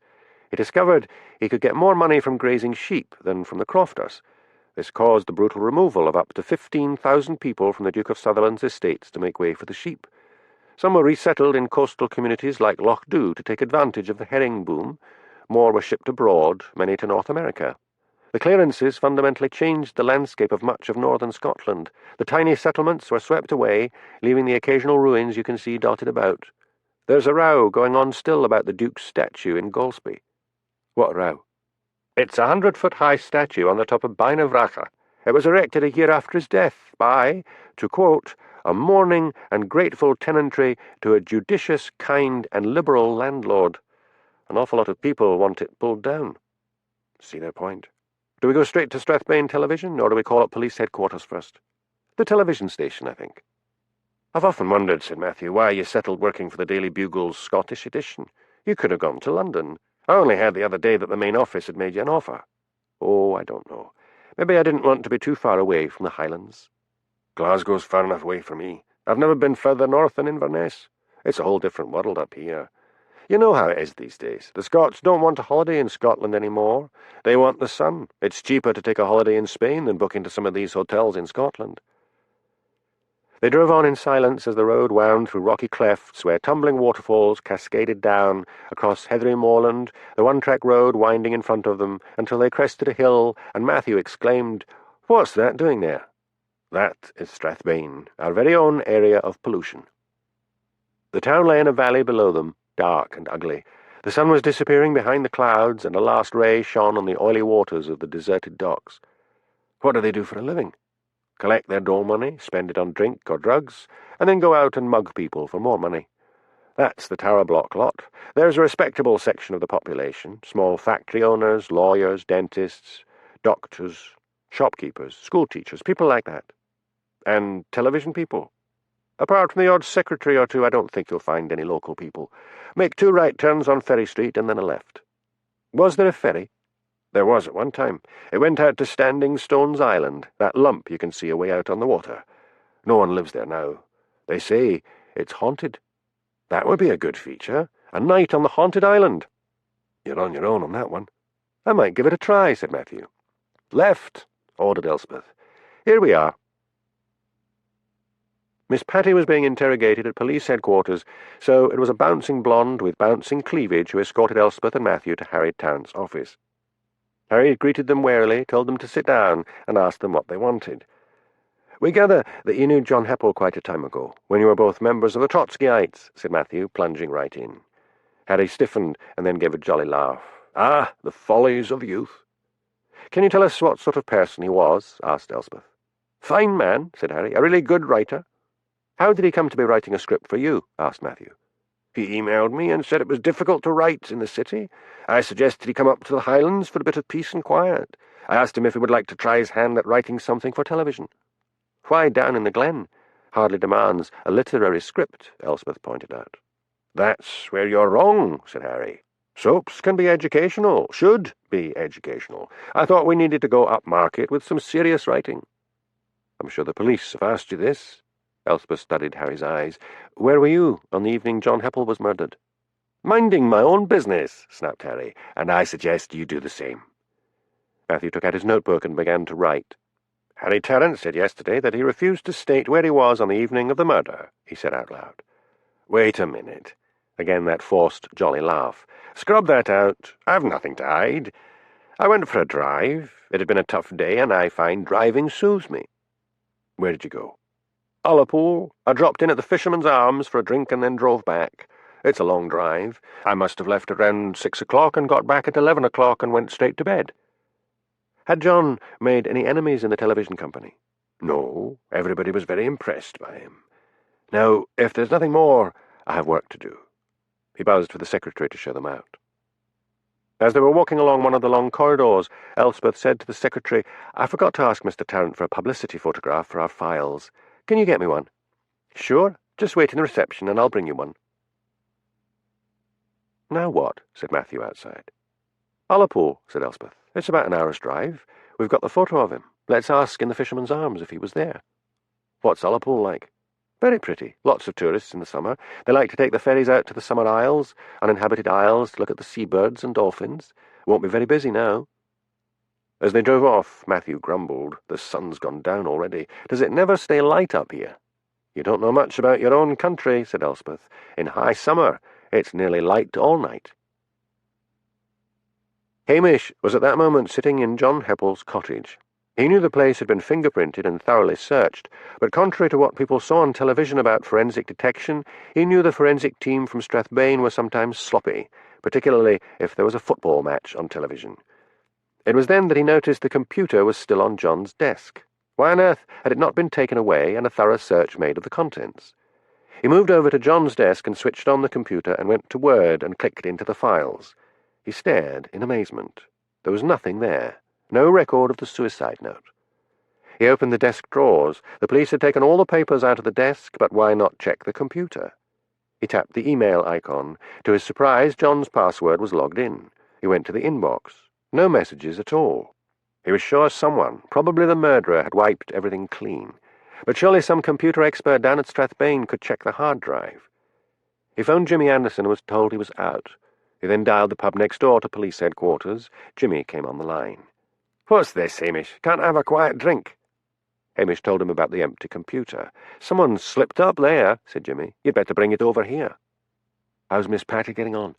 "Blair's interviewing her, and I gather the lassie's getting hysterical." "Does that scunner never realise he could get more out of people by being nice for a change?" "Never has, never will. See you when you bring that computer over." Hamish switched off the computer. There was a split second during which his Highland sixth sense was suddenly and violently aware of danger. Then a heavy blow struck him on the back of the head. "I can see it might be pretty in the summer," said Matthew as he drove down into Ullapool, "but it looks wet and miserable today." The weather had performed one of its usual mercurial changes. Sheets of fine rain were driving in off a heaving sea in a rising gale. They parked in the municipal car park and began to walk down to the waterfront. Elspeth clutched Matthew's arm. "Something's wrong," she said. "What?" "Time of the month." Elspeth shook her head as if to clear it. "I felt something bad," she said uneasily. "It's that rich lunch we had," said Matthew. "When my stomach's upset, it does funny things to my brain. Where's this Fisherman's Arms?" "Not far." "I'm soaked. I can hardly see anything for the rain." "It's what we call a grand soft day," said Elspeth. The wind whipped her umbrella out of her hand and sent it sailing into the harbour. "Oh, let's run." They charged into the Fisherman's Arms and shrugged off their soaking coats. "I want a double whiskey before I ask anyone anything," said Matthew. "You're driving." "So what?" "So go ahead and I'll drive back. I'll have a glass of white wine." Matthew returned with the drinks.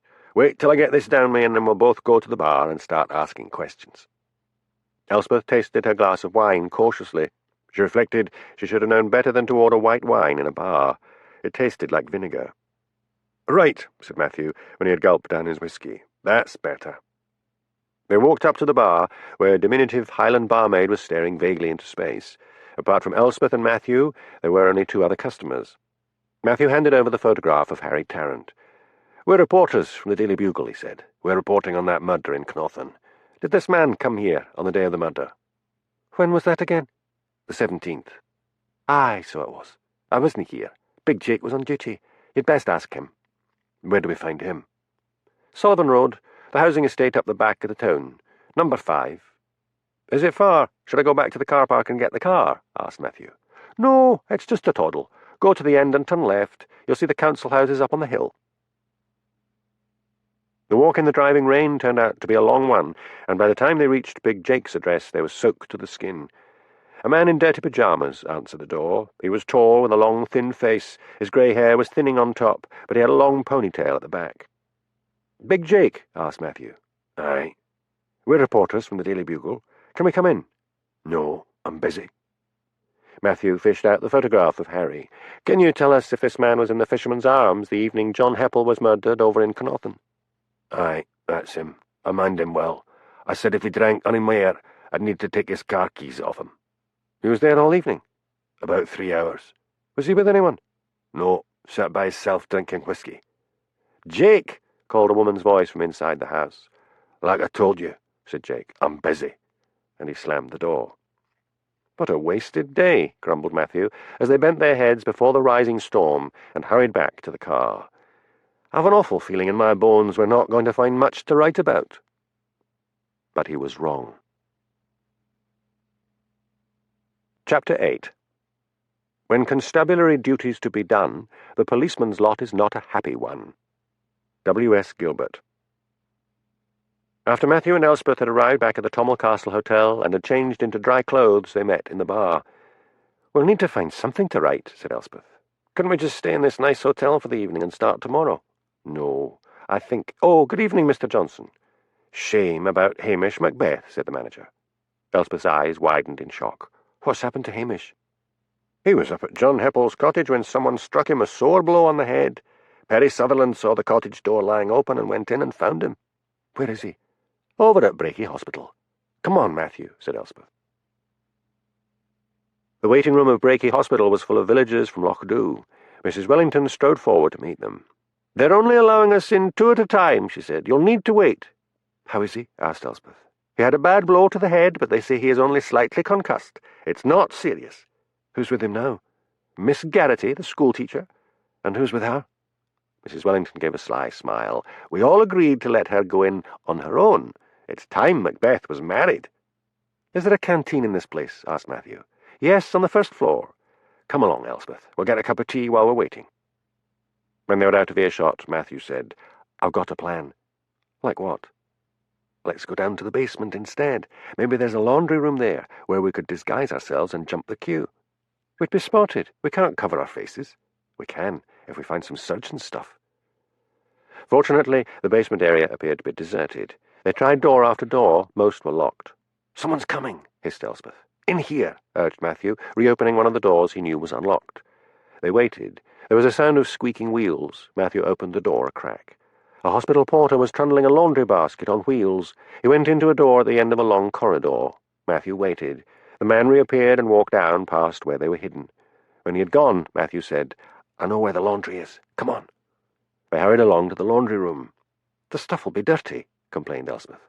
"Then we'll pick out the least dirty ones." Frida sat by Hamish's bed and held his hand. "Are you sure you feel all right?"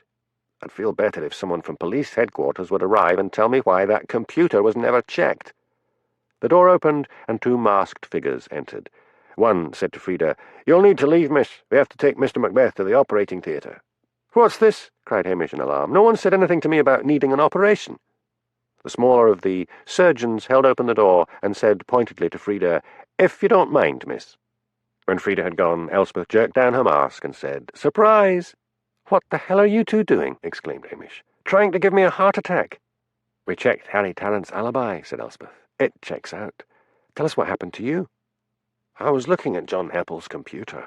It had been wiped clean, but I wondered why it had been left behind.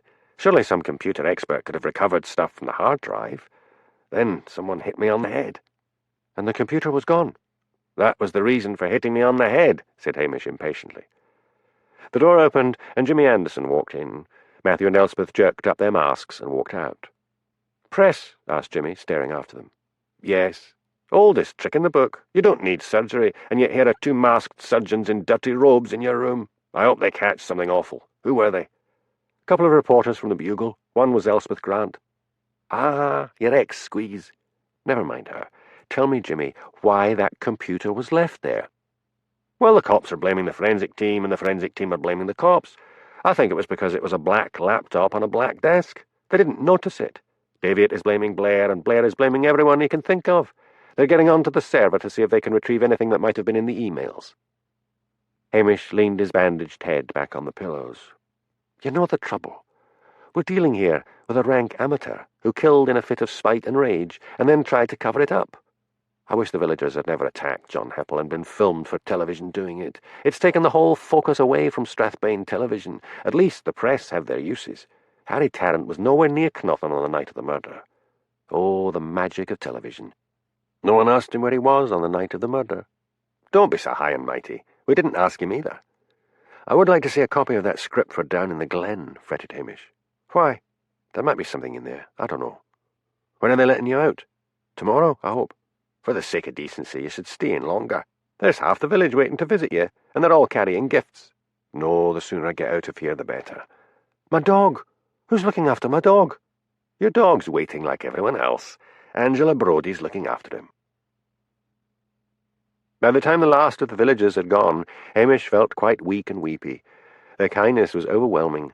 The room was crowded with presents of cake, jam, flowers, chocolates, and even 2 trout.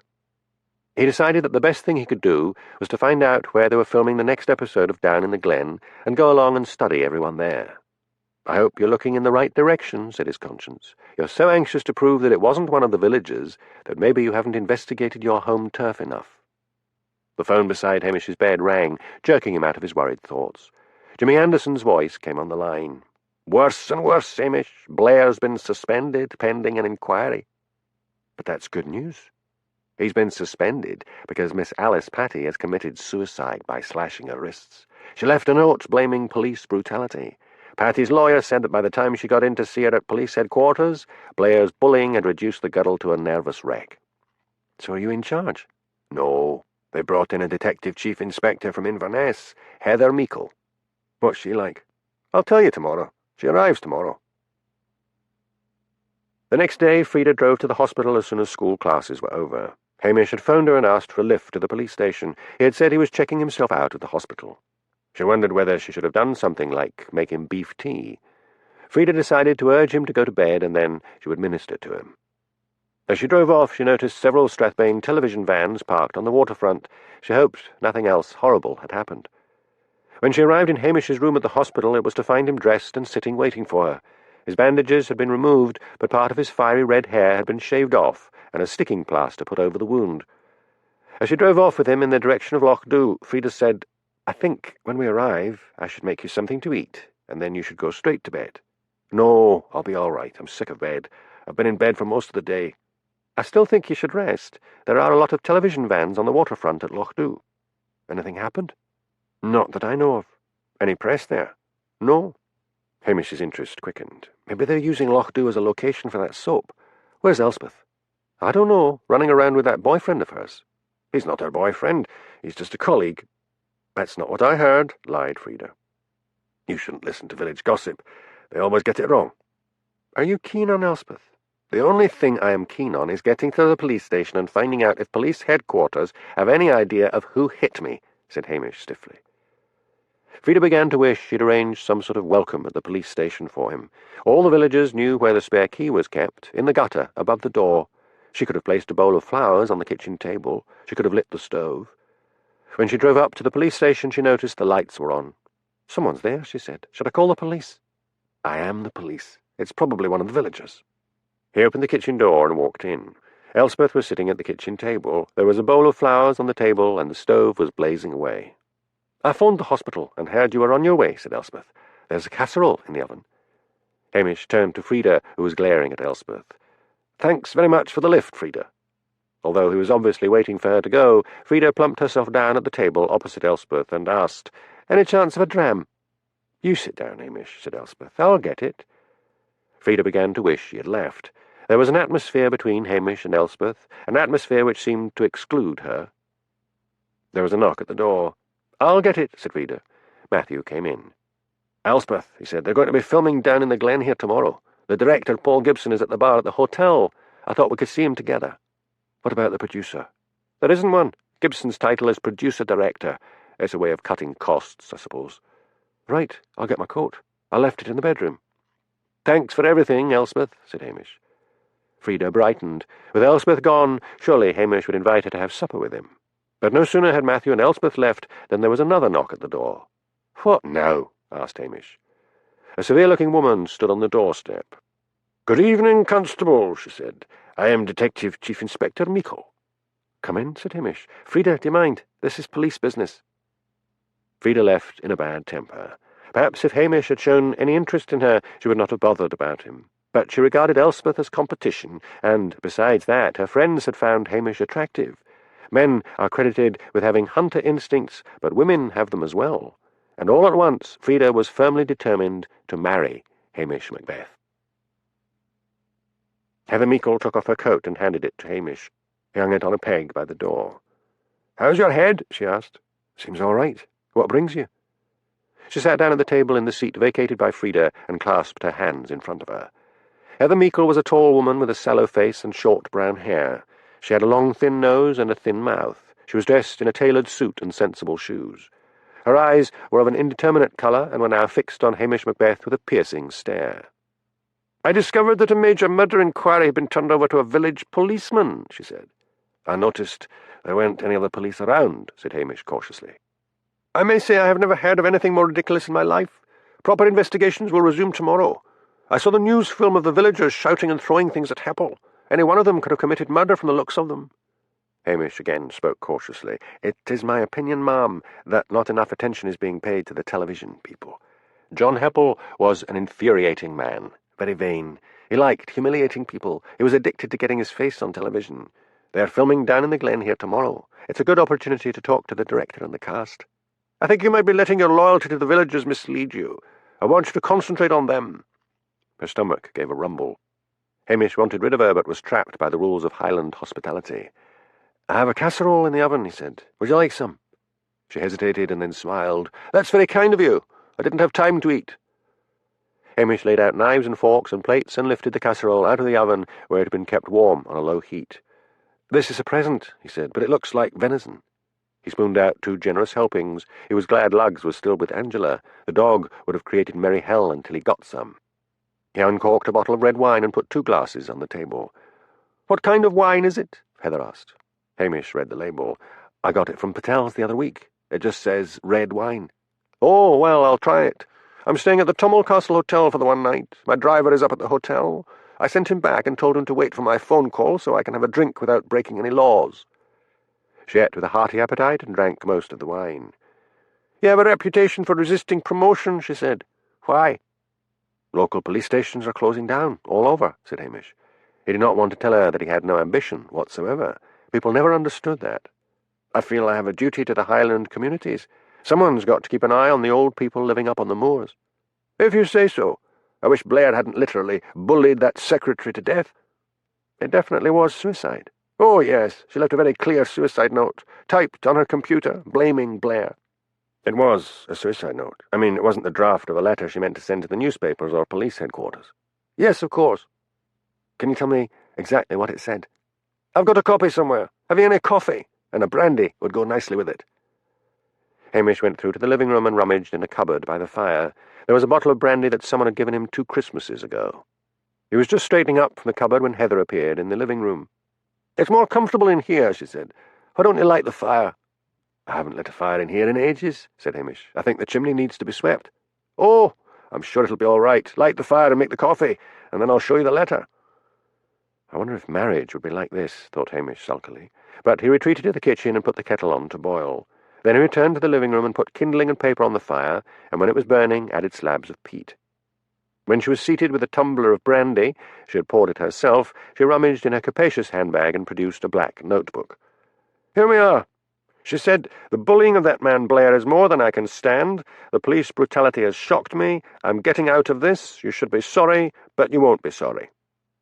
"And that's it?" exclaimed Hamish. "Did she sign it?" "No, but she cut her wrists in the bath, and the note was left on the floor beside the bath." "Who did she mean by you?" "The world in general, I suppose." She had been having an affair with her boss, Harry Tarrant, and I think she might have been having an affair with John Heppel as well. What was the toxicology report?" "I haven't had the autopsy report yet. Too soon. What are you getting at?" Our murderer tried to make John Heppel's death look like suicide in a clumsy and amateurish way. Maybe he's got a bit more expert. I mean, that could have been a draft of a letter. How was the paper? Had it been cut, top or bottom? Why? Heather reached forward and picked up the brandy bottle and filled her tumbler. Well, just suppose she's writing a letter on a computer and prints it off. Say someone drugs her and alters the letter so that all that appears is what you've got. No dear anybody or address. You're wandering in the realms of fantasy, officer. But was her computer checked? They forgot about John Heppel's computer. She went through to the kitchen. Hamish heard her talking rapidly on her mobile phone.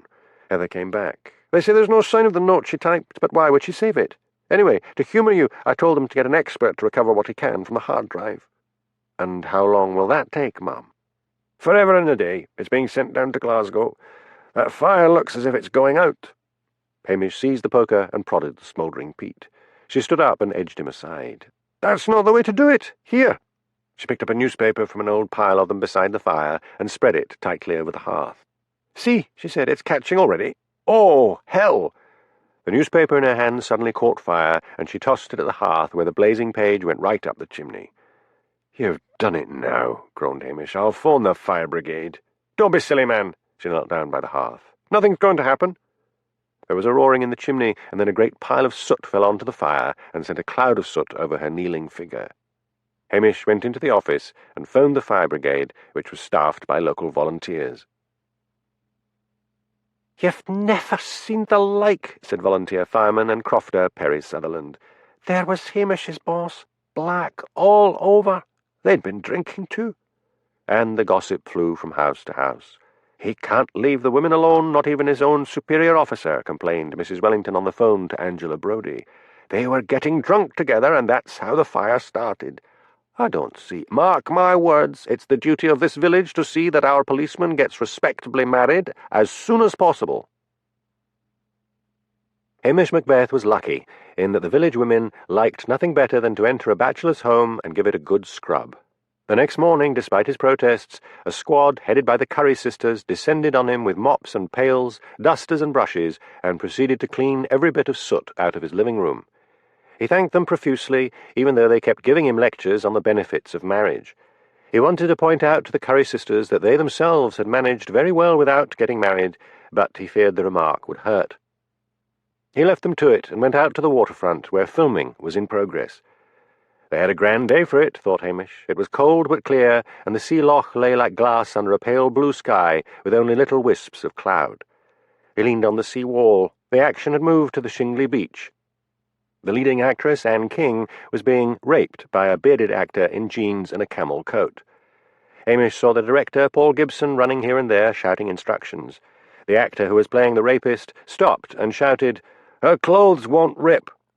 "They should rip," said Paul. "The costume department were told to make them rippable. Here."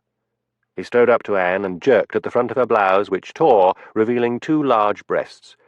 There was a hiss of shock from the village onlookers. Then the minister, Mr. Wellington, appeared on the beach. "Stop!" he cried. "You will take your filthy, indecent antics elsewhere." Someone put a coat over Anne's shoulders as Paul shouted, "Take a break." Then he walked off with Mr. Wellington.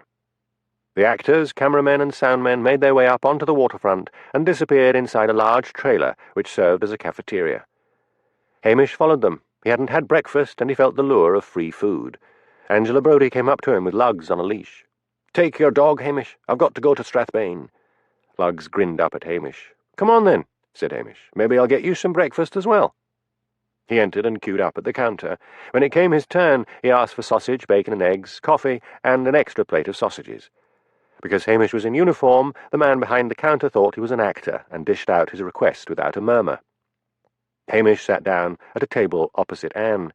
She was a pretty woman with thick hair dyed as red as Hamish's own. Her eyes looked green because of tinted contact lenses. Bits of her bosom showed through her open coat and torn blouse, but she seemed unaware of the exposure. She watched him with amusement as he blew on the plate of sausages to cool them, and then put the plate on the floor for Lugs. "I didn't know we had a policeman in this scene," she said.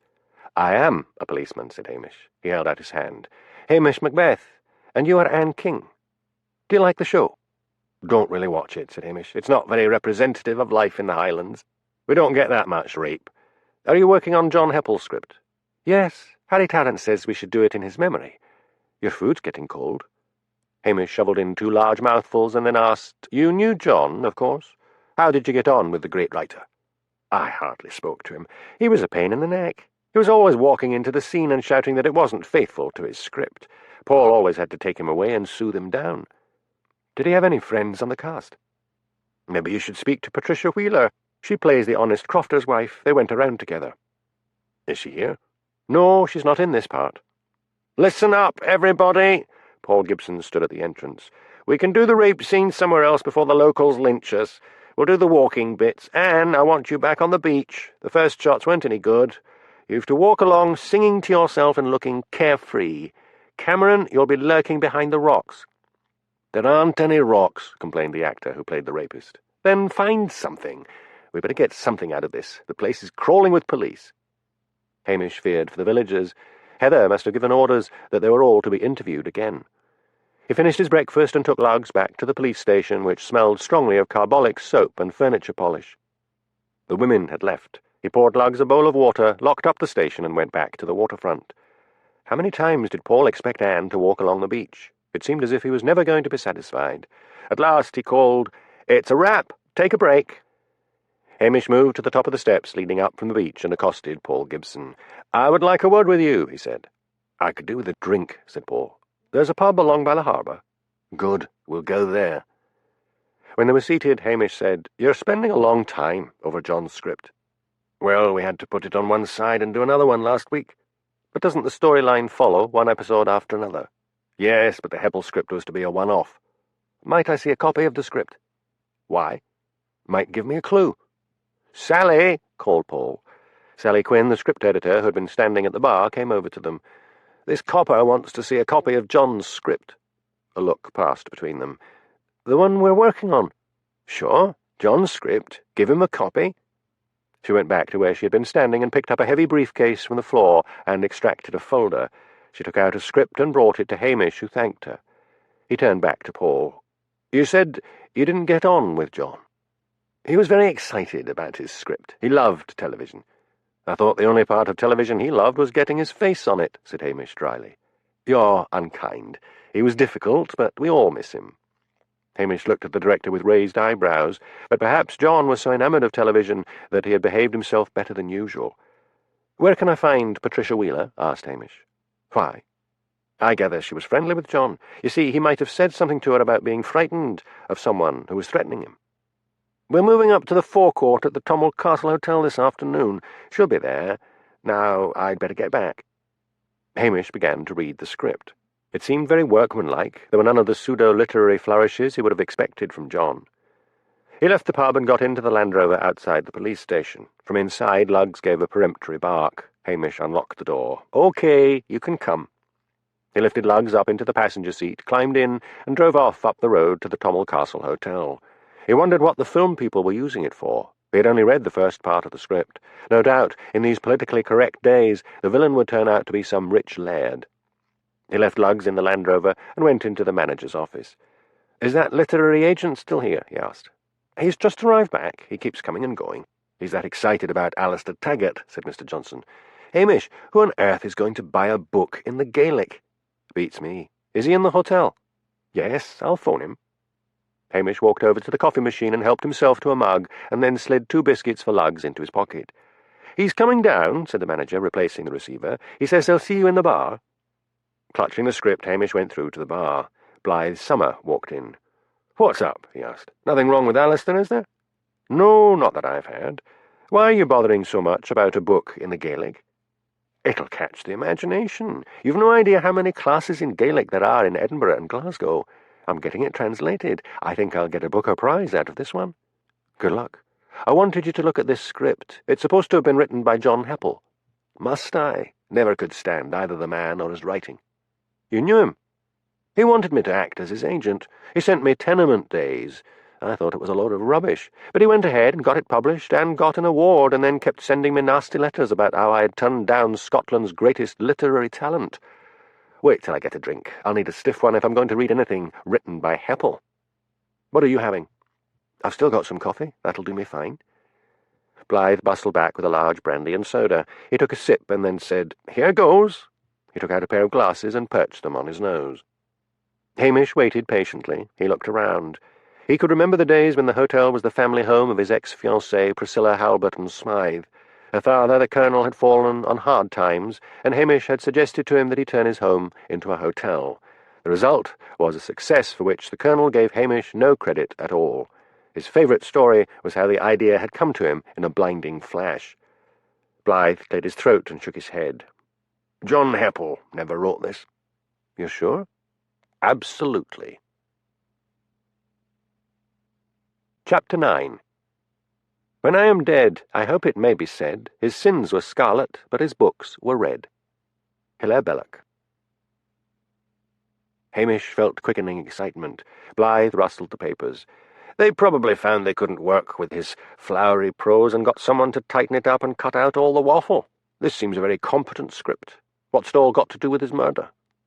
I wanted to read the original to get a better feel of the man's character, but why are Paul Gibson and that script editor trying to cover up the fact that they aren't using John's script? Why not ask them? Oh, I will. Here's trouble. Heather Meikle walked into the bar. "What are you doing here, Macbeth?" she demanded. "I told you to interview the villagers." "Police and detectives seemed to be already doing that, ma'am," said Hamish meekly. "But there's something interesting here." "Really?" She sat down. "Get me a whiskey, a large one." "Allow me," said Blythe, giving Hamish a sympathetic look. "Who's he?" asked Heather, jerking a thumb at Blythe's broad back as the literary agent walked over to the bar. "He's a literary agent who hopes to promote a novel written in Gaelic." "Then he's daft. So what have you got?" Hamish told her about Blythe's assessment of the script. "I don't see the point," she complained. "Oh, thanks," as Blythe handed her a double whiskey. "The point is this," said Hamish eagerly. "As they seem to be so anxious to cover up what was in the original script, I'd like to know what it was. The whole atmosphere of this murder is wounded ego. Maybe some actor or actress didn't like the part." "No. Wait a bit. They wouldn't have the power to change the script. Could we get a search warrant?" "For Strathbane Television, their lawyers would take us to the cleaners. Besides, Alice Patty's family are already suing the police." "Unless Alice Patty turns out to have been murdered." "Dream on." "Got the autopsy report yet?" "Got the autopsy report yet? What?" "Sorry. Have you got the autopsy report yet, ma'am?" "Not yet. Have you anything else?" "There's an actress due up here soon, Patricia Wheeler. She's said to have been close to John. I wanted a word with her in case John said anything to her that might give us a clue to his murderer." "I'll get Anderson to speak to her." "Hey, wait a minute," protested Blythe. "Why should someone else interview her when it was this officer here who thought of it?" "Get me another whiskey, and I'll think about it." Blythe rose to his feet. "Get it yourself, you old bag. I don't work for you." Hamish was sorry to see him go. There was something very intimidating about Heather. Hamish had always thought of himself as a truly modern man, treating women like equals. But what about women treating men like equals? Heather seemed unfazed by the insult. She held out her empty glass to Hamish. "I don't have any money on me," lied Hamish. "Oh, well, I'll get it." She leaned back in her chair and roared at the barman. "Another of these!" Hamish suddenly remembered Lugs. The dog would be dying to be let out by now. He rose to his feet. "I'll just see if the television people have arrived." "You can get a clear view from the window. Sit down." "I've got my dog locked up in the Land Rover." To his surprise, she said mildly, "Go and get it." "I will not let that bloody woman intimidate me," said Hamish to his dog, as he lifted Lugs down from the Land Rover and fished out the 2 biscuits he had kept for him from his pocket. "Here's the television lot. I wonder whether I can get rid of her." He took out his notebook and searched for Elspeth's mobile phone number. He dialed and waited impatiently until she answered. "Elspeth, could you do something for me?" "Like what?" "There's a woman who's replaced Blair, and I want her out of the road for a bit. She's in the bar at the Tommel Castle Hotel. Could you phone her and ask her if you could interview her? Woman's angle, all that stuff." "I need a trade. Matthew's behaving like an idiot. He's talked the features editor into letting him spend the night on Standing Stones Island. I spent night on Haunted Island and all that guff. Do this for me. I think I've got an angle." "Okay. What's this woman detective like?" "Very charming. You'll get on like a house on fire." "Bad choice of words. I believe the police station was nearly in flames last night." "Just a chimney fire. Please, Elspeth." "Oh, all right. I'll phone her now."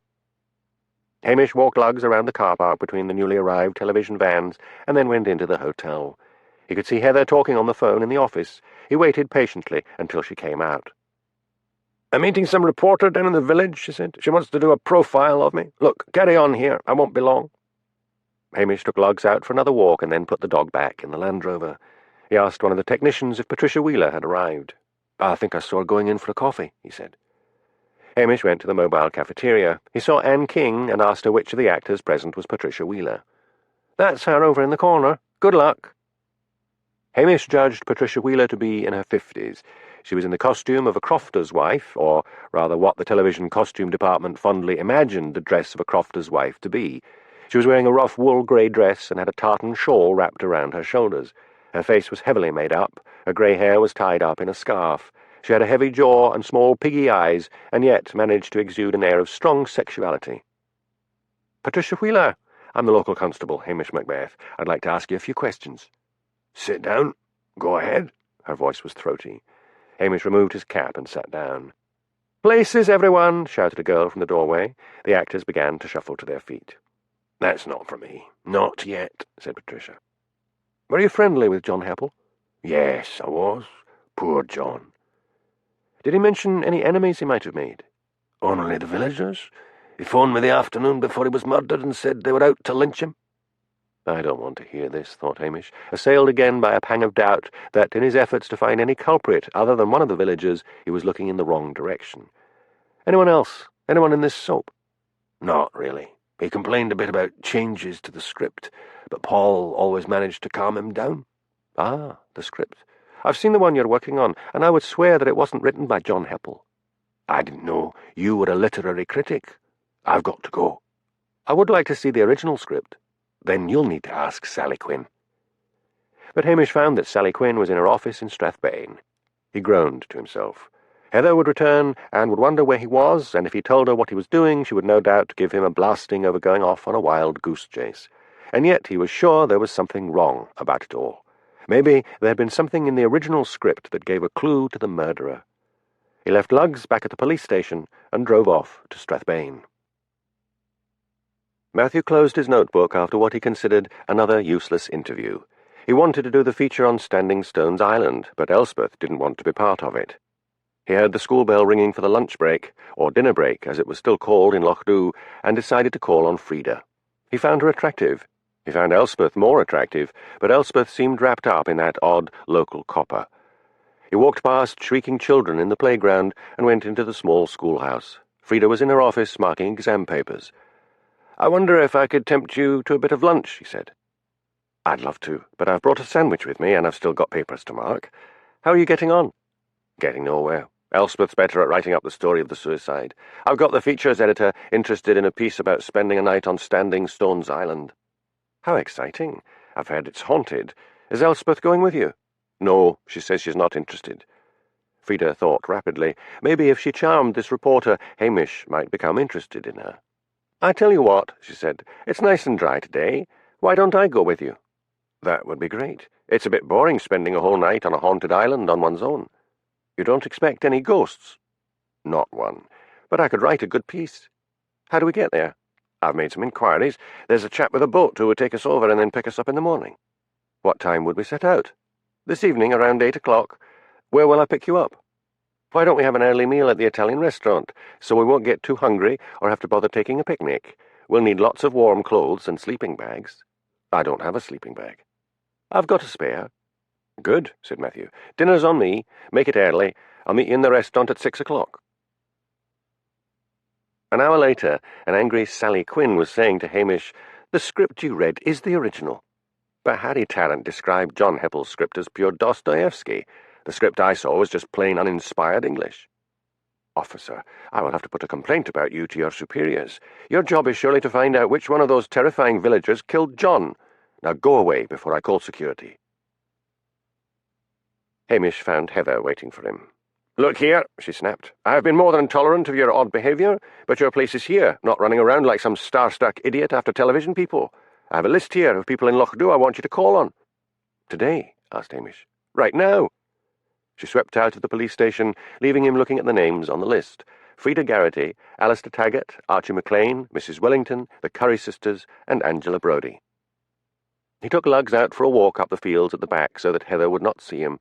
Then he fed the dog and headed out, deciding to call on Angela first. The doctor's wife was at home. Her kitchen looked more chaotic than usual, with cats prowling all over the place and a computer among the jumble of dirty dishes and cups on the table. Angela pushed a wisp of hair away from her face. "It is a mess, Hamish, but I've been busy writing." Her thin, sensitive face was flushed with excitement. "You see, I had an important visitor." "Who would that be?" "Blythe Summer.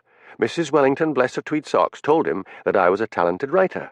He asked to see what I'd written. I showed him that short story I wrote for the writing class, and he wants me to expand it into a novel. I'll make coffee." "No, we'll have a drink." She got down on her knees and opened a cupboard under the sink. "I think I've got a bottle of sherry we brought back from Cyprus about 12 years ago.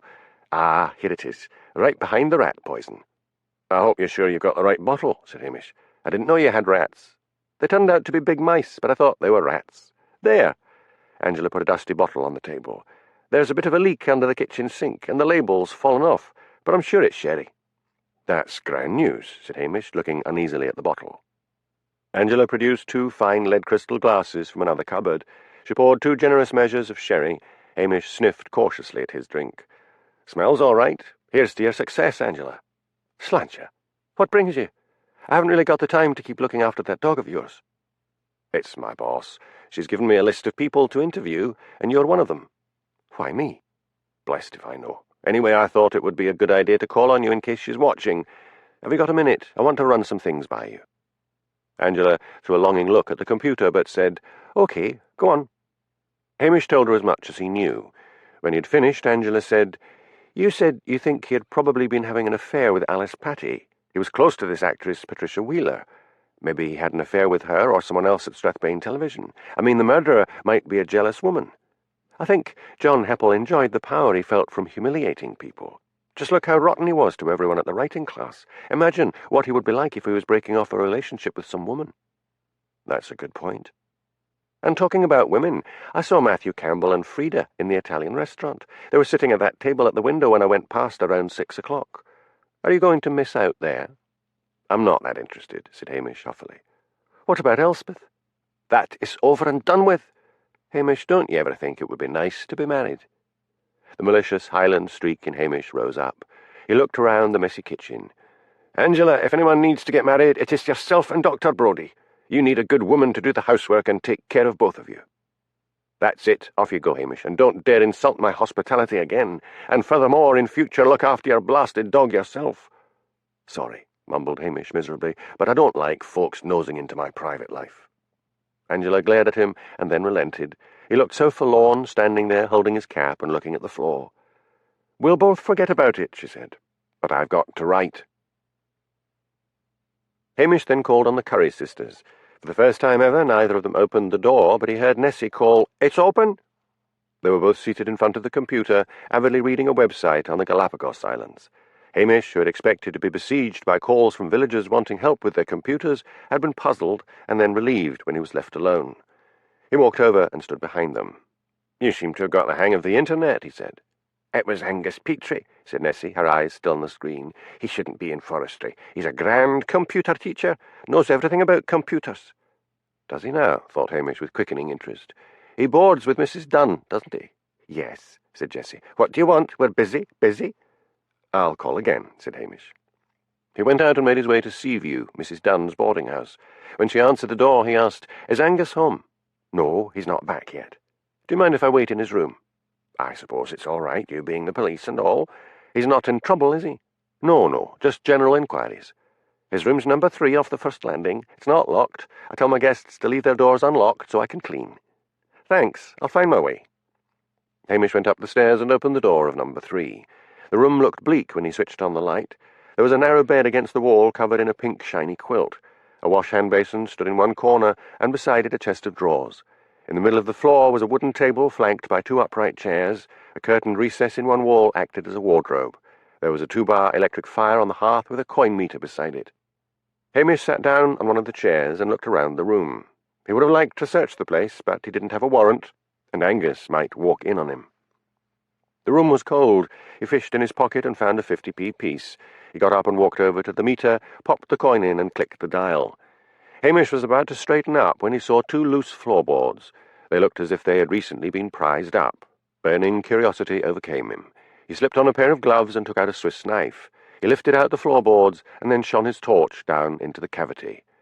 The torch lit up a portable computer, a Toshiba, and John Heppel had used a Toshiba. Hamish slowly retreated and sat down. He should phone Strathbane at once, but his search had been illegal. He heard a light footstep outside, and then the door opened. Angus looked at Hamish, and then his eye fell on the space in the floor where Hamish had dislodged the boards.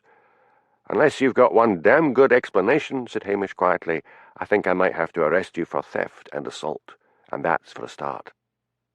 "You'll never believe me." Angus sat down on the bed and began to cry. Hamish waited impassively until he had recovered and said, "Try me." Angus gulped and then said, "It was after the murder. I had a day off, and I thought I'd play detective and have a look around the cottage and see if I could find anything. You see, I knew you'd been good about keeping quiet about us going up there, but I thought it'd come out sooner or later, and I wanted to see if there was anything I could find." "Wasn't there a policeman on duty?" "No. I looked in the window and saw the computer. I began to think of taking it. I ran into debt not so long ago, and I sold my computer. I thought the police don't want it. It's sitting there doing nothing. I looked around. There was no one about." "How did you get in? I mean, surely the place was locked up." "I thought he might have a spare key somewhere. I searched in the gutter, which is where most folks leave the spare key, and there it was. I let myself in. I wanted to check my emails." "Man, there's several cyber cafes in Strathbane you could have used." "But don't you see, nobody wanted that one. It was just sitting there." "Go on." "I read some of my emails and then sent some off to friends, but after I left I kept thinking what a waste of a computer it was." "Surely you must have considered you were contemplating committing theft. John Heppel wasn't married, and he hadn't left a will. It would all go to the state." "How did you find that out?" "A policeman told someone in the village, and the news went around." "Didn't come as far as me." "I thought I'd go back and take it. I hadn't locked the door, so I went back, but I looked in the window first, and I saw you there, and I panicked. I thought you'd find my emails and know I'd been using it, and I'd go to prison. There was an empty wine bottle by the door. I just meant to give you a tap on the head, but I hit harder by mistake. I took the computer and ran." "Angus, I am going to have to charge you with assaulting a police officer, theft, removing vital evidence from the scene of a crime, and take you to Strathbane, where no doubt they will charge you with murder as well. Now, did you erase stuff from that computer?" "No, there was nothing on it." "Do you have a criminal record?" Angus hung his head. "Yes." "What for?" "I was just a lad, 15. I hacked into the Ministry of Defence computer system." "There was nothing in the press. I would have remembered." "It was all hushed up. They didn't want anyone to know how easy I had found it. They took me away somewhere and grilled me for days. By the time they'd finished with me, I swore to God I'd never do anything like that again.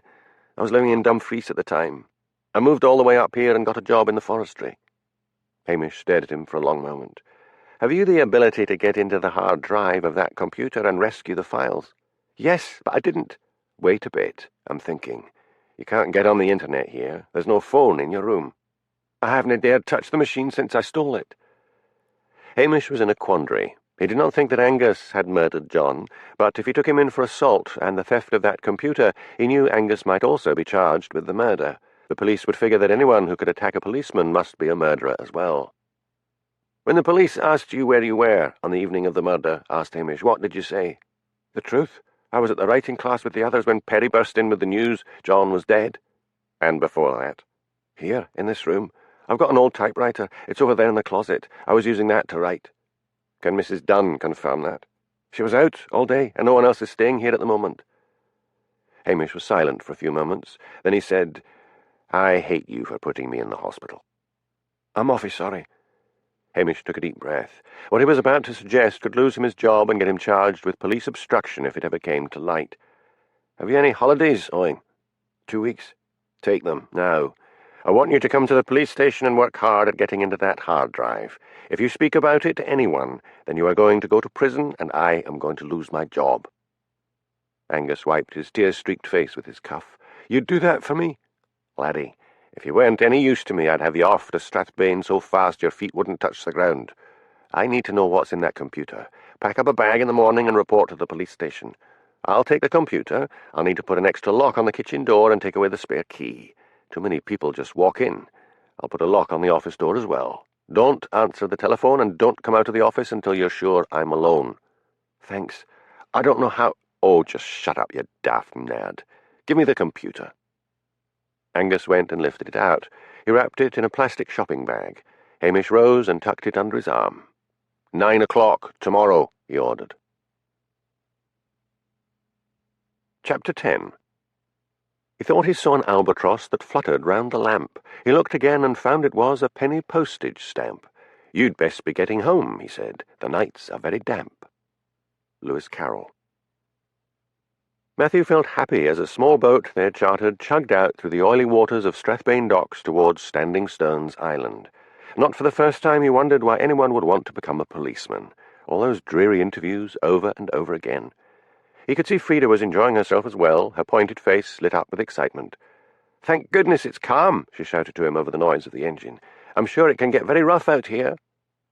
Huge stars blazed above them. One never notices stars in the city, thought Matthew. The island loomed up, bathed in bright moonlight. It was really just a small rocky hill, but with a circle of standing stones on its crest. "I'll be back for you in the morning," said the boatman. "Don't be late," urged Frida. "I've got to be at work at 9. Matthew had an uneasy feeling that he shouldn't have paid the whole fare in advance. The boatman was a surly, criminal-looking fellow. What if he didn't come back for them? Too late now, he thought, as he and Frida hoisted rucksacks onto their shoulders and climbed up to the ring of stones, which looked like great black fingers pointing up to the beauty of the night sky. After they had found a slab of masonry to sit on and were drinking Frida's contribution of coffee and Matthew's of whiskey, they chatted about this and that until they fell silent. Matthew began to wonder what on earth he could write, and then he began to feel uneasy. He had never considered himself oversensitive or imaginative, but he began to feel the island didn't want them there. It was as if dislike were emanating from the very ground. "I read up on this place," he said, breaking the silence. "It used to be joined to the land." Frida shivered and edged closer to him. "It's getting colder." "Why don't we get into our sleeping bags and have another drink?" suggested Matthew. "Good idea." They snuggled into their sleeping bags. Matthew could feel that odd dislike strengthening into hatred as he sat beside Frida, wrapped in his sleeping bag.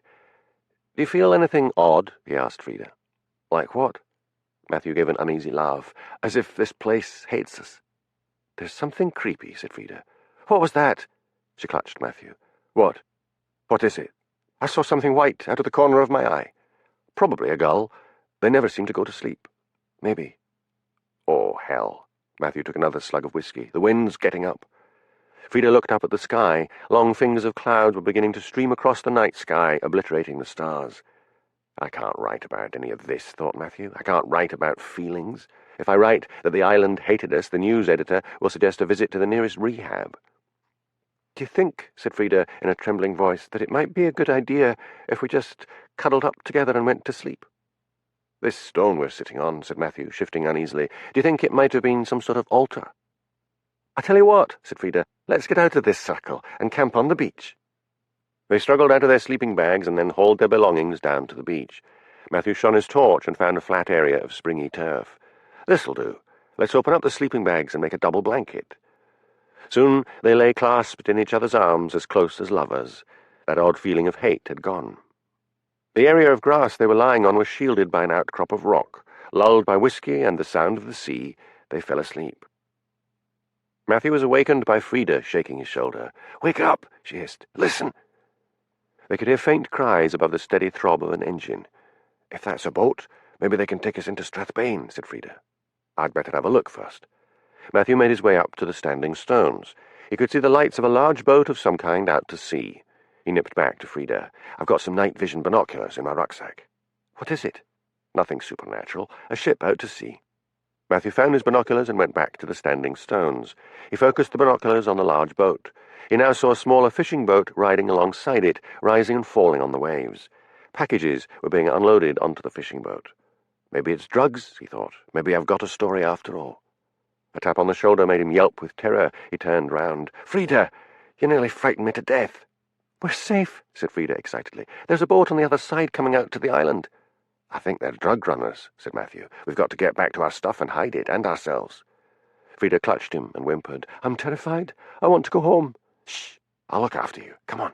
We've got to hide our stuff before that other boat gets here." They crept down to their sleeping bags and stuffed them back in the rucksacks.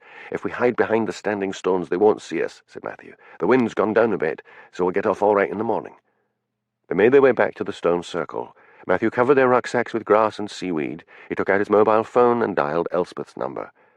"I'm on Standing Stones Island," he said. He told her about the boats. "I think they're drug-running. Tell the police at Strathbane and cover the story from your end." Elspeth phoned Hamish Macbeth.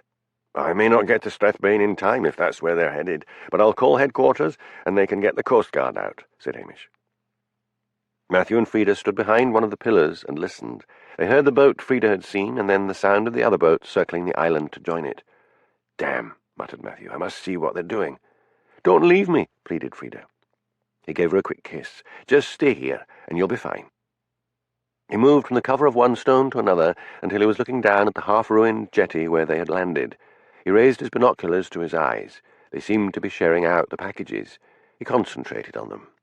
Cigarettes. Well, it wasn't drugs, but it was something.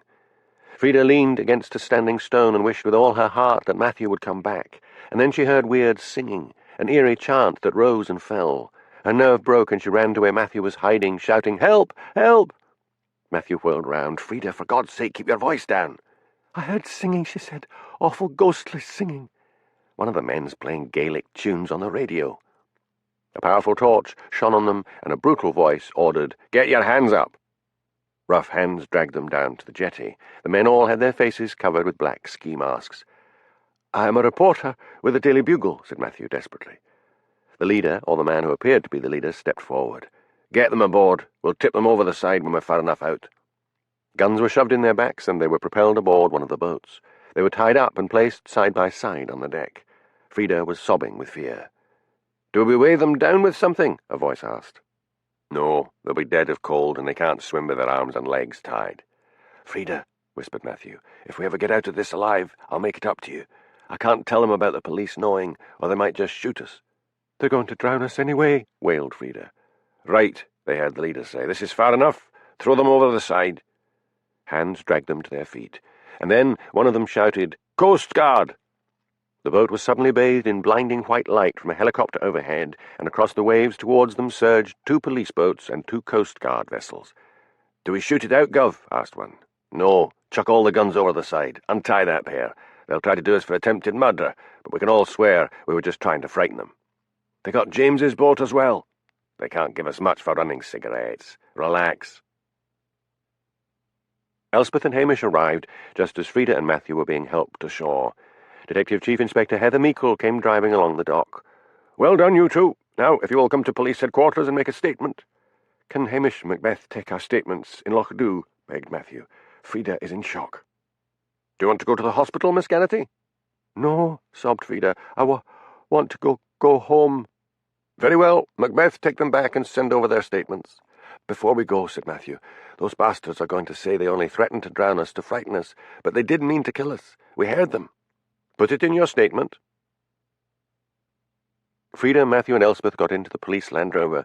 Hamish had ordered Matthew to leave his car keys with the police, who would drive his car over to the Tommel Castle Hotel in the morning. As they were moving off, Elspeth said, "Stop at the Highlands Hotel on the road out, Hamish." "Why?" "Frida needs to use the ladies." She handed Frida a plastic bag. "There you go. Clean knickers and jeans." "How did you know?" asked Frida. Elspeth grinned. "Been there, done that." While they waited outside the hotel for Frida, Matthew said, "I'm glad I've got something to write." "You mean Standing Stones Island was a washout?" asked Elspeth. "It wasn't that. It was an eerie place. This is daft. I felt the island hated us. Well, not the island, but the bit in the middle of the Standing Stones. If I wrote that, they would be asking what I'd been drinking." To his surprise, Elspeth said, "I know what you mean. There are parts of Sutherland where people get weird feelings and even see things. The rock up here is the oldest in the world, and any soil is a very thin covering. I sometimes wonder if, in a way, it records things. But what did you hope to write? I mean, you weren't actually hoping to see a ghost, were you?" Matthew gave a reluctant laugh. "I suppose I never really thought beyond the headline, 'Reporter Matthew Campbell's Night on the Haunted Island.'" Frida came out and joined them, and Hamish drove off. "I know you're both tired," he said, "but I'd better get your statements as soon as we get back to Lochdu, and that way you can both have a good night's sleep." "All right," said Matthew, "but make it quick." Before he fell asleep in the safety and comfort of his hotel room, Matthew thought about Frida. He had liked the way she had clung to him. Elspeth would never have done that. He looked forward to seeing her with a feeling of pleasant anticipation. They'd made their statements, he had filed his story, and he knew Elspeth was filing her part in it about her race with Hamish to Strathbane and the activity on the docks. And to think he had considered the Highlands boring. Angus arrived at 9 in the morning. Hamish, bleary-eyed, let him in. "Are you getting a locksmith round?" asked Angus. "No, I'll change them myself. I meant to do it ages ago, and I've got locks out in the shed. Make some coffee for both of us, and then I'll clear the desk in the office for you. Just in case my boss arrives and wants to go in there, I'll tell her loudly that I've got something wrong with the police computer and you're fixing it for me, and you hide the Heppel one." "OK. I'll clear the desk now and then shave and get my uniform on. I have a feeling the lady of the cast iron liver will be here shortly. Drink a lot, does she?" "Like a fish. Make coffee." Hamish moved the police computer to one side of the desk and unlocked the drawer where he had hidden John's laptop and put it on the desk. Then he showered and shaved and got into his uniform. He had drunk his coffee, walked and fed lugs, and changed the locks before Heather arrived. He had hoped the excitement of catching the cigarette smugglers might have kept her away a bit longer, but there she was, rattling at the handle of the locked kitchen door. He unlocked it and let her in. "That was good work," she said, shrugging off her coat and handing it to him. "Some members of that gang have been in prison already for running drugs, but cigarettes are so expensive in this country that a lot of the drug dealers have gone over to smuggling cigarettes. But that's not why I'm here. The toxicology report revealed that Patty's body contained traces of a heavy narcotic. Also, there's now some forensic gobbledygook which comes down to the fact that she could not have slit her wrists herself. There is no report from the computer expert in Glasgow yet, so I'm off back to Inverness.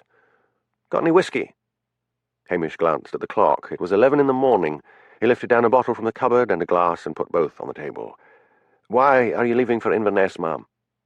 "I'm not needed any more. Blair's suspension has been cancelled. Now it has been established that Alice Patty was murdered and not driven to suicide. He's been exonerated."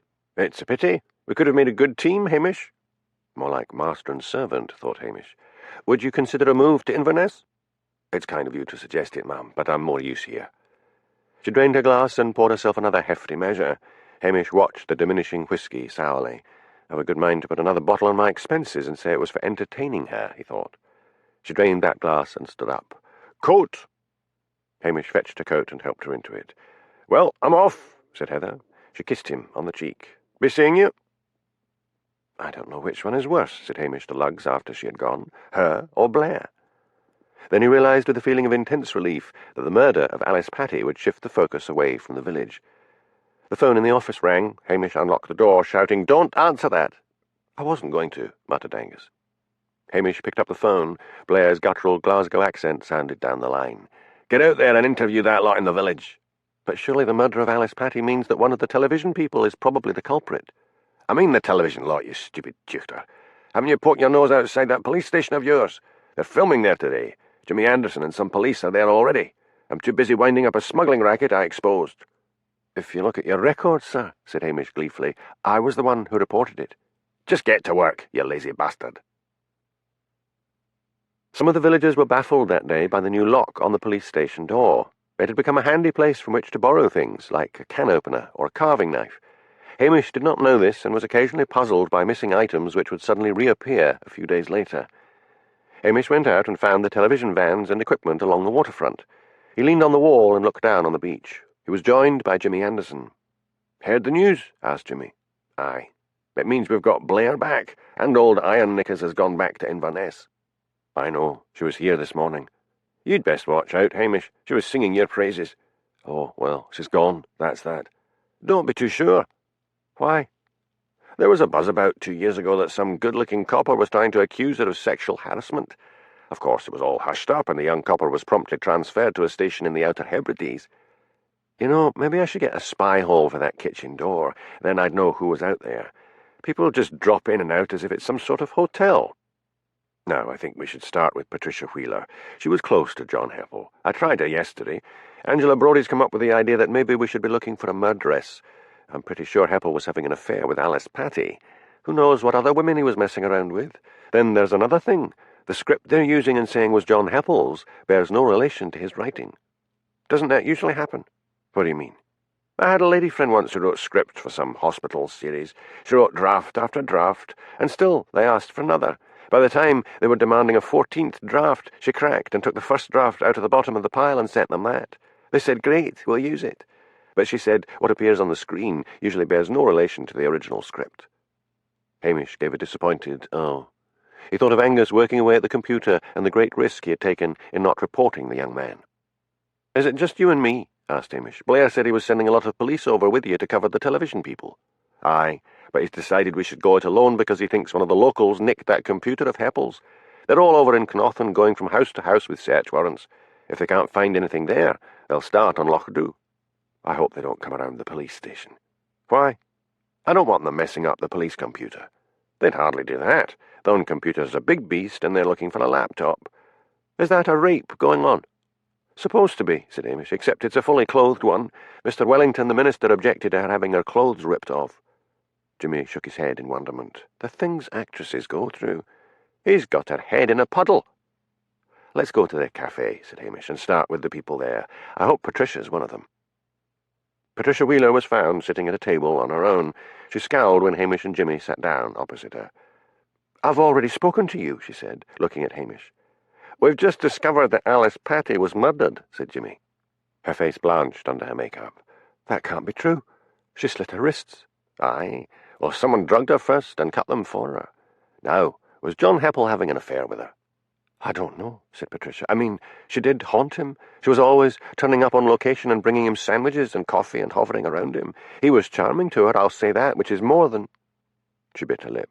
"What you're trying to say," said Hamish, "is that Heppel was usually rude and nasty to everyone." "No, I'm not saying that at all. John was a dear, and I'll miss him." "Did you have an affair with him?" asked Hamish. "Of course not." "It's best to tell the truth. We can find out, you know, sooner or later." "Well, we did have a bit of a fling. Things like that happen in show business. Here today, gone tomorrow."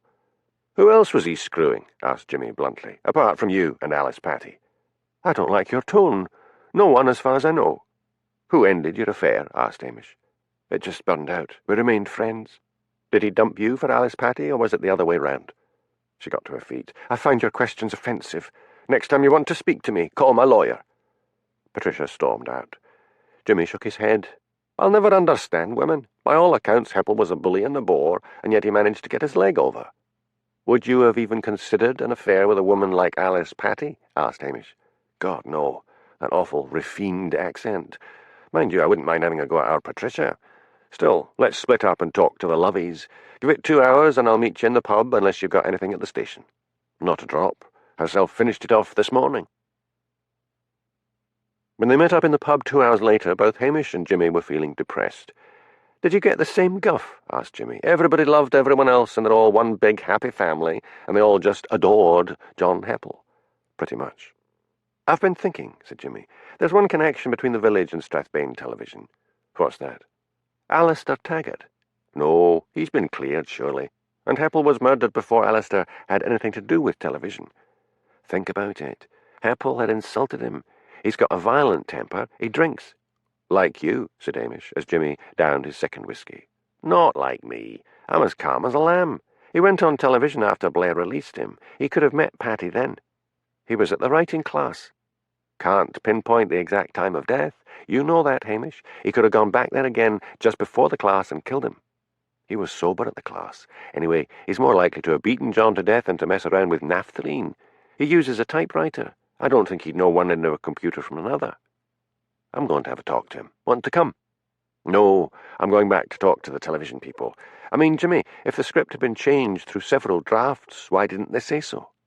I gather this episode of Down in the Glen is to be featured as an in memoriam to Heppel. They're not going to turn around and say most of it wasn't his writing." "You've got a damn answer for everything," said Hamish crossly. "See you later." When Hamish emerged, it was to find the vans had gone. The day had that white light it always gets in the Highlands just before darkness falls. He guessed they'd probably moved back to the Tommel Castle Hotel. He collected his dog and drove off. Chapter 11. All the world's a stage, but some of the players have been very badly miscast. Oscar Wilde. Hamish diligently questioned members of the cast, technicians, make-up girls, and actors for the rest of the day without managing to make a crack in their statements of goodwill to all. Perhaps away from the location he might have better luck.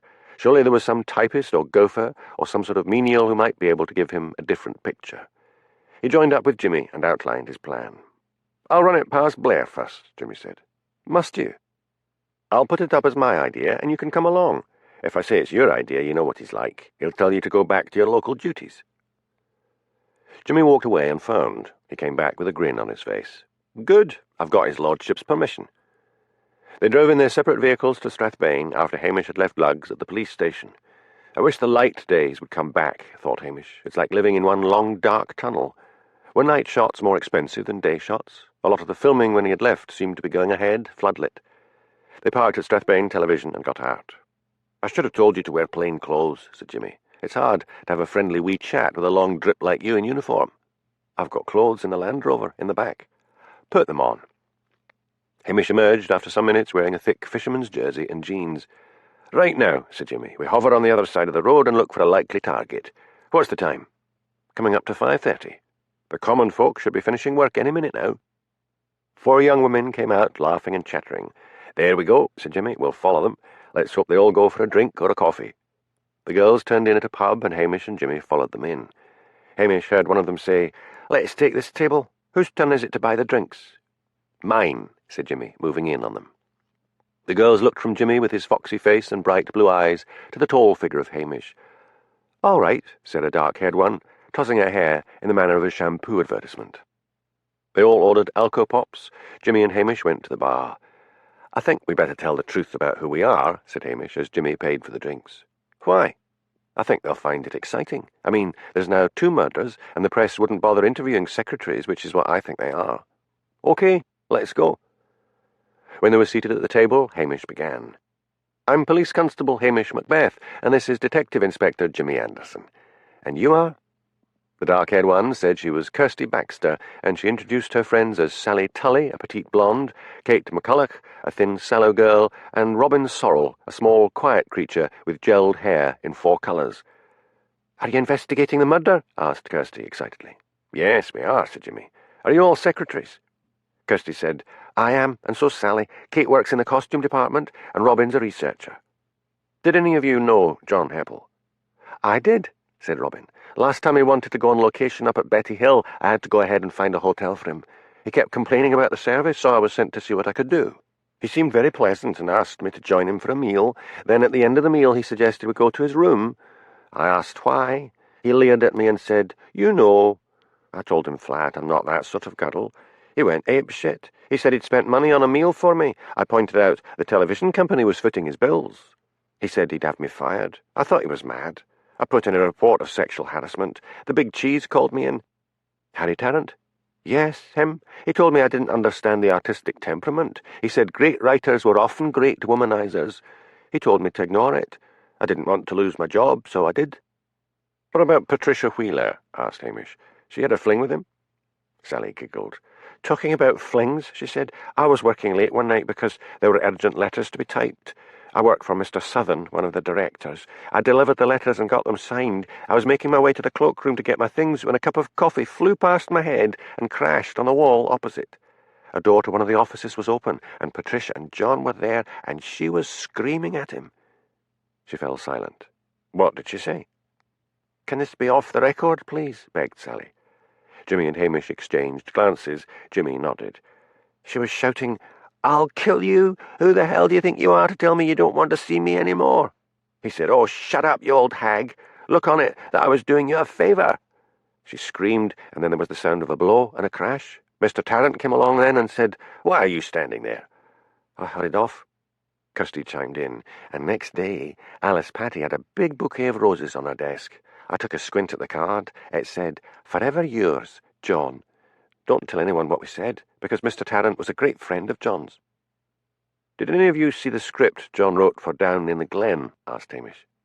They all shook their heads, but Kirsty said, "I did overhear Mr. Tarrant say that the script was brilliant, and it would show people down south that in Scotland we could raise a soap up to literary standards." Hamish and Jimmy asked more questions before deciding they had elicited as much information as they were going to get. They walked out, and at Jimmy's insistence went into another pub.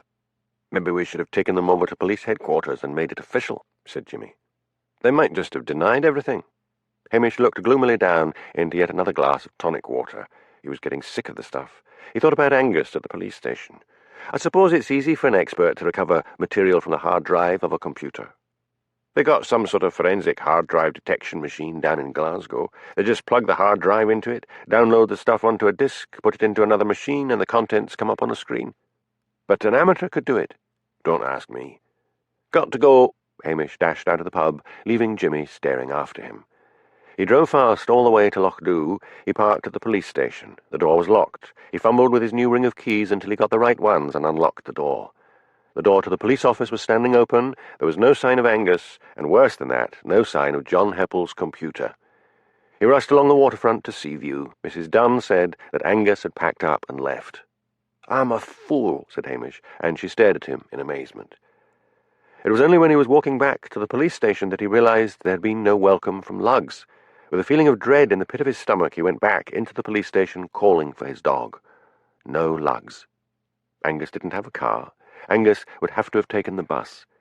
Hamish drove back to Strathbane with the siren on and the blue light flashing. He went straight to the bus station. He questioned the clerk at the ticket office and was told that a young man with a dog had booked a ticket on the Inverness bus. He headed off for Inverness. Angus knew that Hamish could not report him to the police. In Inverness, he checked first at the bus station and found that so far no one of Angus's description had been booked on a Glasgow or Edinburgh bus. He then called at bed and breakfasts, one after the other, without success, until he remembered there was a YMCA. The man who ran the hostel said that someone of Angus's description with a dog had called in looking for a room about half an hour ago. He told him they couldn't take the dog as well. He might be walking the streets, thought Hamish, running back to where he had parked the Land Rover. "Come on, Lugs," said Angus, dragging on the leash. He had taken a great liking to Lugs and had got the dog to come with him by saying, "We're going to see Hamish," something that Lugs had seemed to understand. Now the dog kept sitting down and looking at him balefully out of those odd blue eyes of his. "I'm going to leave you," said Angus furiously. He dropped the leash and walked on. Lugs stared after him and then pricked up his huge ears. Just as the police Land Rover rounded the corner of the street, Lugs darted forward and sank his teeth into Angus's trousers. "Get off!" howled Angus. There was a tearing sound as the seat of his trousers came away in Lugs's teeth. The next thing Angus knew, a furious Hamish Macbeth was climbing down from the Land Rover. Angus began to run, but Hamish, who had won cups for cross-country running, brought him down with a rugby tackle, jerked him to his feet, and shook him till his teeth rattled. Then he handcuffed him and shoved him in the back of the Land Rover. He tenderly lifted Lugs onto the passenger seat. "You are going back to Lochdu," he shouted at Angus. "You are going to check back in at Mrs. Dunn's and go on as if nothing has happened, or I will beat the pulp out of you. You couldn't get into the hard drive, could you?" "No," whimpered Angus. "Why not?" "It wasn't my fault. Man, nobody in the country could get into that hard drive. Someone used a program that doesn't just delete the files, but overwrites them with random garbage, maybe 7 times. That would take a great deal of computer knowledge, wouldn't it?" Angus hung his head. "Not these days. It was originally a US government program, but anyone can buy the software." "I can't turn over that computer." "You do still have the computer?" asked Hamish. "Yes. I should never have tried to let you off the hook. When this case is over, get yourself out of Lochdu. I'll never forgive you for trying to steal my dog. Are your emails still on the computer?" "No, I used that program I was telling you about to delete them." "Where did you buy it?" "I pirated it." "So you're a double thief as well as a dog napper." "You're never there," protested Angus, "and I thought Lugs liked me." "You thought wrong. Now just shut your stupid face." At Mrs. Dunn's, Hamish waited until Angus was let in. He had taken off the handcuffs and relieved him of the computer. He went back to the police station and fried liver to give Lugs a generous supper. After he had eaten, an exhausted Lugs fell asleep and began to snore. Hamish sat at the kitchen table with his head in his hands. He had taken risks before, but never one as dangerous or stupid as this. He rose and pulled down the ladder that led to the loft. He climbed up and hid the computer among all the junk he had stored up there, thinking it might come in useful sometime. Then he climbed back down and began to pace back and forth. Maybe he was becoming obsessive about that script. Maybe he should be concentrating on Patricia Wheeler. Where did she live? What had she been doing on the night John was murdered? He sighed. He would go back to interviewing the cast in the morning, and this time he would ask them all where they had been on the night of the murder and take their home addresses. Matthew Campbell walked out to the forecourt of the Tommel Castle Hotel the following morning. Thanks to Elspeth, their story was coming along nicely. She had suggested they write it like an old-fashioned detective story. Famous writer, quiet, Highland villages, suspicion and fear. He took a deep breath of the clear air. Elspeth had introduced him to her old boss, Sam, who ran the Highland Times. Somewhere at the back of his mind, Matthew was beginning to wonder what it would be like to be a local reporter in this Highland location. It was a long time since he had felt so energized and healthy. Then there was Frida. He thought about her constantly. They had arranged to have dinner together that evening, and he found his senses tingling in happy anticipation. Elspeth came out to join him. "What a lovely day," said Matthew. "We don't often get days like this in winter," said Elspeth. "What should we do today?" "Let's see that copper friend of yours and see if he's got anything for us." But when they went down to the waterfront, it was to find a preoccupied Hamish who said, "I haven't time just now. Maybe talk to you later." Elspeth felt crushed. Hamish didn't even seem to see her. Hamish and Jimmy went doggedly from one television person to another, writing down where each one had been on the evening of the murder and taking down home addresses. Blair appeared at one point, but for once both Hamish and Jimmy appeared to be working so hard that he didn't have anything to complain about. Police were now searching Lochdu for John's computer, and Hamish kept thinking uneasily about the computer lying up in the police station loft. "I think we've got everyone," said Jimmy at last. "We should go to Strathbane and check around Patricia's neighbours. I would like to talk to one of those girls again, see if they could maybe get me a copy of the script." "Man, you've got that script on the brain. I don't think it's got anything to do with anything. Let's check Patricia Wheeler's address first." "Would you mind doing that, Jimmy? I'll meet up with you in that pub next to headquarters at, say, 8. "All right, but you're buying." Hamish, in his uniform this time, waited across the road from Strathbane Television. Kirsty Baxter, the one who looked like a shampoo advertisement, emerged on her own. Hamish quickly crossed the road and waylaid her. She looked at him in alarm. "You promised that what we told you would be off the record." "It still is. Can we walk somewhere? I'd like you to do something for me." "There's a cafe round the corner." When they were seated over cups of coffee, Hamish said, "I really would like to see John Heppel's original script. Is there any way you could get it for me? I suppose I could take a look in Sally Quinn's office when she's out. I wouldn't like to get caught. Couldn't you nip in tomorrow when she's in a meeting? Aren't there always meetings in television companies?" "All the time, but Sally's office is on a different floor. If anyone saw me, they'd ask what I was doing.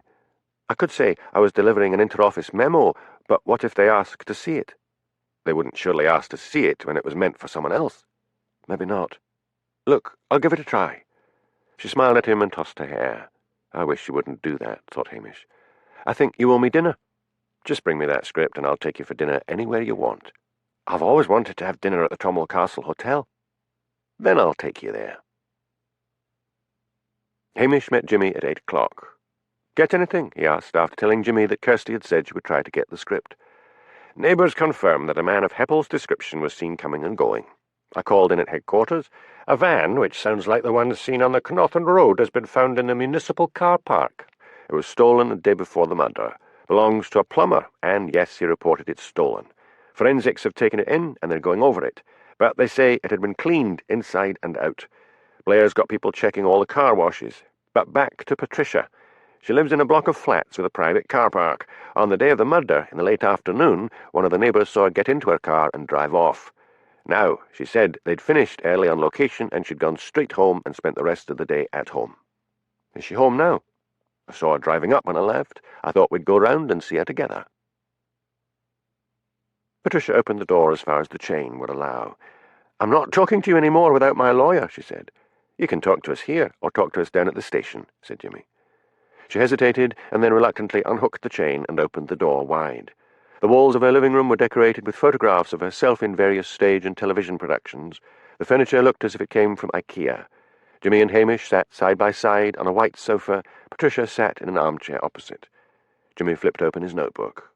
"In your statement," he said, "you claim that on the day of the murder, you finished on location up on the moors outside Strathbane at 4 o'clock and went straight home and spent the rest of the evening indoors."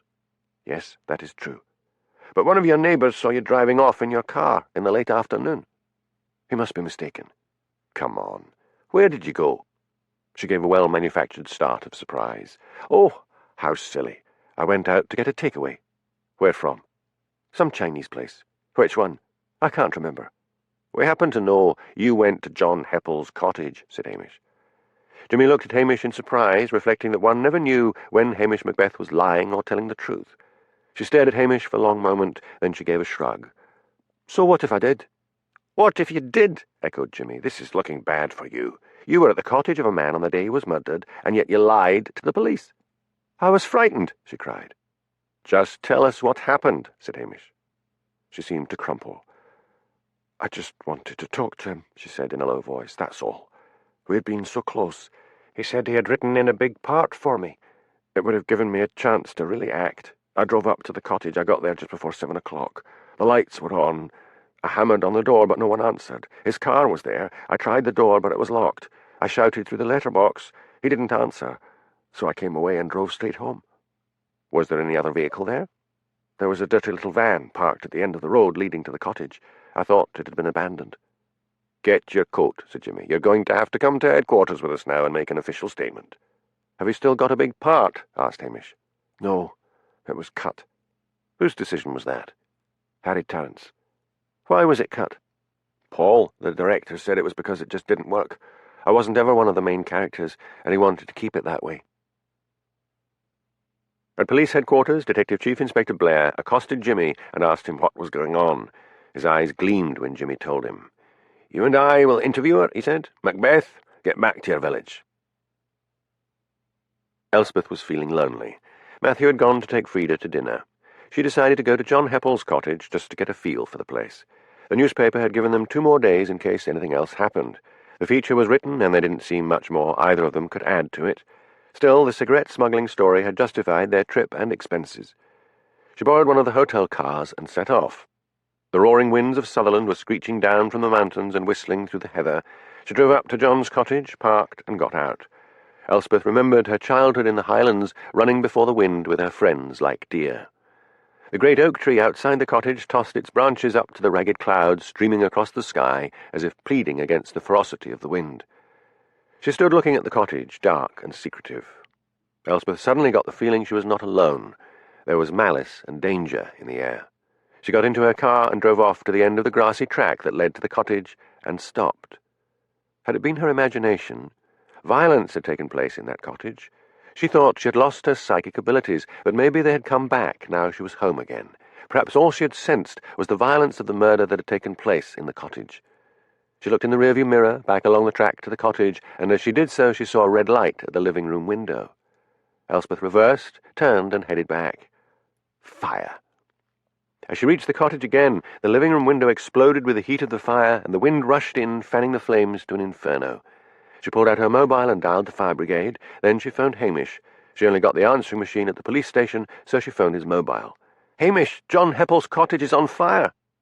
"I'm nearly at Loch Dhu," he said. "I'll be right there." Elspeth got out her camera and photographed the blaze. Then she phoned the Italian restaurant and told Matthew what had happened. While she waited for the fire brigade, she watched in fascinated horror as the blaze grew even more ferocious and the roof caved in. When the fire engine raced up, she moved her car well to the side to give them room. As the firemen played their hoses on the blaze, Matthew and Frida arrived. Elspeth felt irritated at the sight of Frida. This was a news story, and she didn't like civilians cluttering up the scene. Then Hamish drove up. Elspeth told him what had happened and about her odd feeling when she was standing outside the cottage. "Did you smell anything?" asked Hamish. "Like what?" "Like petrol. The wind was behind me, so it was probably blowing any smell of petrol away." "It must have been deliberate," said Hamish. "The murderer must have wondered if he had left any trace." "But why now?" asked Matthew. "Everyone knows the forensics have finished their investigation. Elspeth, do you think you could file the story? Frida and I hadn't finished our meal." Elspeth stared at him in surprise. What had happened to hotshot reporter Matthew? But she said, "All right, you go ahead. I'll go to the Highland Times and file from there and send the photographs." "You're an angel. Come on, Frida." "You know what I think," said Hamish. "I'm more than ever convinced. Our murderer is an amateur, and a panicky one at that. I've asked for roadblocks to be set up." Hamish then phoned Jimmy and told him what had happened. "I've just heard," said Jimmy. "How did you get on with Patricia?" "Nowhere. She won't speak without a lawyer. We're waiting for him." Hamish fell silent. He was suddenly worried about Angus Petrie. What if Angus were the murderer after all? Who but the murderer would want that computer? What if it did turn out to be Angus and he was subsequently arrested? The whole story about how Hamish Macbeth had aided and abetted a murderer would not only get him fired, it would land him in court. If only he had not been so focused on that missing script. It was only a script, after all, but he had become obsessive about finding it. He had in fact become so determined to find it was one of the television people that he might have been overlooking the obvious. The next morning was damp and drizzly. Hamish took Lugs for an early morning walk along the waterfront. Archie McLean, the fisherman, was sitting on the harbour wall smoking a roll-up. Hamish wondered, not for the first time, whether Archie ever slept. He was out all night at the fishing, but could usually be seen around Lochdew during the day. But it transpired Archie had not been out the night before. "There were waves out there as high as houses," said Archie. "What's this about a fire at that bastard's cottage?" Hamish told him. "Probably the fires of hell where he lives now coming up through the floor," said Archie. "I think they'll find out it was set deliberately," said Hamish. "It is like thon thing on the telly." "What thing?" "On Boys in Blue." "I don't watch it." "It was on the other night. This man murders his wife and makes it look like suicide. He's got an alibi that he was somewhere else. Then he thinks they might find some of his... that stuff. DNA. That stuff. So he sets fire to their flat while the forensic team are working. Kills them all." Hamish walked on, deep in thought. Surely even an amateur would know that the forensic team had finished their work. But what about someone in television? It was a closed world where he often thought they lived in their fantasies rather than in the real world. He returned his dog to the police station. There was an angry message from Blair telling him to get over to Knothen and try to find an eyewitness to the fire. Knothen was his least favourite place, being a drab village bordering on a man-made hydroelectric dam and loch. If only John had lived in the village itself, there might have been the chance of an eyewitness. He drove out onto the moors and to the blackened shell that was John's cottage. There was a small group of sightseers. He went from one to the other, asking them if they had seen anyone near the cottage the night before, but they all swore they had been nowhere near it.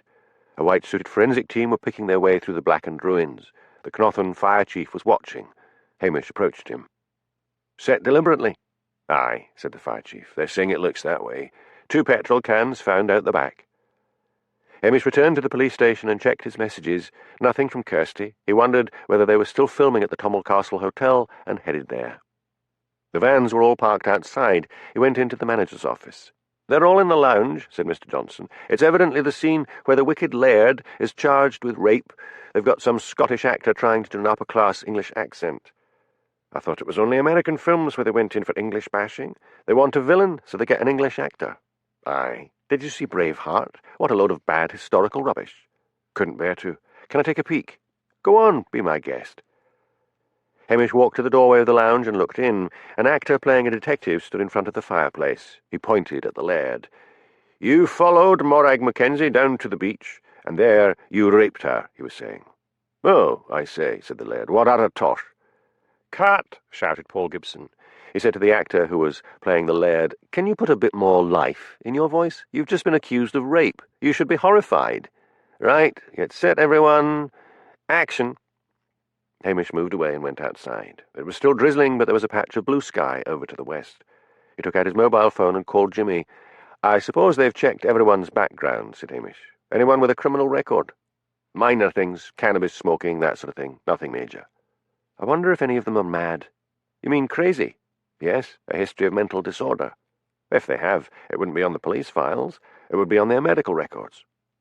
"I think someone really unbalanced is responsible for this. Someone went into a crazy rage and killed John Heppel and then panicked and tried to make it look like suicide. By the way, did forensics ever come up with an explanation as to why they missed taking John Heppel's computer?" "They keep saying it was black on a black desk. They must have missed it." "That's very odd. I mean, there they are, looking for hair and fibres and bits of dust, and they miss a whole computer." "I think they're covering up for one of the team. I think it's likely that one of them said he had loaded it up when he hadn't. There's one of them, Jock Ferguson, who's hardly ever sober. He should have been fired long ago, but he's a leading light of the Strathbane police rugby team. Drunk or sober, he plays a grand game, and they don't want to lose him. There's an inquiry going on." "Right. Talk to you later." Hamish drove back to John's cottage. The forensic team were just packing up. "Which of you is Jock Ferguson?" he asked. A huge man stepped forward. Hamish could smell whisky on him. "I want to know why you missed the computer." "I'm sick of this," said Jock truculently. "It was an oversight, that's all. We'd checked it for prints and there weren't any, and there was nothing on the computer either." "But there might have been something on the hard drive." "There's an inquiry going on, and I can't stand here all day talking to you." Hamish watched him go. He was convinced the man was lying. Had someone bribed him to forget the computer? He wondered where Jock drank and if he had been seen drinking with any of the television people. He watched until the forensic team had packed up and left, then phoned Jimmy again. I've just spoken to Jock Ferguson, and I'm sure he's lying. I wondered if someone got to him about that computer. Where does he drink? I guess with the rugby boys in the Thistle. It's that pub down Glebe Lane in Strathbane. I know it. I'm going to go there. Hamish, if Blair finds out you've been in Strathbane, there'll be ructions. What happened with Patricia? Grilled for hours, but sticks to her story. Has she been charged with obstructing the police? No. Get this. Blair's taken a fancy to her. I didn't think that man took a fancy to anything that didn't come in a bottle. I tell you, he's gone all soppy. And get this, she's persuaded that director, Paul Gibson, to pay Blair a fee as police advisor. He's starstruck. After Hamish had rung off, he climbed back into the Land Rover and headed for Loch Dhu, marvelling again at the magic of television. It seemed to be like some sort of drug. People would appear on humiliating game shows just to get in front of the camera. As he was approaching Strathbane, Elspeth's face seemed to appear before him. He really must take her out for dinner and have a chat. He was behaving like a cad by avoiding her. But his feelings about her were still mixed. Some of the time he felt a sexual longing for her, and at others he felt she threatened his bachelor freedom. He parked in Strathbane and headed for the Thistle. He went up to the barman and flashed his identification. Jock Ferguson drinks in here, doesn't he? Aye, most nights. Have you ever seen him drinking with anyone from Strathbane television? I watched that soap there, so I would recognise the actors, and I never saw him with one of them. Did you ever see him drinking with anyone who wasn't part of the usual rugby crowd? He frowned in thought. Then he said slowly, There was one night recently he was in here, and instead of standing at the bar like he usually does, he was over in the corner with a fellow with thick grey hair and a sort of actor's face, small eyes, squashy nose. Paul Gibson, thought Hamish. Could it have been Paul Gibson? Chapter 12. Good Lord, what is man? For as simple he looks, do but try to develop his hooks and his crooks, with his depths and his shallows, his good and his evil, all in all, he's a problem must puzzle the devil. Robert Burns. Hamish phoned back to the police station and checked his messages. There was one from Kirsty. I've got it, she said. He phoned the television station and asked to speak to her. Where can we meet? He asked. You promised me dinner. So I did, said Hamish. I'll meet you at 8 o'clock in the Tommel Castle Hotel. But when he rang off, his mind was buzzing with the news that it had possibly been Paul Gibson who'd been drinking with Jock Ferguson. Damn, he was slipping. He hadn't asked when.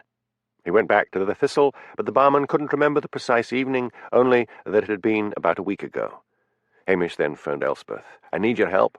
Oh, really? I wondered when you were going to deign to talk to me. Come on, Elspeth. I've been that busy. This might turn out to be a big story for you. Where are you? I'm in Strathbane, but I can be at the hotel in half an hour. See you in the bar. When Hamish entered the bar, Elspeth was sitting in a corner. She was wearing a tailored trouser suit and a white silk blouse. Her hair was smooth and shiny. Once again, he found himself missing the old Elspeth who wore dreadful clothes and had frizzy hair. This new Elspeth seemed somehow unapproachable. Sit down, Hamish. What gives? For the moment, this is off the record, he cautioned her. Okay, talk. He told her about Jock Ferguson and his suspicion that the forensic man had been drinking with Paul Gibson. Her odd silver eyes fixed on his face, Elspeth asked, So where do I come in? Gibson's English. I want to get a bit of background on him. Do you think you could tell him you want to write a profile on him and find out what shows he's worked on before? I don't want to pull him in for questioning. If he's our murderer, then he's mad and dangerous. Okay, Sherlock. He's still in the lounge for the great detective reveals all scene. When they break, I'll catch him. There was a long silence. Hamish shifted uncomfortably. Then he said, I don't know how to handle us, Elspeth. I know, but I've grown out of casual affairs, Hamish. It wasn't a casual affair. But you didn't want to make it permanent. No. I mean, I don't know. If you looked like the old Elspeth, it would be easier to talk, but you look so sophisticated. It's still me underneath. Let me have time to think, Elspeth. She looked at him sadly. If you need time to think, Hamish Macbeth, then it means you don't want to commit yourself to anything. I'm not saying that. Please, Elspeth. Okay, I'll find out about Paul Gibson. Maybe we'll talk when all this is over. I'd like that. Two actors walked into the bar. Elspeth got to her feet. They seem to be taking a break, she said. Where will you be? Back at the police station. I'll phone you if I've got something. Elspeth went through to the lounge and approached Paul Gibson. I'm from the Daily Bugle, she said. I wonder if I might interview you. Of course, he said. Now? Yes, now would be fine. They sat down in a corner of the lounge. "What's this?" he said. "No tape recorder? No notebook?" "I have a great memory, and I find either of those things puts people off." Elspeth did actually tape interviews, but saw no reason to waste tape on an interview that would never be published, and she did indeed have an excellent memory. "Just begin at the beginning and go on from there. What attracted you to show business?" Paul seemed only too happy to talk. He had grown up in the East End of London. His family life had been unhappy. His father had run away when he was very small. He had spent a lot of his time at the cinema. After school, he had managed to get a degree in media studies at Luton University and had got a job as a researcher at the BBC. He had progressed to script editor and then director. He had decided to freelance. He described the shows he had directed. There was a production of Vanity Fair and then a popular spy series. The spy series had been filmed in 1995. There was a gap until he began to direct a few soap operas starting in 1998, which had all been failures, Elspeth remembered. "What were you doing between 1995 and 1998? She asked. "Oh, this and that," he said airily. Elspeth did not press him. He said that when Harry Tarrant had phoned his agent and offered the job in the Highlands, he had been delighted to accept. "I've always been romantic about Scotland," he enthused. "Did you have any difficulties with John Heppel's script? I mean, he was hardly a television writer." "Oh, I tweaked it a bit. John was happy. We got on just fine." Elspeth then let him talk on about himself and his brilliance as a director, and finished by taking photographs of him. Then she went up to her room and typed out everything he had said on her computer, printed it off, and took it down to the police station in Lochdu. "This last soap he directed, Spanish Nights, it didn't run long, did it?" asked Hamish. "It was a monumental failure. They even built a pseudo-village in Spain to use as the setting. But this gap, what was the spy series?"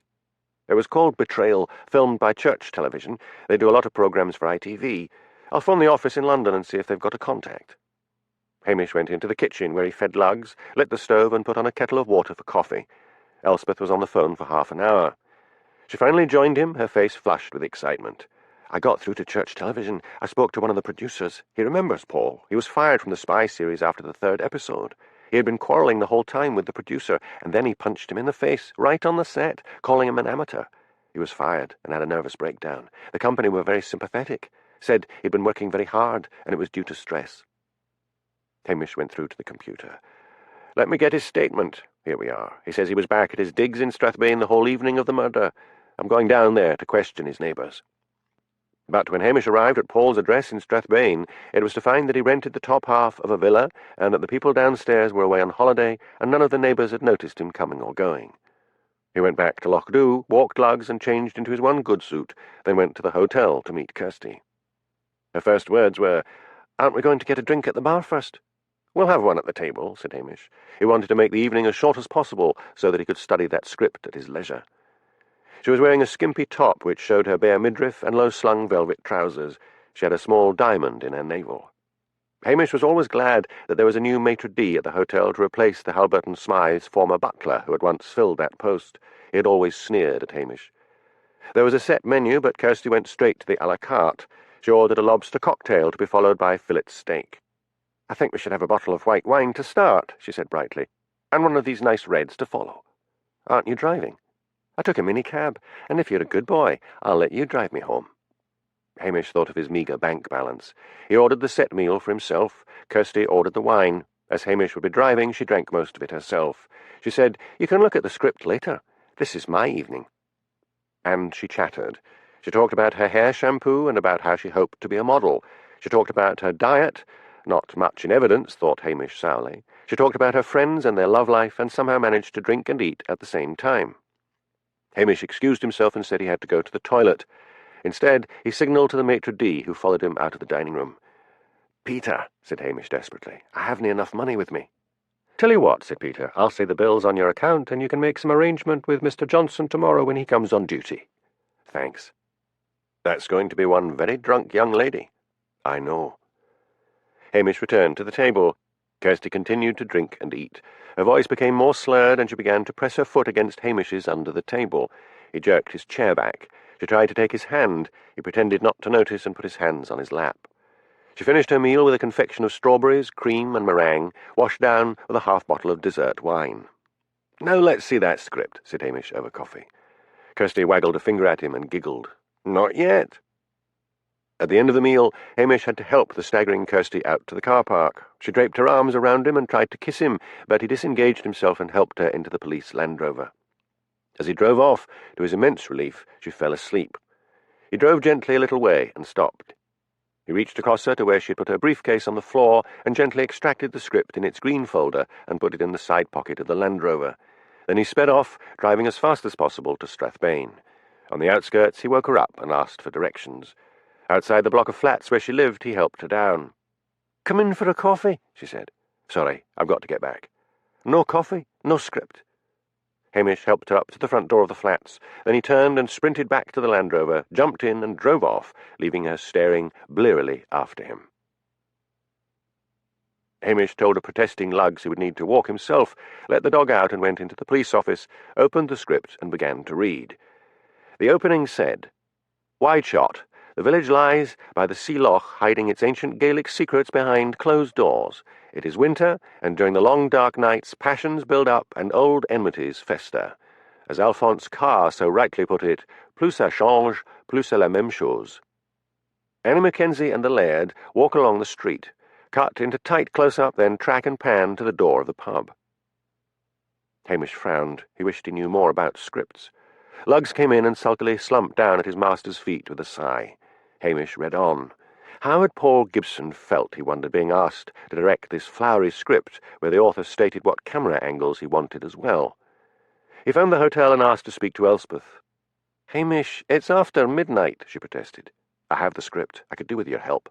"Oh, well, I'm awake now." "Bring it up." "Can I bring Lugs?" "Why not? The hotel allows dogs." Lugs pranced happily out to the Land Rover and waited with his ridiculous plume of a tail wagging to be lifted in. Elspeth opened her room door to them. She was wrapped in a dressing gown, and her hair was tousled. Hamish felt a surge of the old desire, but her eyes were on the script under his arm. "Come in," she said. "Sit down, and let's have a look." She took the script from him and began to read. Hamish waited patiently. At last she put the script down on her lap and stared at him. "Harry Tarrant must be a right fool. This is rubbish." "You see," said Hamish eagerly, "what I'm thinking is this. We've got a director who's had a nervous breakdown, recovered, but been associated with failures. Down in the Glen has a big audience. He may have seen it as his chance. Then he gets this script. Do you know any television directors?" "I know an up-and-coming one on Scottish television. I think I've got his number in my book." "Phone him now." "Don't be daft. At this time of night." Elspeth reluctantly got the number and phoned. Hamish heard her asking for a Willie Thompson. Then he heard her say, "In Inverness? Which hotel?" "Right. Sorry to wake you." "He's in Inverness, filming a documentary on the new Highland Prosperity." "What's that, I wonder?" said Hamish, thinking of the dinner bill. "He's at the Caledonian Hotel." "I'll get down there first thing in the morning." "I'll come with you. I'm not doing anything else, and Matthew is besotted with Frida and seems to have lost interest." "Can we go in your car? I took a risk driving the girl I got the script from back to Strathbane, and I don't want Blair to see me on the road." "I don't have my car. Matthew drove. I'll take one of the hotel cars." "What time?" "It had better be early." 7 in the morning. Elspeth groaned. "Right you are, copper. I'll pick you up." "Do you have to bring your dog?" demanded Elspeth the following morning, as Hamish lifted Lugs into the back seat. "He's never any trouble, Elspeth." "That's why you'll never get married," said Elspeth, driving off. "You're married to your dog." "You can be a nasty bitch at times," snapped Hamish, and they drove most of the way to Inverness in cold silence. At the Caledonian Hotel they found Willie Thompson in the dining-room having breakfast. Hamish told him that they wanted an expert to look at a television script and judge how a director would react. "You only need to read a few pages," he pleaded. Willie, a small man with a beard and moustache, sighed, adjusted his rimless spectacles, and began to read. At last he said, "I've read enough. Who's directing this?" "Paul Gibson." "What? Paranoid Paul?" "You know him?" "I know his reputation, but this script would drive me mad. Who does this writer think he is, telling the director which camera angles to use? And what's all this crap about the village? How's he supposed to film that? How on earth did Strathbane Television ever accept a script like this?" "The boss, Harry Tarrant," said Hamish, "was a friend of John Heppel." "Oh, the one that got murdered. After seeing this script, I'm not surprised." Harry Tarrant compared it to Dostoevsky. The curse of directors of soaps is the Dostoevsky script. Along comes some flowery literary writer. The bosses are tired of people sneering at their soaps as dumbing down and trash, so they seize on some literary crap and think that'll show the critics. "You've been a great help," said Hamish. "Please don't tell anyone about this." "I know what you're thinking," said Willie, "but you're wrong. Paul Gibson may be a flake, but murder—" "I never said he was a murderer," said Hamish.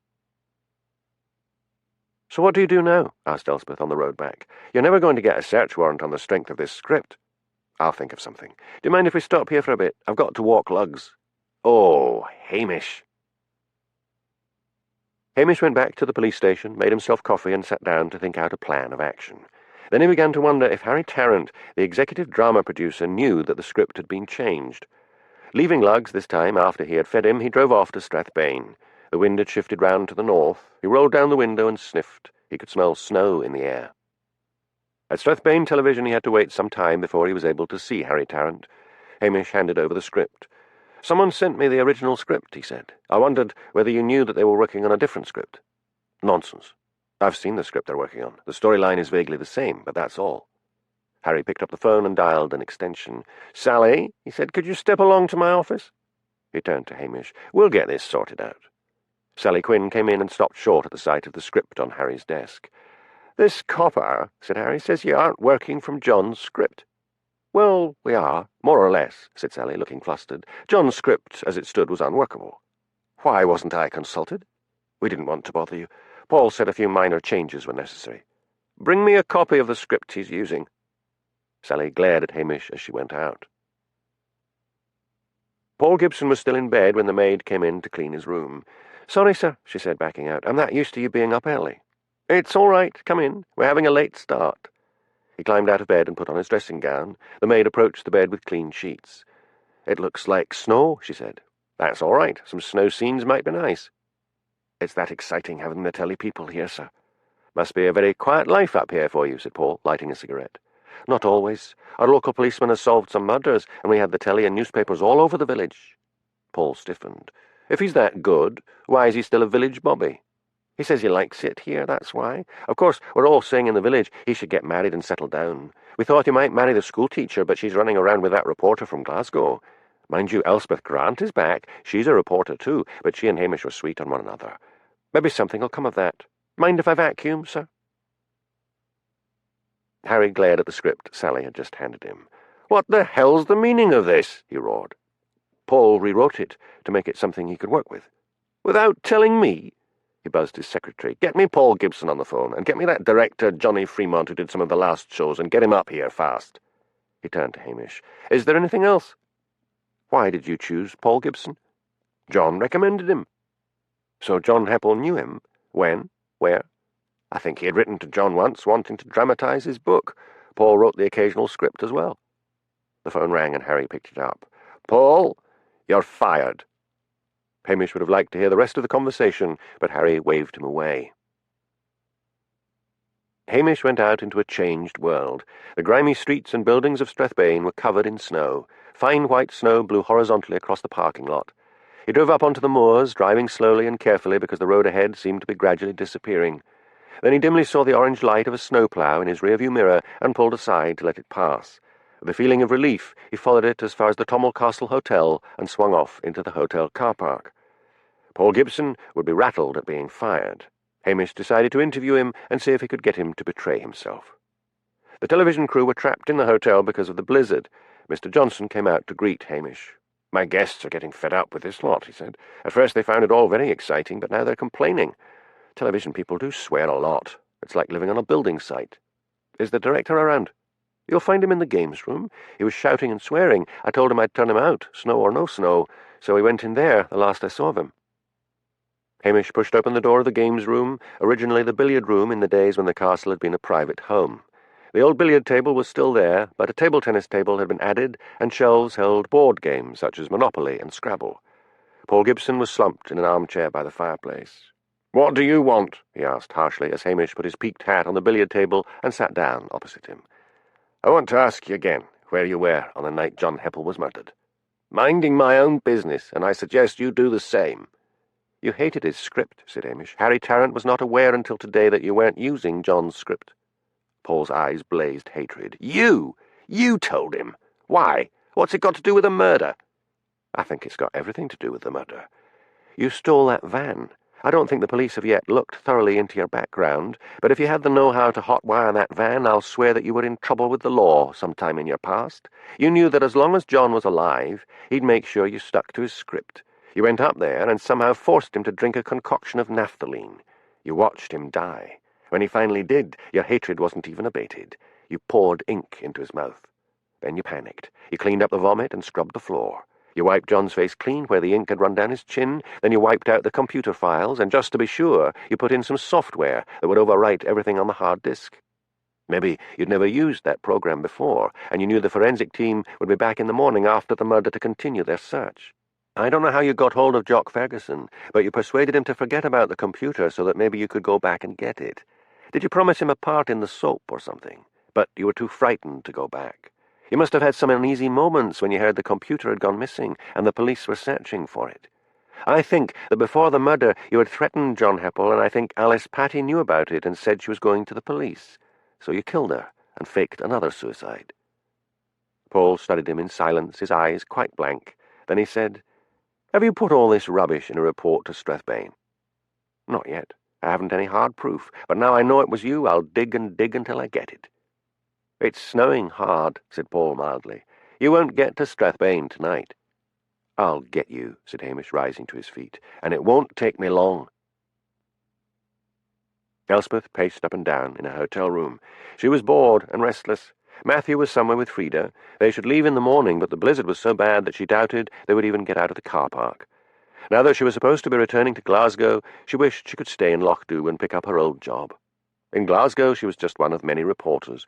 When she had been working for the Highland Times, she had been pretty much her own boss. She realised with a shock that she missed the flower shows, the game fairs, and the Highland Games. There was a knock at the door. Matthew at last, thought Elspeth. He should start to pack, just in case the snow stops, and the snowploughs can let us get on the road. "Coming!" she shouted. She went and unlocked the door. Paul Gibson stood there, his eyes blazing, holding a gun on her. "Back into the room," he said. He shut the door behind him. "Sit down, by the phone." Elspeth sat down at the desk. "Now listen to me carefully. Your boyfriend, Hamish Macbeth, is going to file a report saying he thinks I am the murderer. You will phone him now and tell him to drop it, or I will shoot you. You will tell him if he tells the police and I see one policeman outside, I will shoot you. Do it, now." Elspeth phoned the police station. When Hamish answered, she said, "Hamish, it's me, Elspeth. Paul Gibson's got a gun, and he's threatening to shoot me if you send anything about him to Strathbane.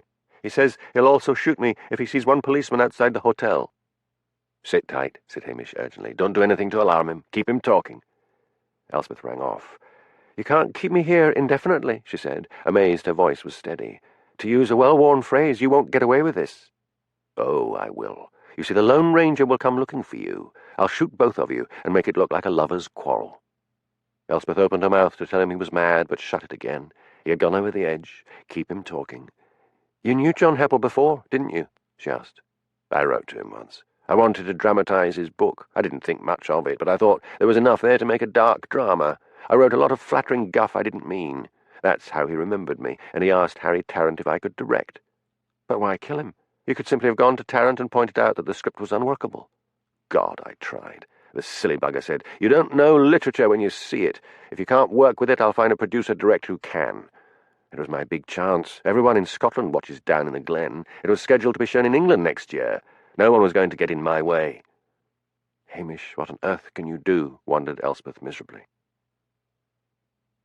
Hamish approached the back of the Tommel Castle Hotel on his snowshoes. He let himself in at the kitchen entrance, unstrapped the snowshoes and propped them against the wall. Clary, the chef, was enjoying a quiet glass of sherry and stared in surprise at Hamish. "Clary," said Hamish urgently, "there's a man with a gun in Elspeth's room. Get the manager in here." Clary hurried off and came back shortly with Mr. Johnson. "What's this about a gunman?" asked the manager. Hamish told him. "I need to get into Elspeth's room. This castle is full of back passages and things. Any way I can get in there?" The manager shook his head. "You'll need to get a squad up from Strathbane." "Can't do that. It's Paul Gibson. If he sees so much as a uniform, he'll shoot her. He's got nothing to lose now. He's been fired." Upstairs, Elspeth fumbled in her handbag, which was on the desk. "What are you doing?" demanded Paul. "Looking for a cigarette." "Leave it." "Okay." But Elspeth had managed to switch on the small tape recorder she carried in her bag, and she left the bag wide open. "Why mothballs?" she asked. "What put that idea in your head?" "Because he was like a sodding great moth, batting against my light whenever I tried to do anything. I distilled a solution and held the gun on him till he drank it. Then, when he was dying, I got into his computer and wiped out that rotten script. No one was going to complain about my script. They'd all had enough of John except Miss Mimsy, Alice Patty, burbling on about what a genius her dear John was. So you had to kill her as well? She phoned me up in tears and said that she was sure I had killed John, that John had told her I had threatened his life. I told her to sit tight, and I would come round and explain everything. I told her I had proof that Patricia Wheeler had done it. She loved hearing that because she was still jealous of Patricia. I drugged a bottle of wine and took it round. I'm going to die, thought Elspeth miserably. I don't think Hamish can get me out of this. We could take a tray up and say, room service, and put some drugged drink on the tray, suggested Clary. He'd just make her say to leave it outside the door, said Hamish. I could say she had to sign for it, and when she opens the door we could rush him. He'd shoot her in the back. He's deranged. So how do we smoke him out? Asked Mr. Johnson. Hamish stared at him and then said, That's it. You start the fire alarm, get whoever it is who has the keys to the television vans in the forecourt, and usher everyone into them so they don't freeze to death. Clary, we need something that makes really black smoke, and those old-fashioned bellows from the lounge fire.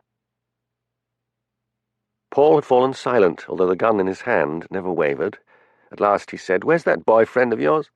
He's not my boyfriend, said Elspeth wearily. Didn't it cross your mind he might not bother, that he might just be waiting for reinforcements from Strathbane? Then you're dead. Paul jumped as the fire alarm sounded through the hotel. Elspeth half rose. Stay where you are, he shouted. They began to hear people running along the corridor. Faintly she could hear someone shouting, Fire! There came a pounding at the door, and then Matthew's voice. Elspeth, are you in there? The hotel's on fire. Then Frida's voice. Come on, Matthew. She's probably downstairs. Then the sound of retreating footsteps. It's not on fire, said Paul. It's that copper, thinking he can trick me into coming out. Keeping the gun trained on Elspeth, Paul went to the window and twitched aside the curtain. Down below he could see figures hurrying through the blizzard and into the mobile units. Some were turning and pointing up at the building. It must be a trick, he said. I don't think so, said Elspeth. Look. She pointed at the door. Acrid black smoke was beginning to seep under it. We've got to get out of here, shouted Elspeth. The place really is on fire. Stay where you are. No, open the window. Elspeth tried. I can't, it's sealed shut. Get to the door and unlock it. Elspeth did as she was told. Now stand back. I'm going to take a look. One move from you and I'll kill you. You'll see it's a trick. Paul looked round into the corridor. It was filled with black smoke, and to his horror he saw red flames leaping up at the end. Come on, he said. We're leaving. Get in front of me. He dug the gun into her back. Now move. Choking and gasping, they headed for the stairs.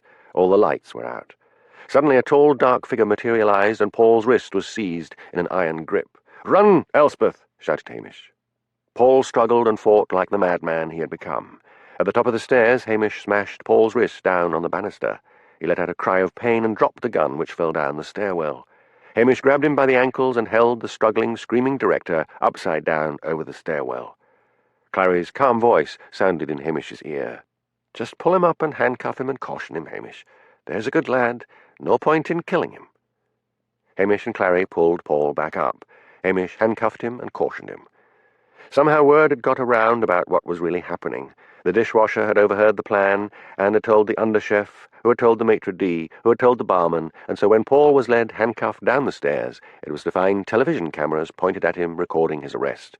He let out an unearthly yell and was still screaming when they locked him in the office, and Hamish phoned Strathbane and asked for a police helicopter to lift them off. He found Elspeth at his elbow. Are you all right? He asked. Her face was black with smoke. I feel a bit sick. I'll be worse tomorrow when the shock sets in. I should get you to a hospital. You'll be suffering from smoke inhalation. I'm fine. You've got your murderer, and I've got a great story. The trouble is, said Hamish, if he ever recovered his wits, he can deny the whole thing. It's going to be one of those cases based on circumstantial evidence. Oh, we can get him for holding you at gunpoint, but if he gets a clever lawyer, the lawyer will try to persuade the jury that because of one crime, the police were fitting him up for another. Her silvery eyes gleamed. Hamish, I've got him saying he did it on tape. You darling. How? Where? I told him I was looking in my handbag for a cigarette, and I switched on my tape recorder. Could you go and get it? I'd better stay here outside the office just in case he tries to make a break for it. Elspeth darted off. Clary the chef had reverted in manner to the days when he used to be on the police force. Move along there, he was saying to the onlookers. There's nothing to see. Guests, go back to your rooms, and you television lot go back to the lounge, and Mr. Johnson will find you rooms for the night. Mr. Johnson came up to Hamish. The snow stopped, but I'm getting all those mobile units moved out onto the road, or the helicopter won't be able to land. Where's Matthew Campbell? Asked Hamish. He was snogging with the schoolteacher in the corner of the bar. Here he comes. Where's Elspeth? Asked Matthew. She's probably up in her room filing the story of a lifetime. Didn't you hear what was going on? She was held by the murderer at gunpoint." Frida came up and put her arm through Matthew's. "What's going on?"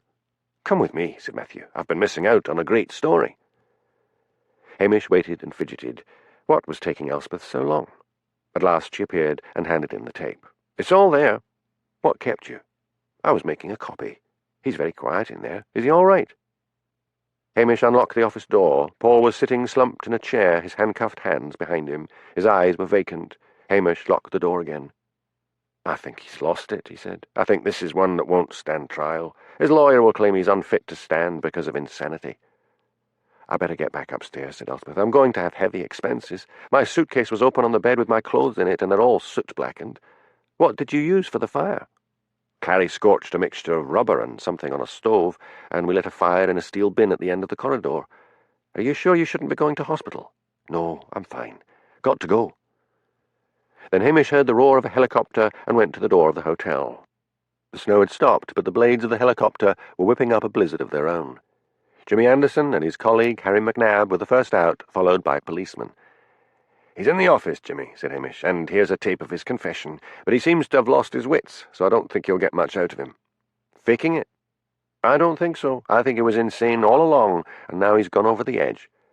"You've solved this case. You'd better come back to Strathbane with us." "Would you mind handling it yourself, Jimmy? I've left my dog at the police station." "For heaven's sake, Hamish." "I'll send over a full report, honest." "What exactly happened?" In a few brief sentences, Hamish outlined how he had begun to suspect Paul about the kidnapping of Elspeth and the rescue. "Right, I'll take him in. Don't you want to come back with us and rub Blair's nose in it?" "No, I'm fine. You go ahead." "He'll try to take the credit." "Let him." "Hamish, you could get that friend of yours, Angela, to look after Lugs. You don't want Daviot to hear how you solved the case in case he promotes you out of Loch Dhu." "Maybe. I think there's more than one madman here. Anyway, get that statement over as soon as possible. Where is Blair, by the way?" "He'd checked out for the night.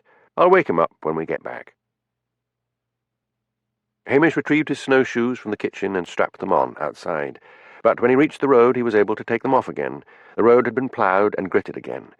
The cities of the south might wait in vain for a snowplough or gritter, but the little roads of Sutherland were well serviced. He trudged down to the police station. When he switched on the kitchen light, nothing happened. He fished out an old hurricane lamp and lit it. Lugs woke up and demanded food. Hamish gave him a dog biscuit instead. Lugs was getting too fat and had been fed already. He felt bone-weary, but he knew that with a power cut his computer wouldn't work, and he would have to go to Strathbane after all. Chapter 13. In my time, the follies of the town crept slowly among us, but now they travel faster than a stagecoach. Oliver Goldsmith. Hamish peered up at the blazing stars as he drove along. The winds of Sutherland were like stage curtains, whipping back the clouds to reveal another scene. A small pale blue moon cast an eerie light over the white landscape. When he crested a rise and saw Strathbane below him, it had been sanitized by snow, lights twinkling through the whiteness like a Christmas card. His parents had told him that Strathbane had once been a prosperous fishing port, but that a combination of Highland laziness and brutal European Union fishing quota had sent it into decline. Then a new motorway from the south had been built, allowing drugs and villains to travel north in comfort and set up new markets. He parked outside police headquarters and went up to the detective's room. Jimmy hailed him. "They're keeping him under suicide watch for the night until the police psychiatrist interviews him in the morning." "Why did you decide to come?" Hamish told him about the power cut. "Well, grab a computer and start typing," said Jimmy. As he typed his report, Hamish could only marvel that his obsession with that script had paid off. He had once been on a case where a scriptwriter had been murdered by an author. What made some writers and would-be writers so dangerously vain and unstable? Maybe they were like actors, always craving attention, not quite grown up. Hamish just wanted to get the report finished and get home. It was a relief to think that Superintendent Daviot would be safely home in bed, and by the time he turned up for work in the morning, Blair would be ready and waiting to take the credit.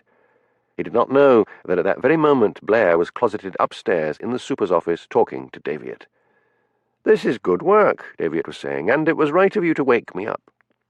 Blair thought quickly. It would be a tortuous business trying to hide the fact that it was Macbeth who had solved the two murders. But, on the other hand, if Macbeth got the kudos, Daviot would once more want him transferred to Strathbane. Before Macbeth could be promoted, there would be assessments and exams. Macbeth would hate that. and with any luck, while it was all going on, the police station at Lochdew would be closed down. "As a matter of fact," said Blair, with the oily smile he always had on his face when talking to his superior, "it was Macbeth that solved the whole thing." He outlined how Hamish had found the original script and had leapt to the conclusion that the murderer was Paul Gibson, about Elspeth being held hostage, and about her rescue. "So, I was thinking, sir, that Macbeth is wasted up in that village. We could do with him here." Daviot studied Blair's face. He knew that Blair loathed Hamish and that his suggestion was prompted by spite. But Blair was the type of officer that Daviot felt comfortable with. He was always polite and a good member of the Freemasons. One always knew where one was with men like Blair, whereas the maverick Macbeth was another thing entirely. "Where is Macbeth?" he asked. Daviot's secretary, Helen, came in at that moment with a tray of coffee. Women's Liberation had passed Daviot by, and he had summoned Helen to headquarters, and when she arrived, ordered her to make coffee. "I believe Hamish Macbeth is in the detective's room, sir." Good. Send him up. I'll have a word in private with him." Hamish had just finished his report when he got the summons to go upstairs. His heart was in his boots. Blair had just come in and shouted, "Grand work, Macbeth! I told the super how well you'd done." Daviot surveyed Hamish when he entered. Hamish needed a shave. Red bristles were showing on his chin. His shirt was dirty at the collar, and he smelled of burning rubber. "Sit down, Hamish," said Daviot. "Helen, a cup of coffee for the officer?" Helen, who disliked Hamish, slammed a cup of coffee down in front of him so that some of the liquid spilled into the saucer. When Helen had left, Daviot said, "You have done very well." "Thank you, sir." "Mr. Blair agrees with me that talents such as yours are wasted in a Highland village." "With all respect, sir, I was able to solve these murders because I was able to use my own initiative. If I were in Strathbane, I would just be another policeman and would have to take orders. I might have to spend a lot of my time on traffic duty." "And Blair would see to that," thought Hamish gloomily. Daviot leaned forward. "But if you were to become a detective, that would be another matter. If I left Lochdew and you closed down the police station, that would leave Cnothan and Lochdew without a police officer. Who would then check on the frail and elderly in the outlying crofts? I am sure that could all be done from here." "I don't think the press would like it either," pursued Hamish. "The first time an old lady up on the moors has a fall in a croft house and is left lying there for 24 hours, the papers would take you to the cleaners." "Sir." Daviot frowned. He knew Hamish had friends in the press, not to mention that girlfriend of his who worked for the Bugle. "And," went on Hamish eagerly, "do you know of anyone in Strathbane who ever wants to go north of here, even on their off days? They go down to Inverness or Perth." "Detective Chief Inspector Heather Meikle is anxious to get you transferred to Inverness. Sir, if that were to happen, I would end up suing the Chief Inspector for sexual harassment." "Well, let's leave that alone for the moment," said Daviot quickly. He knew of Heather's man-eating reputation. "There is going to be a great deal of press coverage over this." "I'm not good at that at all," said Hamish. "The press always likes a senior officer to brief them." Daviot visibly brightened. He loved being on television. Helen put her head round the door. "Sir, the press are in the front hall and demanding a statement. Mr. Blair suggested that P.C. Macbeth might like to address them." No, I'll deal with them myself." "With your permission, sir," said Hamish. "I'd really like to get home. It's been a long, hard day." "Very well, Hamish. Off you go." Hamish made his way quietly out of police headquarters by the back door and walked round to the car park.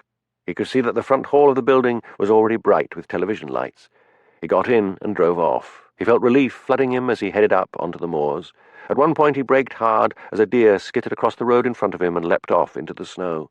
Then, outside Lochdew, he pulled into a lay-by on the one-track road to let a procession of television vans pass him. "Go on," he muttered. "Get the hell out of my village." As he descended into the village, he saw that the street lights were still out.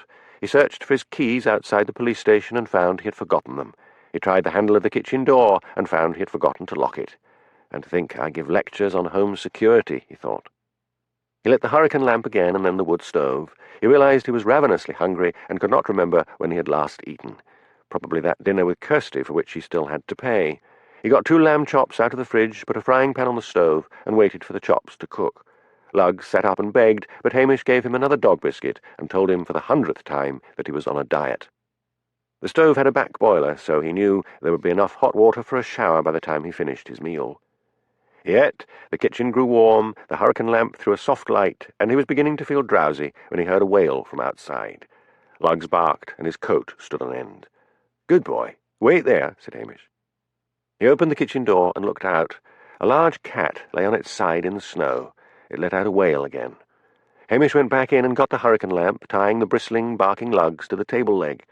He bent down over the cat. He discovered it had a broken leg. He was sure it was a wild cat with its big head and wide face and yellow eyes now full of pain.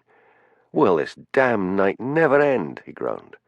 He went in and got a blanket and lifted the cat onto it. Its body was lighter than it should be. He thought the animal, unable to hunt, was probably starved. He wondered just how long the leg had been broken. Shutting the police station, he made his way along to Dr. Brodie's and banged on the door. He waited, shivering because he had forgotten to put on his coat. The door finally opened, and Angela stood there, holding a candle. "What on earth?" "It is this damned cat," said Hamish. "It is injured." And then, to Angela's horror, he burst into tears. "Hamish, come in. What's up?" Hamish wiped his eyes with his sleeve. "It has been a stressful day, Angela. I caught the murderer, and I'm so tired, but I found this cat outside my door and wondered if the doctor could do anything for it." Dr. Brodie appeared at the foot of the stairs, wrapped in his dressing gown, and listened impatiently while Angela outlined Hamish's predicament. "I'm not a vet, Hamish, and that looks like a wild cat. Oh, for God's sake, don't look at me like that. I'll see what I can do. Bring the beast through to the surgery. I'll need to give it a shot of tranquilizer. Angela, start the generator so we get some light. We didn't bother with it because we were going to bed."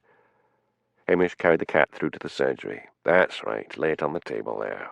Angela, Hamish looks a wreck. Take him through and give him a stiff drink." Angela led Hamish through to the cluttered living room and went off and started the generator. Then she came back to the living room and raked the dead ashes out of the fire, put on paper and kindling and logs, and struck a match. She went into the kitchen and came back with a cup of kerosene and threw the contents on the fire. It exploded into flames with a roar. "I never could be bothered waiting for the things to light," she said. She poured Hamish a stiff brandy.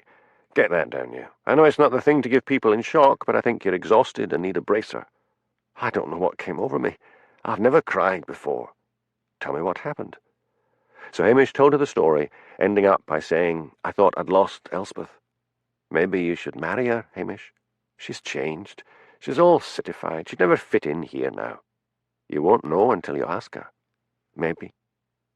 Dr. Brodie came in. "I put a splint on the beast. I'll take it to the vet in the morning, and he'll put it in plaster." "Why didn't you wake him?" "Because both you and Angela love cats," said Hamish. "And what are you going to do with this one when it's recovered? A wild cat will never make a house pet, and it would probably kill lugs. If the vet can mend it, I'll take it up on the moors and get rid of it. Now I'm going home." Wearily, Hamish showered and put on his pyjamas. He climbed into bed, and Lugs climbed in after him and stretched out at his feet.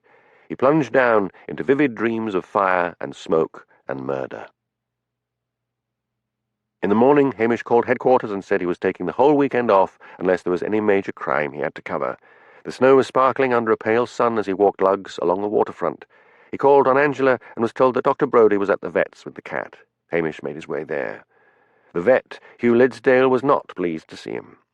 "Brodie's just left. A wild cat, Hamish. A Felis sylvestris grampus. Can I see it?" "Come along." Hugh, a small fussy man who thought all cats were an indulgence and only favoured working animals like sheepdogs, led him through to a line of cages. The wild cat was sleeping. "I got it to take some food. It's a splendid beast, I'll grant you that.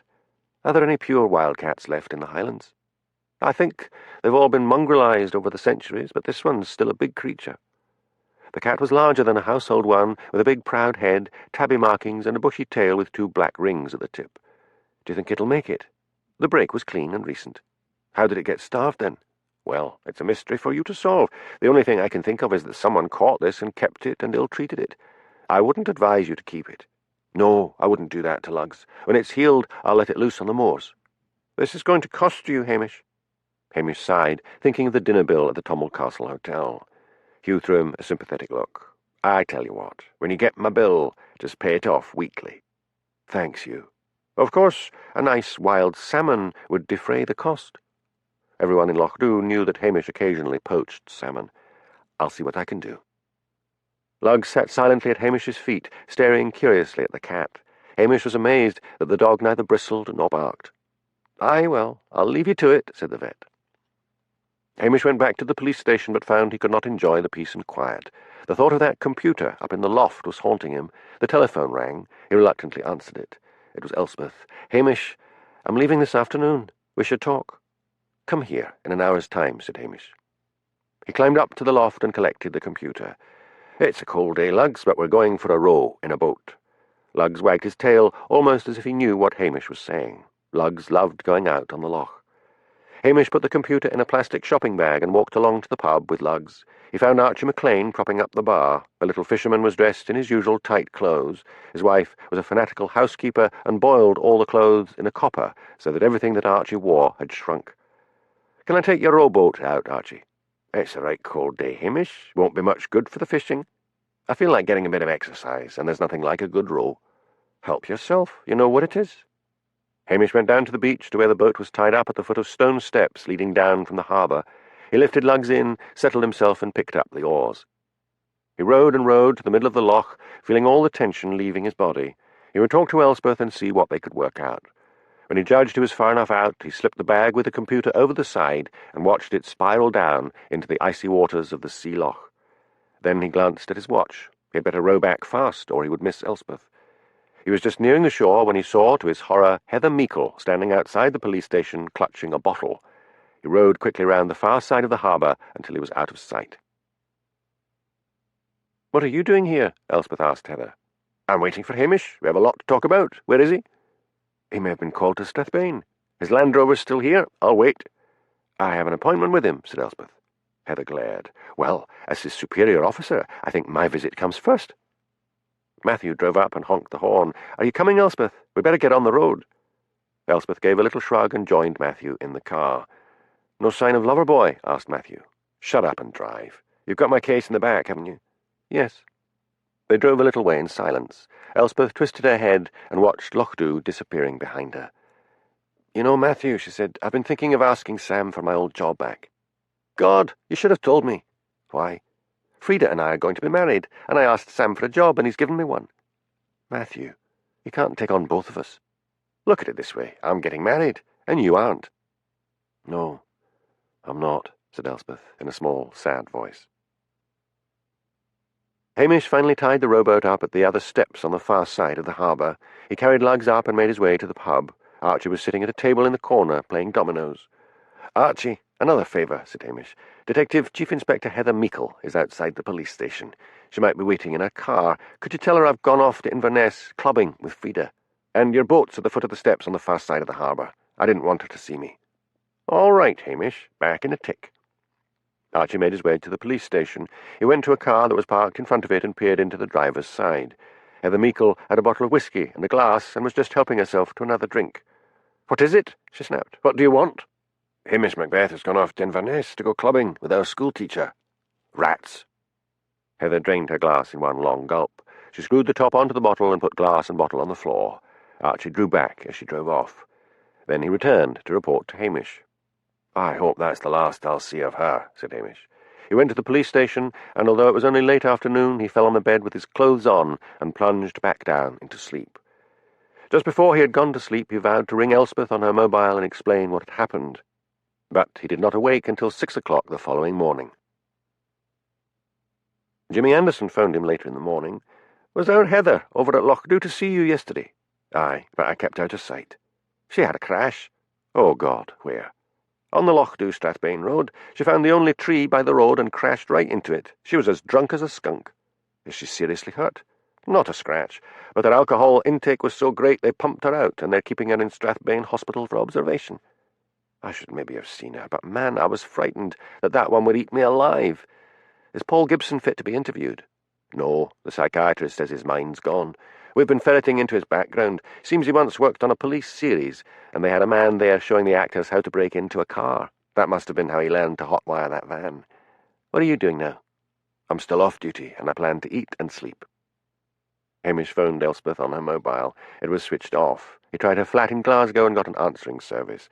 He did not want to leave a message. He would try her later.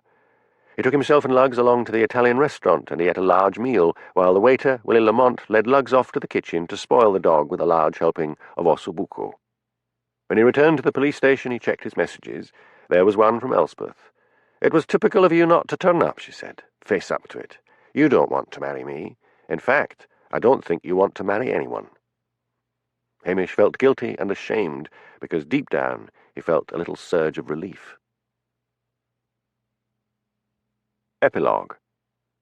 When I observed he was a fine cat, saying, "Why, yes, sir, but I've had cats whom I liked better than this," and then, as if perceiving Hodge to be out of countenance, adding, "But he is a very fine cat indeed." Samuel Johnson.